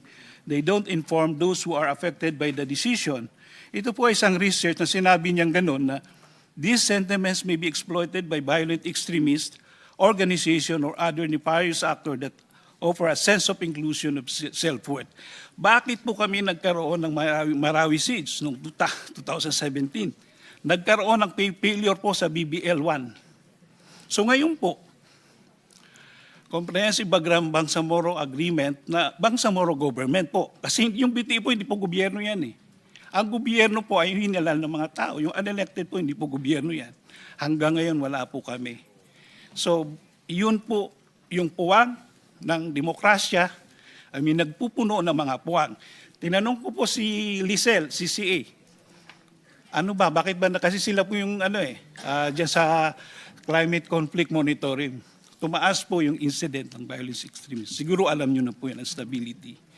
So ang masasabi ko lang po dito, ang COMELEC ay may kapangyarihan din na magkaroon na ng eleksyon, i-implement yung Republic Act 12123 at yung mga sinasabi nilang yung BTA action na magdidelay nito, na naman, mga reasons po, ay sana po, Bangsamoro po ay maitayunan niya at maitaguyod yung Bangsamoro. Pinangako ng CAB, pinangako ng BBUL, at ngayon ay wala pa rin kaming demokrasya dahil wala kaming gobyerno. Salamat po sa inyong lahat. Thank you, Attorney Latif. So quickly lang before I recognize Ma'am Lizelle Bugtay, Chairman, that's the second time I heard that you can actually, Dave, sandali. Yeah, Chairman, you can actually be the one to set the date? Is there any legal with due credence respect, to that? Mr. Chair, the COMELEC cannot set the date. Yung Republic Act 12123 is very clear. The date is October 13. Now, if we are going to cite a decision in the Ali case, the Supreme Court is very clear likewise. 1, 2, 3. After compliance nung number 1, after compliance nung number 2, tsaka papasok yung duty ni COMELEC to set the date of the election which cannot be beyond March 31. Ano po yung compliance number 1, number 2 for the Bangsamoro Parliament to enact a districting law by October 30. Yung pangalawa, follow Section 5 of Republic Act 8189. Before the COMELEC's duty will come in. Ang problem po, Mr. Chair, hindi nasunod yung number 1, hindi nasunod yung number 2, pero nag-comply si COMELEC. Nag-set po kami ng March 30 noong November 7 on the assumption na baka before November 30, makakapag-enact si Parliament ng district law. Yung po kasi 120 days, November 30. Well, unfortunately, hindi po sila nakapag-enact ng districting law and therefore, yung duty ni COMELEC under item number 3 cannot be complied with. And therefore, what date will the COMELEC, how can now the COMELEC set up a date? We are going to amend Republic Act 12123, which is an enactment of Congress. So, pero you will not naman court, you don't think you'll be courting contempt? Di naman. It's a violation of it's impeachable, Mr. Chair. Yeah. Okay, thank you. So, Meron lang ako. Isang Attorney. rejoinder lang po kasi Yes, Attorney. ni-require po kami ng Supreme Court to move into the premises kung ano po yung status ng kaso na to. So, wala na po yung balakid ng districting law, nandiyan na po. Ibig sabihin po, wala na pong balakid na magkaroon ng eleksyon. Yung kaso na po yun ay i-resolve na sa tingin ko ng COMELEC dahil meron ng districting law. Ang nangyari lang po yung March 31 na date. Hintayin po natin yung Supreme Court na magtakda ng bagong date. But I think that's already that's already an overreach because really that's a function of Congress. Mr. Chair. Yeah, I'm sorry. I'm not a lawyer, but I'm a senator and a congressman before, and we believe, and I've always fought that there should be really three branches of government, that they should be doing their own thing. And the enactment of a law, of a date for the law is, or rather, the enactment of an election date is done by Congress, especially for not the local, because that's already in the Constitution, but on special elections such as this, which is BARMM and barangay and SK. So, I know if you let the lawyers go today, I'm sure mayang gabi pa tayo uwi sa debate. We submit po sa inyo po, Your Thank you, Attorney. Anyway, it's not no harm. No harm on us.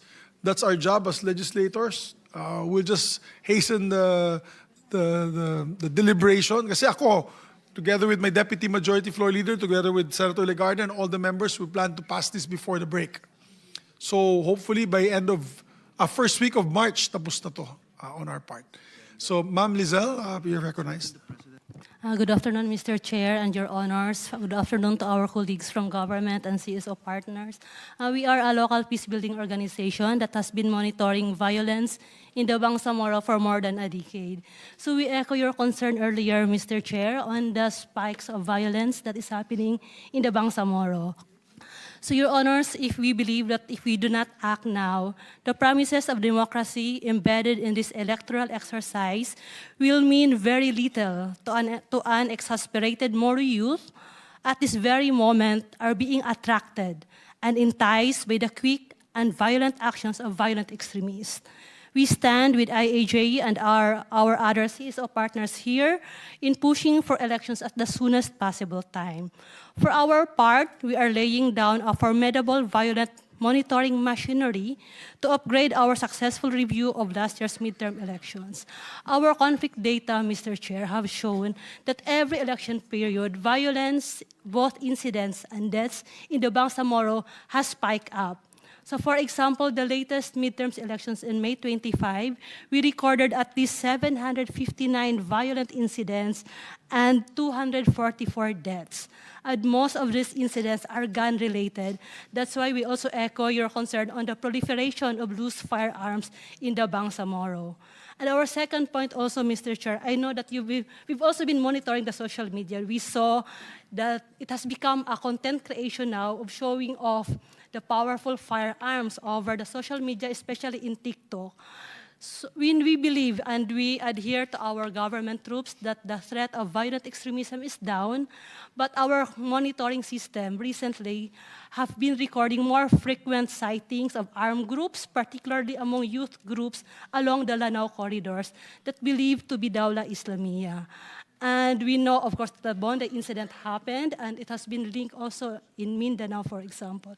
So we believe that these threats should be addressed, and especially with the importance of the parliamentary elections to be held at the soonest possible time. And we also call on the government that aside from preparations on the logistics of the legal, it's very important also to put in place all the security measures, especially in the hotspots area during elections.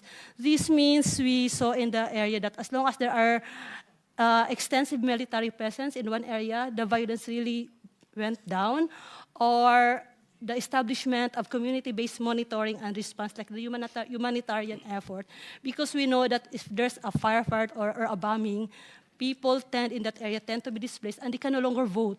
So we strongly hope that all security measures will be in place for a peaceful, fair, and honest first parliamentary elections in the Bangsamoro. That's all. Thank you, Mr. Chair. Thank you, Ma'am Lizelle. As a matter of fact, we had prepared to present the videos that we have collected.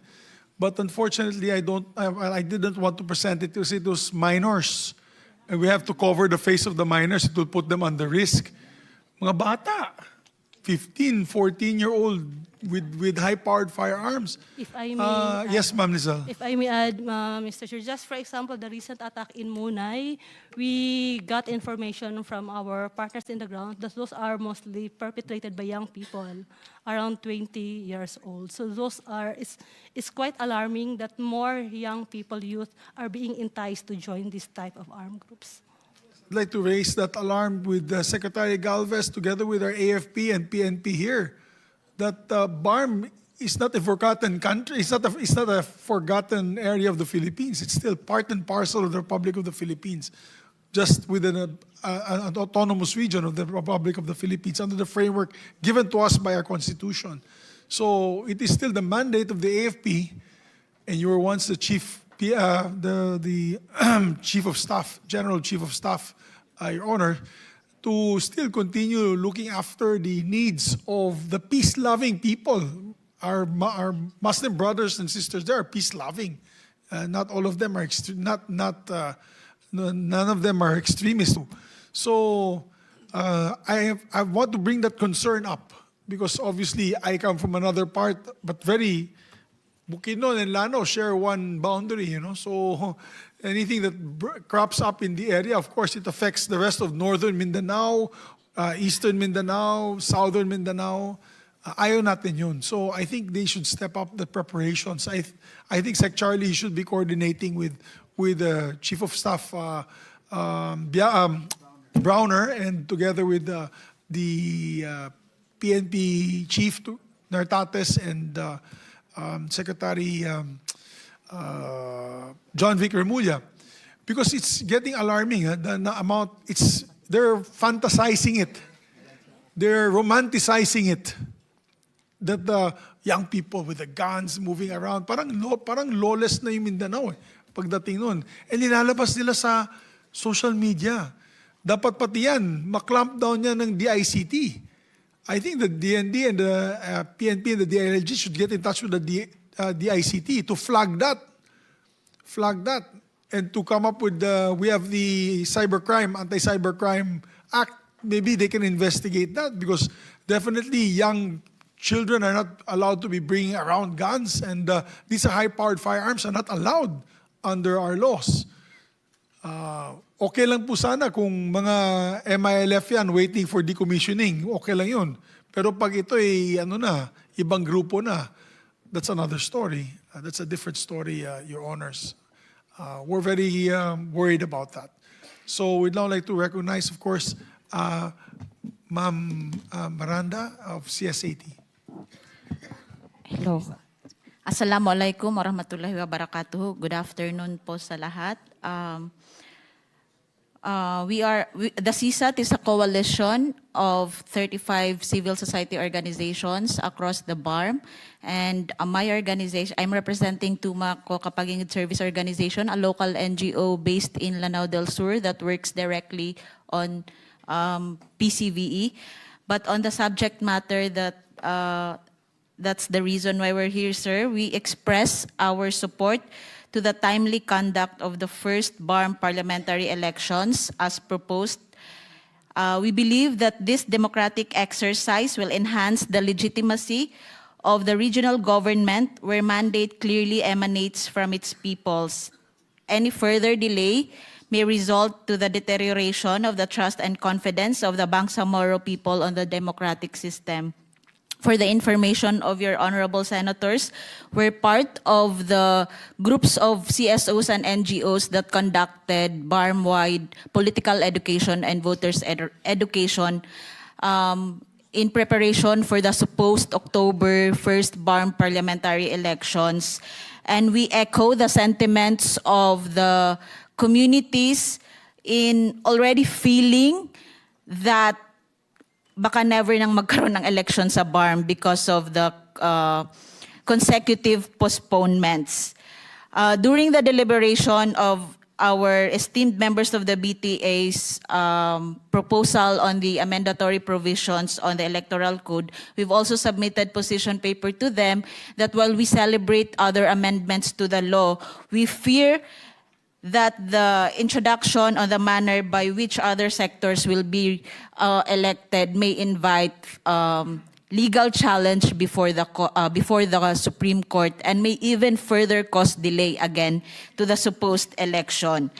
That's why we proposed that there may be a reconsideration on the policy, but because it's already passed, it even begs to mind the question, because we're all conditioned, Your Honors, that for us sectors, we belong to the women's sector. In fact, we're among those who were not granted accreditation.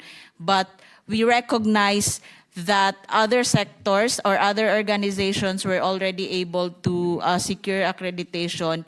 And with the introduction on direct plurality, during the last roundtable discussion held in Manila, organized by the Institute for Autonomy and Governance, other sectors already consider challenging the new law because of the manner by which their sector will be elected, such as the ulama and the traditional leaders. So to us, we put supremacy in the voices of the Bangsamoro, and we believe that resolving the issues first should not compromise the urgency of conducting the elections the earliest possible time in 2026, because it is a significant step to realizing our collective dream, the Bangsamoro dream for self-governance. Maraming salamat po. Thank you very much, Madam. Attorney Bacani, you're recognized of AIG. Later will be, when we're done with this group of resource persons, we're going to also listen to the representative of the Chief Minister, Attorney Norman, for the statement also of the Chief Minister. So, yes, thank you, Mr. Chair, Senator Legarda, Senator Ejercito. Magandang hapon po. I represent who also as a convener of the Independent Election Monitoring Center. No? Ito hong IEMC, kasama ho yung NAMFREL dito, yung PPCRV, yung CSAT, and mga universities ho sa Cotabato, kasama na rin ho yung CCA. No? So talagang minonitor ho namin ito, Mr. Chair and Honorable Senators. Alam niyo ho, ang problema ho natin ngayon, hindi lang yung mag-election tayo agad. Okay? But the election should be credible. Kasi ang problema ho talaga natin ngayon, ang monitoring ho namin, talaga hong napakababa na ng tiwala ng tao, no, sa Bangsamoro, sa institution ng election. Okay? And our fear ho, kung wala silang tiwala sa election, wala rin silang tiwala sa institutions. Okay, ha? So kaya napakahalaga nito na unang-una, people are confused. Okay, the rules kept on changing, ano? And ang tingin nila, taga sinasadya yung pagbabago nito, pagbabago para wala lang eleksyon, ano? Kaya siguro it's high time, no? Kaya alam mo, napansin ko rin, wala naman talagang pag-uusap between BTA and COMELEC, ano? Before a law is even passed, ano? Kasi kami monitor, partner kami ng COMELEC eh. Okay, I asked Chairman George, ano, hindi, di ba sinabi niya kanina, hindi pa nga papag-aralan pa namin yung batas. No? Alam mo, napaka-problema natin dito. Kahit na dito sa bill na ipapasa sa Kongreso, dapat yan, yung consistent yung sa BTA, sa Congress. Alam niyo ang problema dito, the issue of whether this is a continuing election or a special election. Yung sinabi ni Alga, no? Kasi pag continuing election ito, you've actually changed the rules midstream. O di ba?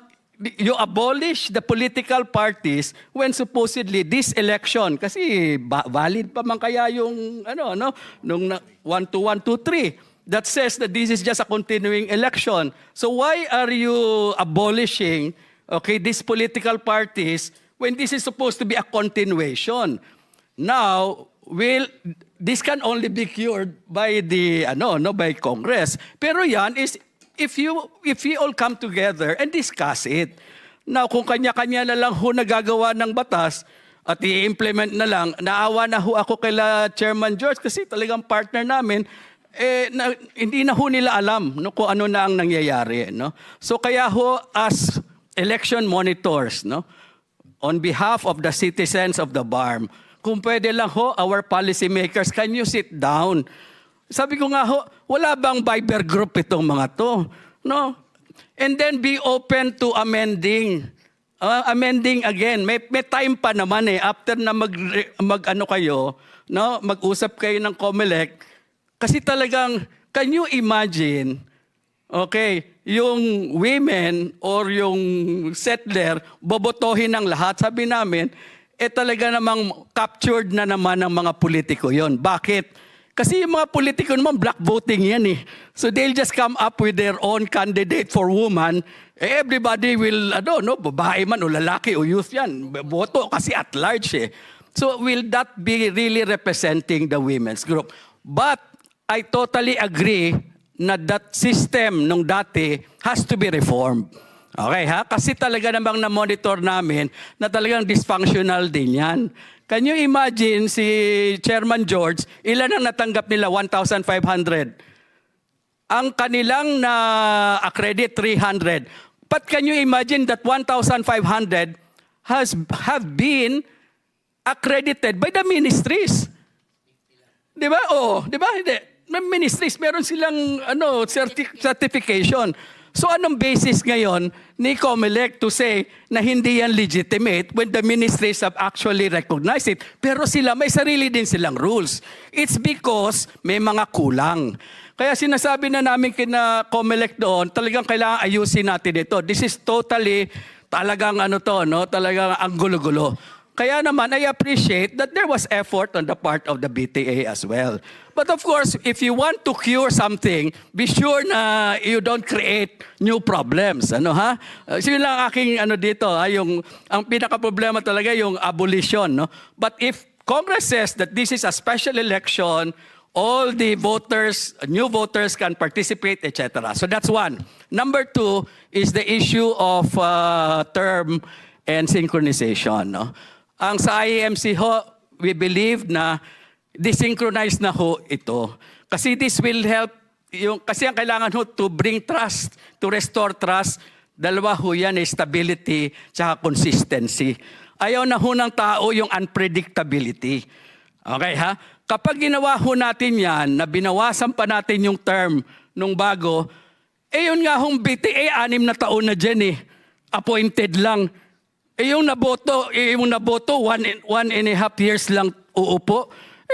Hindi naman siguro makatarungan yun para sa tao, no? Okay. Pero kapag lumampas ka naman dyan, kasi may isang proposal din na, 24 years na, no? Hindi rin naman tama yon. Alam niyo po, Mr. Chair, parliamentary system po kasi, no? Kayo naman na nag-author niyan. Hindi po ba, pwede nga hong mag-no confidence vote eh. So which means you can even have elections in between the regular elections. No? Kaya I think we can, we can defend that sa Supreme Court saying na asymmetric yung relations, number one. Number two, yung parliamentary system ng Bangsamoro has already been declared constitutional by the Supreme Court, no? In the case of yung province of Sulu. And which means that yung parliamentary futures are in fact also constitutional, which includes the no confidence vote. Yung no confidence vote nga after 120 days, dapat mag-eleksyon na eh. Paano pag kailangan mo pang i-synchronize? O, di ba? Kaya sabihin, ang kailangan mo talaga, 3 years na, pero kailangan di ayusin yung no confidence vote kasi hindi natin, wala ring mekanismo yan eh, no? So kaya siguro ho, ang amin lang ho, no, as monitors, please sit down and work this out. We still have time. Kahit madali nyo namang i-amend eh. No, nakita ko yung amendment niyo doon sa electoral code, 1 araw lang eh. O, di ba? Kaya ako nagulat nung district, ang tagal-tagal, pero yun, mabilis eh, no? Which means kayang-kaya. So kami ho, nasasabi na ho namin ito because of our, we feel so frustration, nakita pa namin dito, nagdebate pa kayo, no? That's already a law, no? So we are not here, to witness to a debate of the parliament. You've already finished passing it, Sa akin lang, pag may problema, you go to the Supreme Court, no? So kung doon na kayo. Pero kung pwede lang ho sana, yung mga pupunta sa Supreme Court, pwede ho ba dalhin nyo na agad? Pag naging effective? Kasi para naman ho matapos na ho ito at makapag-election na tayo. Kasi ang sa tao ho talaga, sinasadya na ho natin to para hindi na magka-election and you will continue in office, no, in whatever, no, in perpetuity, no, so which is very bad for the peace process. So yun lang ho ang aming appeal as independent monitors. Maraming salamat po. Thank you very much. Kaya sinabi ko kanina, ayaw natin maging katawa-tawa. Itong ginawa nating Bangsamoro Organic Law and Bangsamoro Autonomous Region of Muslim Mindanao. It has to be credible. You're absolutely correct. The only way to be able to give them credibility is a vote of the people. A mandate, a true mandate. Not just by an appointment of one person, but a mandate from the people. So thank you for that, Attorney. Now we'd like to recognize, of course, from NAFREL, Sir Mr. Angel Averia. Sir? Magandang hapon po, Mr. Chair and Senator Ernesto. At sa ating mga kasamahan sa BTA at ang ating colleagues sa gobyerno, pati na rin po sa COMELEC. Magandang hapon po sa lahat. Hindi ko na po i-enumerate lahat kasi marami na po nasabi. But as a member, as part of the Independent Election Monitoring Center, we support yung sinabi ni Attorney Bacani for the IEMC. Sasabihin ko na lamang ay yung aking conclusion doon sa statement namin sa NAMFREL na, kinaharap ng COMELEC kasi constitutional, legal, and operational hurdles to address these elections for going through. Pero ang hiling na nga lang po namin ay bilisan na ng Kongreso itong pagsasabatas na ito. No? Hindi lamang bilisan, kundi kailangan kasi nating gawin ang halalan at hindi lang gawin nating tama. Yun na lamang po. Maraming salamat, Sir Averia. Mr. Averia. Sir Justice Ascuna, would you like to give a final parting statement, sir? Thank you, Mr. Chair. I just would like to remind everybody that the Constitution says that the votes cast must be representative of the constituent units. And because you're electing a sectoral way of voting, you should make the sectors representative of the districts. Constituent units are the districts. So it's not enough to have sectors. The sectors as registered by COMELEC should be representative of the constituent units. Otherwise, the Supreme Court might invalidate the whole thing again. Thank you. Thank you very much, Justice. Kong, you want to say a party statement? Thank you, Mr. Chair. For us, we will support this in Congress, to expedite the election, the dates of the election. I would like to partner with the Senate with regards to this this move, and then I'm so excited sa magiging resulta because this is a unique form of government, parliamentary, and maybe kung mag-succeed ito sa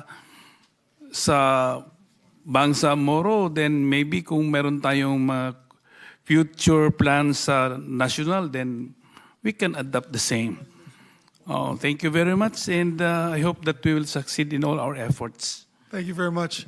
I'd like to, of course, quickly just jokingly ask the BTA, is that a good system for us in the national government? Yung ginagawa niya sa parliament dyan?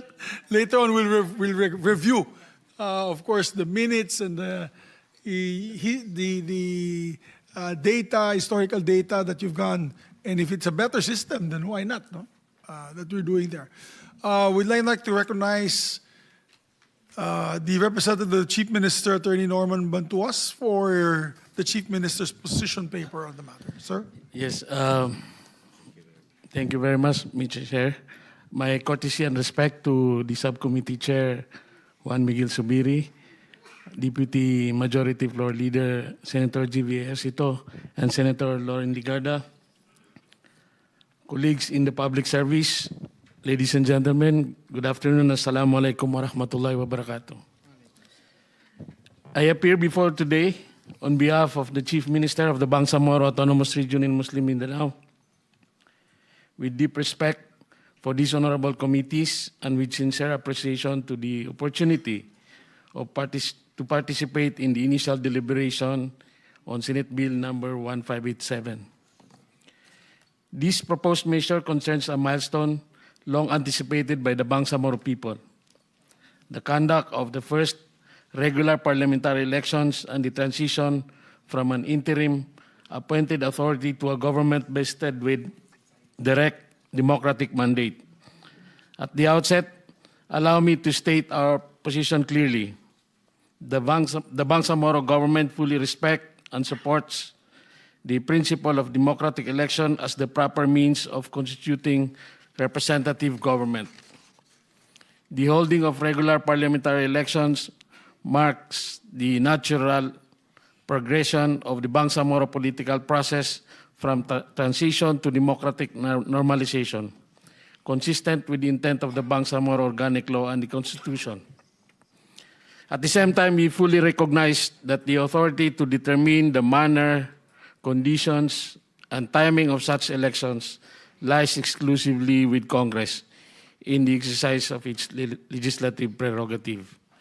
We therefore appear before these honorable committees not to advance a particular position on scheduling, but to participate constructively in the deliberate process and to place relevant institutional developments on record for the committee's consideration. The Bangsamoro transition was conceived as a temporary political arrangement designed to establish the institutional, legal, and governance foundation necessary for democratic self-rule. In this context, the conduct of regular parliamentary elections represents not merely a procedural requirement, but a defining step in the maturation of the Bangsamoro political system. it signifies the shift from an interim authority to a parliamentary constituted by the direct will of the electorate, thereby reinforcing legitimacy, accountability, and democratic responsibility. The Bangsamoro government has consistently maintained that the transition is not an end in itself. Rather, it is a means toward democratic normalization where political authority is exercised through institutions grounded in popular mandate and constitutional process. It is from this perspective that we respectfully submit our participation into this deliberation, confident that the Senate will determine the appropriate legislative course consistent with the constitutional principle, democratic objectives, and long-term stability of the Bangsamoro. In closing, the Bangsamoro government reiterates its full support for the Senate Bill number 1587 and for the overarching objective it seeks to achieve, the timing, orderly, and credible conduct of the first regular parliamentary election in the BARMM. Maraming salamat po and thank you for the opportunity to be here. Thank you very much, Attorney. So, how about the members of the BTA? Anyone else would like to give their opinion, reaction? Si Mayor, Mayor Masud, please, you're recognized. Thank you very much, Chairman. Bismillahirrahmanirrahim. Assalamualaikum warahmatullahi ta'ala wabarakatuh. Much has been said already about the proposed bill where the Senate is going to enact. And our observation is that, and we support the idea of enacting a bill the soonest possible time. And I would like our support to the law that should be enacted, that is Senate Bill number 1587. The special geographic area which I now represent, being the Vice Chairman of the Special Geographic Area Development Authority, the body that handles the governance in the Special Geographic Area, which is I'm the Vice Chairman, supports the passage of the bill. While democratic transition is a priority, the integrity of the vote is paramount also. No? In other words, we see to it that it must be clean and honest, credible election. We believe that resetting the election on September, we are for the September enactment of the postponement. September 26 is a necessary step to ensure that the unique administrative challenges of the special geographic area and a broader BARMM are fully addressed. We mention of the, I would like also to mention, because last time when the creation for a province of Moro province, I was also one of the resource person, and I posed for the renaming of the province. I'm taking this opportunity to re-mention it to be Moro province, and we request the Congress or both houses that it will be also enacted as soon as possible time, so that we can also enjoy paramount right of suffrage in the special geographic area as far as local government is concerned. Now, therefore, we believe that moving the election date on September 26 provides necessary breathing room to ensure that no voter in the special geographic area is disenfranchised and that the integrity of the BARMM's transition is upheld. So we therefore thank Senator Mig Subiri and the rest of the senators who are here for their foresight in filing this bill, and respectfully urge the committee to recommend its immediate passage. Thank you very much, sir. Thank you very much, Mayor. Thank you. Maraming salamat po. I believe other members of the the BTA would also like to be recognized. Yes, Madam, please. Yeah, let's speed it up na lang siguro para we can go home early today. But please, we recognize. Thank you, Mr. Chair. As one of the deputy speakers of the Bangsamoro Parliament, I would like to express my support to this bill, Senate Bill 1587.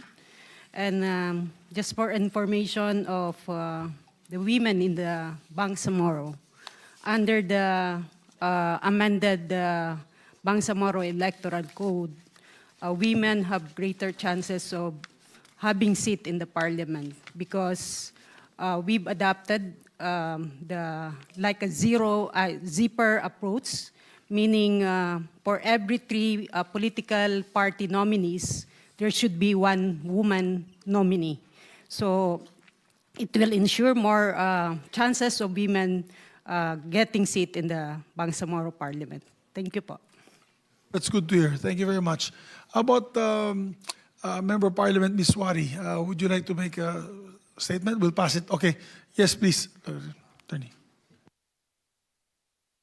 Magandang hapon po, Senator Mig Zubiri, Senator Legarda, and Senator J.V. Ejercito. Ako po ay si Attorney Bong Parcasio, member po ng Parliament at Secretary General po ng Mahardika Party, isang partido na inorganize ng Mauro National Liberation Front under the chairmanship of Chairman Normiswari. I'll just read our position paper, just a portion of that, which we will submit later. The right of suffrage is a fundamental pillar of democracy, serving as the primary mechanism through which citizens exercise their sovereignty and participate in the governance of their country. Thus, ultimately, the victim of election postponement is the Bangsamoro voter. In Jeronimo versus Ramos, the Supreme Court has ruled that the importance of people's choice must be the paramount consideration in every election, for the Constitution has vested in them the right to freely select by secret ballot in clean elections the men and women who shall make laws for them or govern in their name and behalf.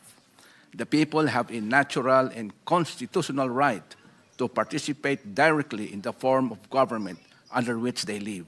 Such a right is among the most important and sacred of the freedoms inherent in a democratic society, and one which must be most vigilantly guarded if a people desires to maintain through self-government for themselves and their posterity a genuinely functioning democracy in which the individual may, in accordance with law, have a voice in the form of his government and in the choice of the people who will run that government for him. In the BARMM context, the repeated postponement of elections represents more than just a logistical delay. It is a direct challenge to the constitutional rights of the over 2.25 million voters. While the new requirement of Parliamentary Bill 419, such as the 5,000-member threshold for parties, aim for inclusivity, they must be used as a justification for indefinite delay.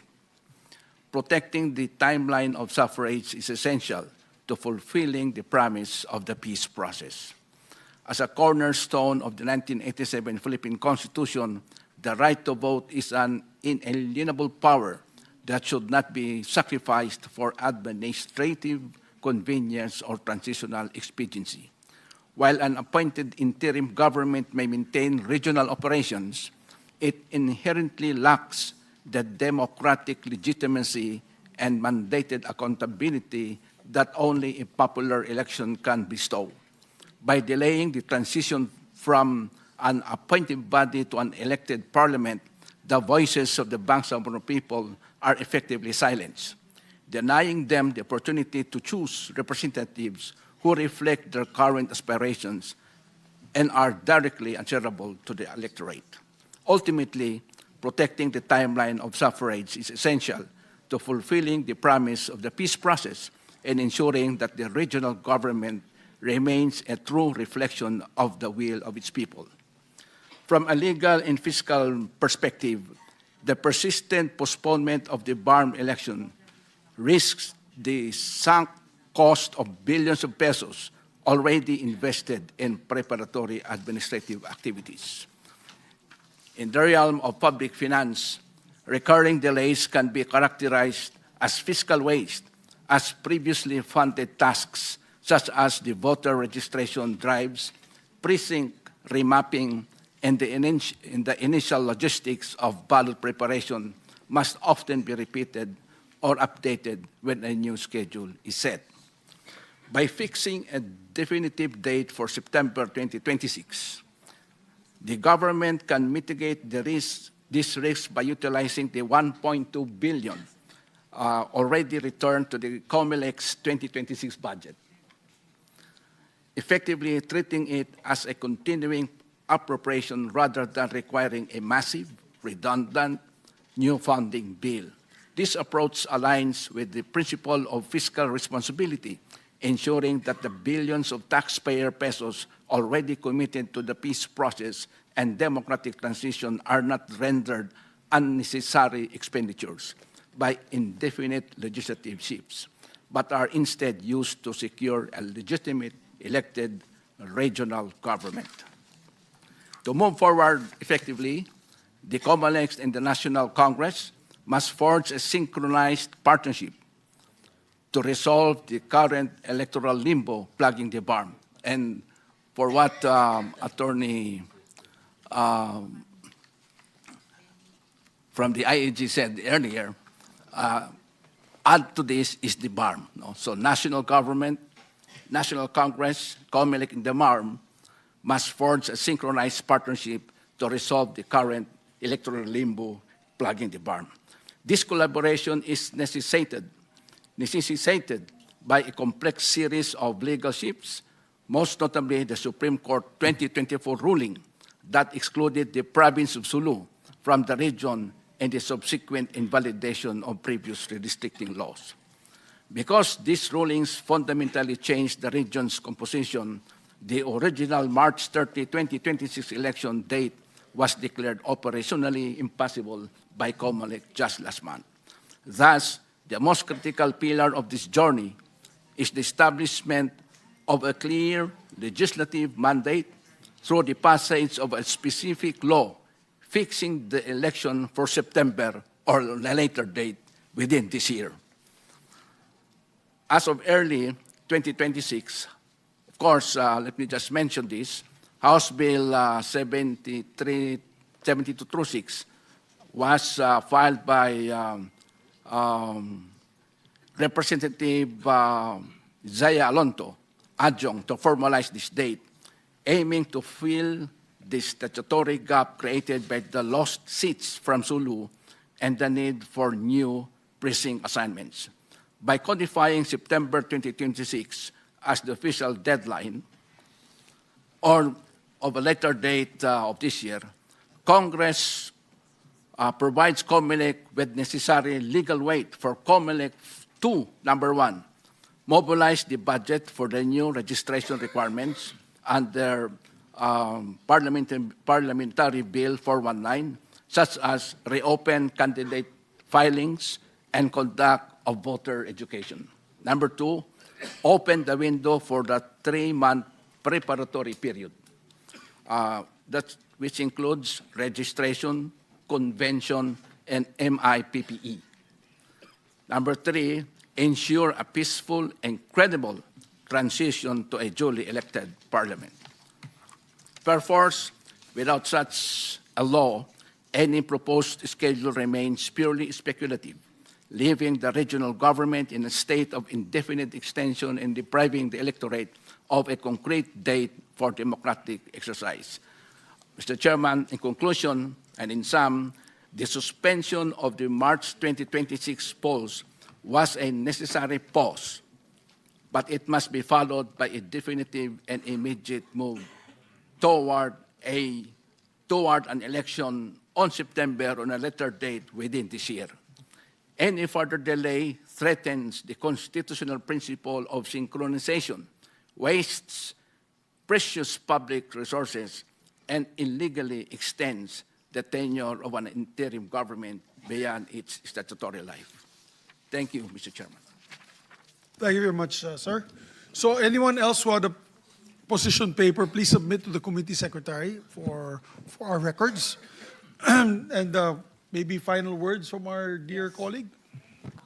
Thank you, Mr. Chair. It's been very enlightening. Before we close our hearing, I would like to know whether there's already a meeting of minds regarding the alleged or purported marginalization of the vulnerable, marginalized groups, etc., because of the passage of this new legislation, but the chair's suggestion to have a fast-track lane for those already accredited. We leave it to the better judgment. I'm certain with quick action and wisdom of the chair, they would ensure that the already accredited marginalized groups would be accredited because nadaanan na yung proseso. Oo. Tama naman po sila na hindi kailangan ulitin yung napakahaba, the arduous, difficult process in a difficult time. So you kindly find a way. Is that our solution? Yes. And if I can request a deadline for that definitive solution, taking into consideration the law that it says kailangan iset aside. But set aside, but if they resubmit, yun dati naman, it's a one fast-track lane.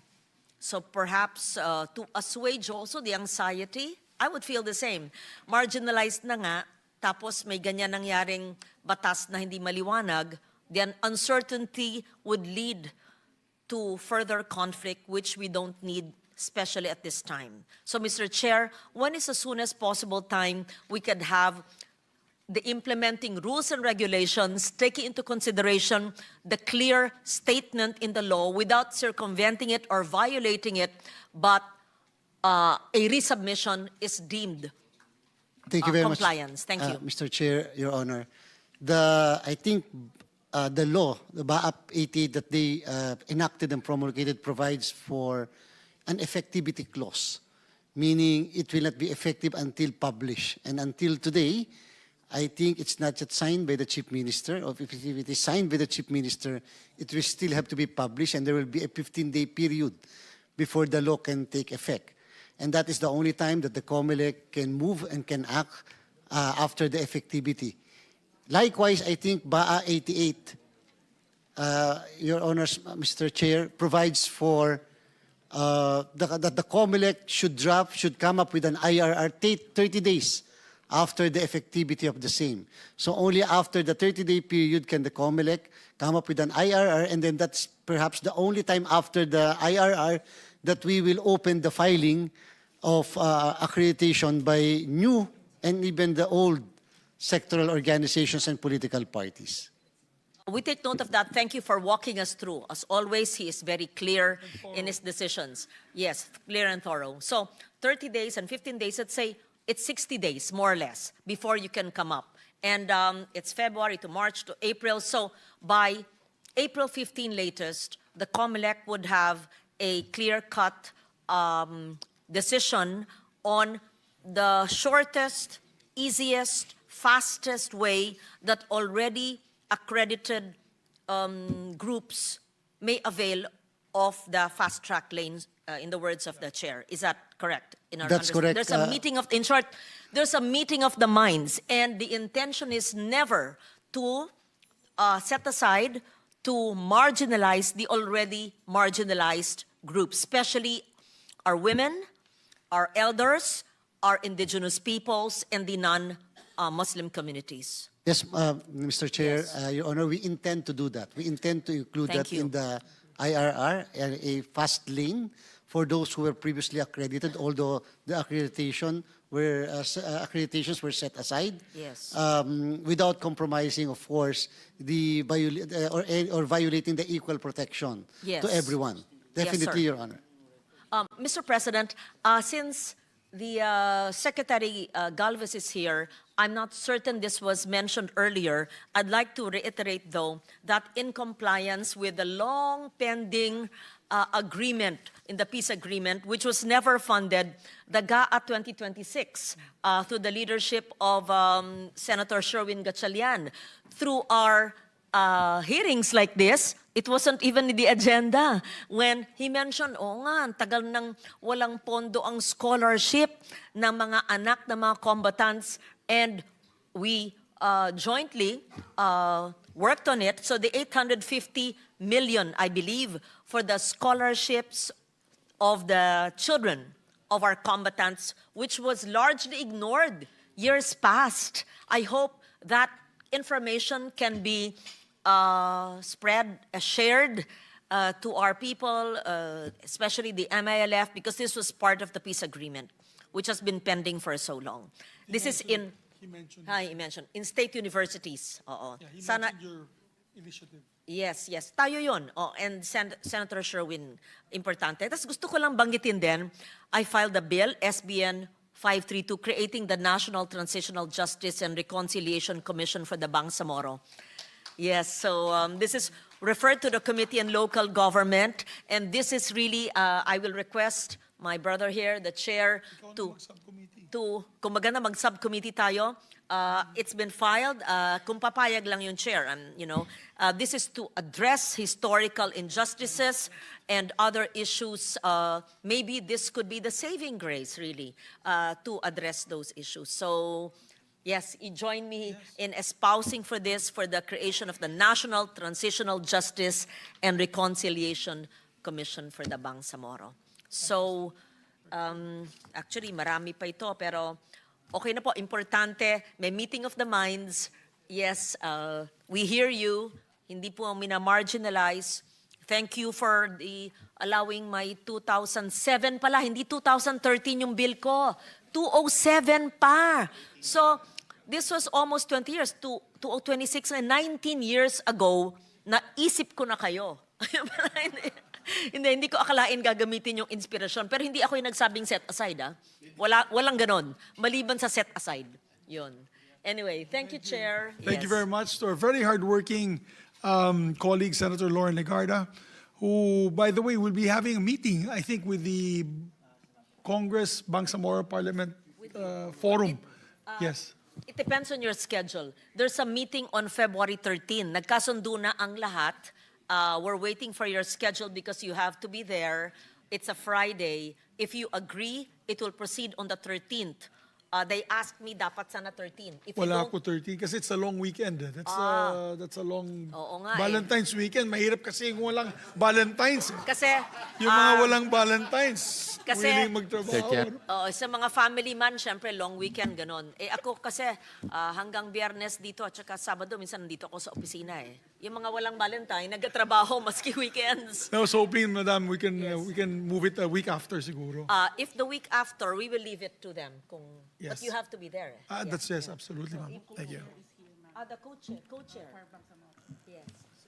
Yes, Thank you Attorney po. Shah, could we move it kaya a week after? Kaya pa ya? Meron pong Communication meeting ng kami House. yesterday ng mga members po ng contingent from the Bangsamoro. May reservations lang po ng Ramadan, sir. So the Ramadan will start, inshallah, 17 or 18. Kaya baka mga March 20 po yung Eid. After na lang po, if you are okay with it, sir. At saka may ang house. Lie. Ang house, hindi rin sila pwede. Yung house is hindi rin available ng February 13. After Ramadan na sila. So after Ramadan. This morning, Yeah.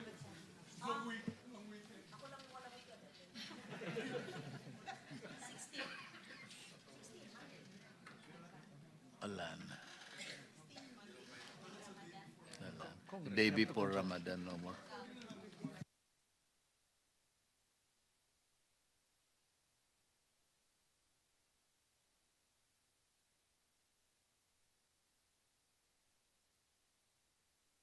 Idil Fitir. Which you offer. Yes.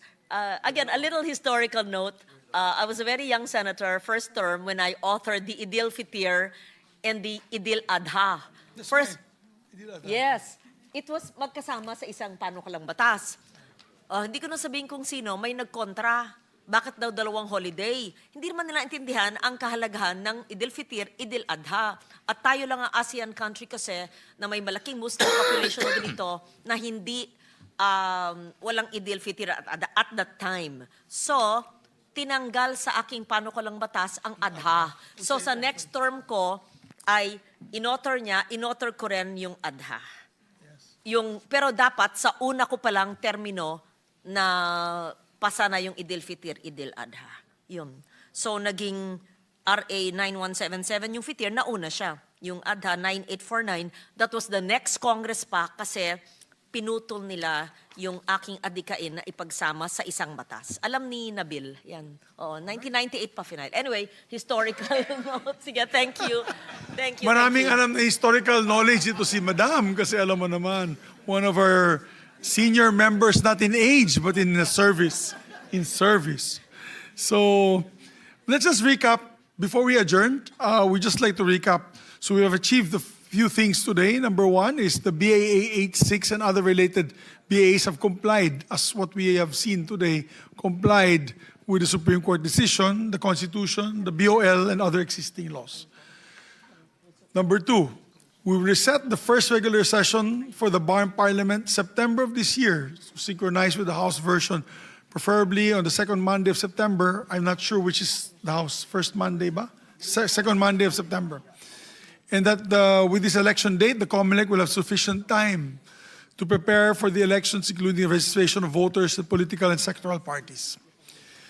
At least, number three, that at least the resolution of the BTA, we might need this, gentlemen and ladies of the BTA, a resolution of the BTA Parliament be passed expressing that the conduct of the first regular election of the BARMM Parliament is primordial consideration over the plebiscite over the division of the municipality of Datu Sinsuat. And that plebiscite can happen after the first regular elections of the BARMM Parliament. That will also be able to guide the COMELEC na diretso na po tayong preparation sa election. And at number four, the next regular election shall be held every 3 years. I am in the agreement that we should protect the mandate of 3 years for the members of the Parliament. Meaning, since this will be a special law, we will not synchronize the succeeding BARMM Parliament regular elections with the national and local elections. And that also gives us time to focus on the regional elections in the BARMM each time. So with that, thank you very much for your time. Thank you so much, guys. This is a big step forward towards peace and progress. Mabuhay po tayong lahat. We now instruct our staff and committee secretary to prepare the committee report based on the discussions and agreements. And I commit to you that we will pass this third and final reading before our break this March. So maraming salamat po. God bless you all. This hearing is hereby adjourned.